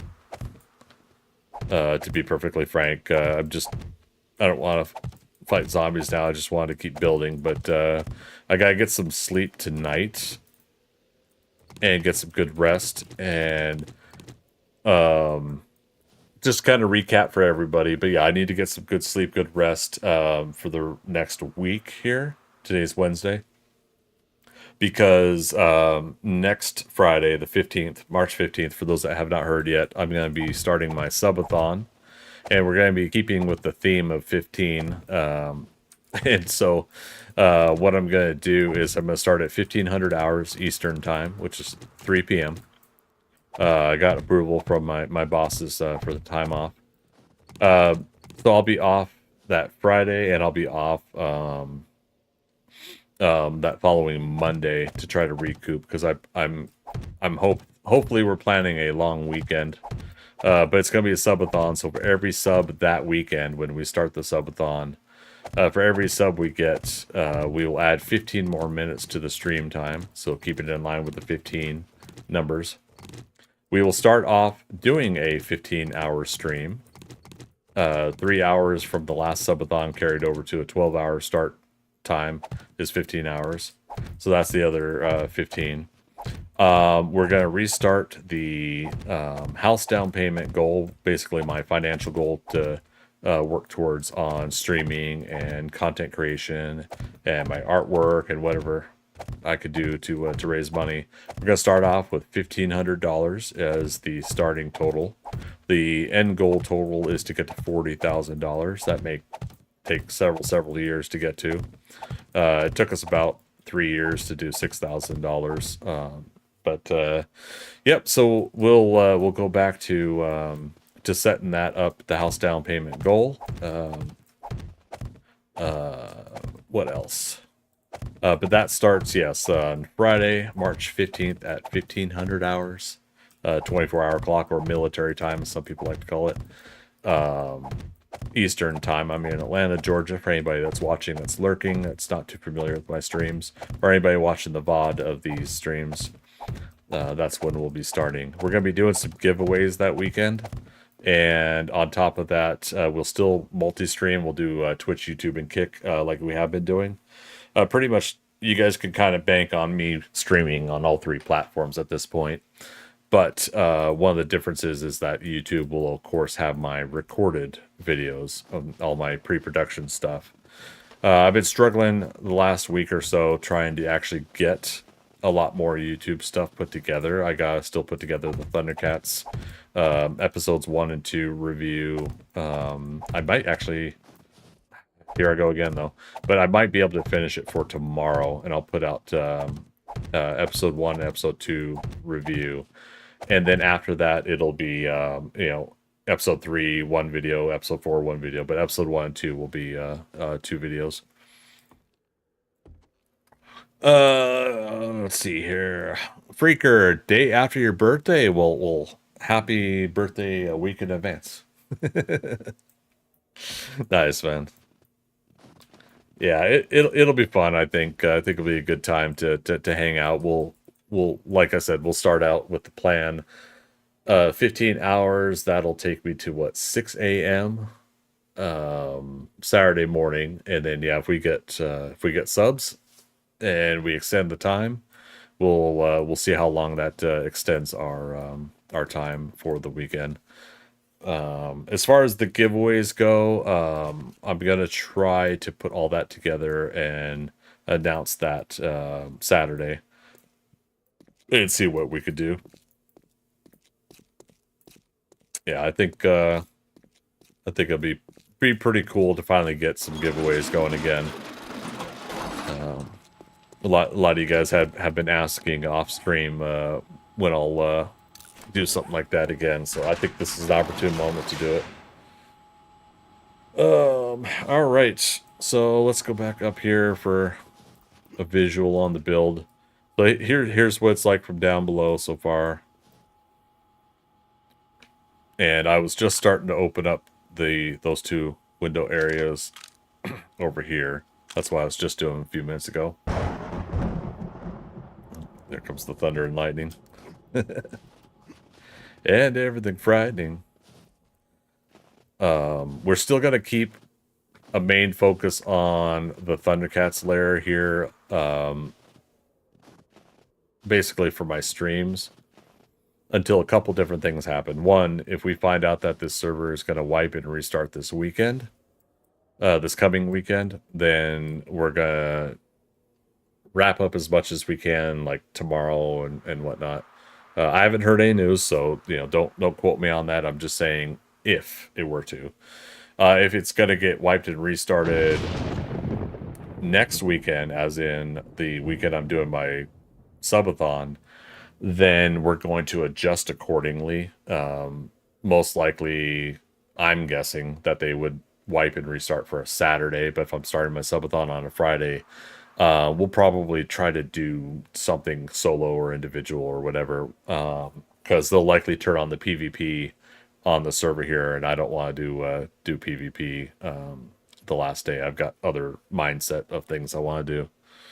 Viking Spawn still at work, so cleverly won't make it home in time to join the horde. Oh, yeah, no worries. Yeah, I'm not doing the horde tonight. Yeah, I'm gonna close up shop here. Oh, well, for the guys that weren't, for all you guys that weren't here for the beginning of stream, well, I don't mind showing it, but I did unbox earlier. I got my Sunstone statue from Stephen Secic's Sunstone. It's a little more adult-oriented stuff, but NSFW comic story, graphic novel stories. But yeah, so that'll be whenever I get a coffee table, I'll have that on the coffee table as a nice conversation piece for when people come over. I'm sure my mother will appreciate that too. But yeah, so that's that was a Kickstarter I pitched in on, I want to say almost a year ago or something like that, and so they finally got all the orders, all the statues printed and made and put together. So that's my next set of statues. But yeah, so we did that. Kind of a small little unboxing at the beginning of the stream. Okay, what else? We talked about the subathon, subathon. I don't know why subaversary. Do other people say subaversary? Subathon sounds better. But yeah, we'll be having the subathon March 15th, and we'll have the possibility of going into the 16th, and maybe we could do something to extend into Sunday if we get a massive grand batch of subs for the channel. I'm not expecting it, and I never expect you guys to put yourselves out for it, but I do want you guys to know that this will be an opportune moment if you guys want to do your subs on the 15th and help boost the channel. So we'll be doing that coming up here. And right now the schedule is still kind of loose because we're trying to see what are the server owners doing here, and whether or not I can, if I can't finish this, which, yeah, I definitely can't finish this by tomorrow. But if I can't finish this, can they at least export it and import it onto the new map? If that happens, if we export this and import it into the new map, then we'll probably spend one day out of the week working on more of this build. And the rest of the 7 Days to Die streams will likely be focused on my base, by leveling my character, killing zombies. Because the next map, I want to go ahead and I want to get my zombie kill count up. I'm up to 5,702, and like this other person has 56,000 zombie kills, 10,000 zombie kills. You know, I want to go ahead and I want to have fun doing that and going through a lot of the jobs and leveling up the character as fast as I can, as much as I can. So there's going to be more of a focus like that. The base I'm going to set up is going to be in the Wastelands. And while the kind of the usual group and gang of people are, still invited to join me if they want, I'm not going to be doing a build group next map, so we're not going to be worrying about putting together a project that everybody will be chipping in on. And all of that is also dependent on when Alpha 22 comes out as well. And so not knowing still when Alpha 22 is coming out, it's hard to make a lot of the plans that we're trying to make. So I'm trying to do what I can to make all of this work. In the meantime, we're getting ready for Valheim and Ashlands expansion. Still no release date for that either. But I'm wanting to get into Ashlands again, and Philo and Thea and I are discussing our plans for our particular game day, because we hang out virtually on Sundays, and we play. Right now we're playing Pal World. So the idea here is I want to try to find a comfortable scenario where I'm going to do some Valheim with them, but then I'm going to probably do a solo series for streaming. So it's really going to be interesting. But if both games are fresh new games where we're starting fresh, it's going to take a while to get to the Ashlands expansion stuff, at least for the solo game. Maybe it will, maybe it won't. I don't know. But I feel like I want to hit Valheim hard again too. So this is all stuff that I'm still trying to work on and figure out, and it's not easy to stick to one thing, especially for a person like me who's a bit spaghetti on the wall, Mr. 75%, trying to figure out what I want to do while also trying to do 100 different things at once. All right. So that's going to wrap it up, you guys, for tonight's stream. Again, we're cutting it a little bit earlier than I planned, but that's because the Horde Night starting. I don't want to do Horde Night. Next stream tomorrow. We'll be back on here at 6 p.m. Eastern Time. Adjust your clocks accordingly. I will be back to work on the ThunderCats Lair here. Again, we're going to at least do 4 to 5 hours tomorrow night if we can. And I'm going to do some offline work tomorrow as well. And see if I can get the ears sorted out. I wanted to do that today, but work was too busy. So thanks again, everybody, for stopping by. Wonderful conversations tonight. I really appreciate those topics that we had tonight. Last but not least, as always, I'd like to thank the lurkers, the people that come in and don't chat. No obligation to do so when you come to my streams. But if you're not chatting because you don't have a topic of conversation, I love talking about comic books, TV shows, movies, and of course, whatever it is I'm streaming at the time. So I thank you all for coming out tonight. I appreciate each and every one of you. As always, we'll see you on the next adventure. All right. Bye-bye.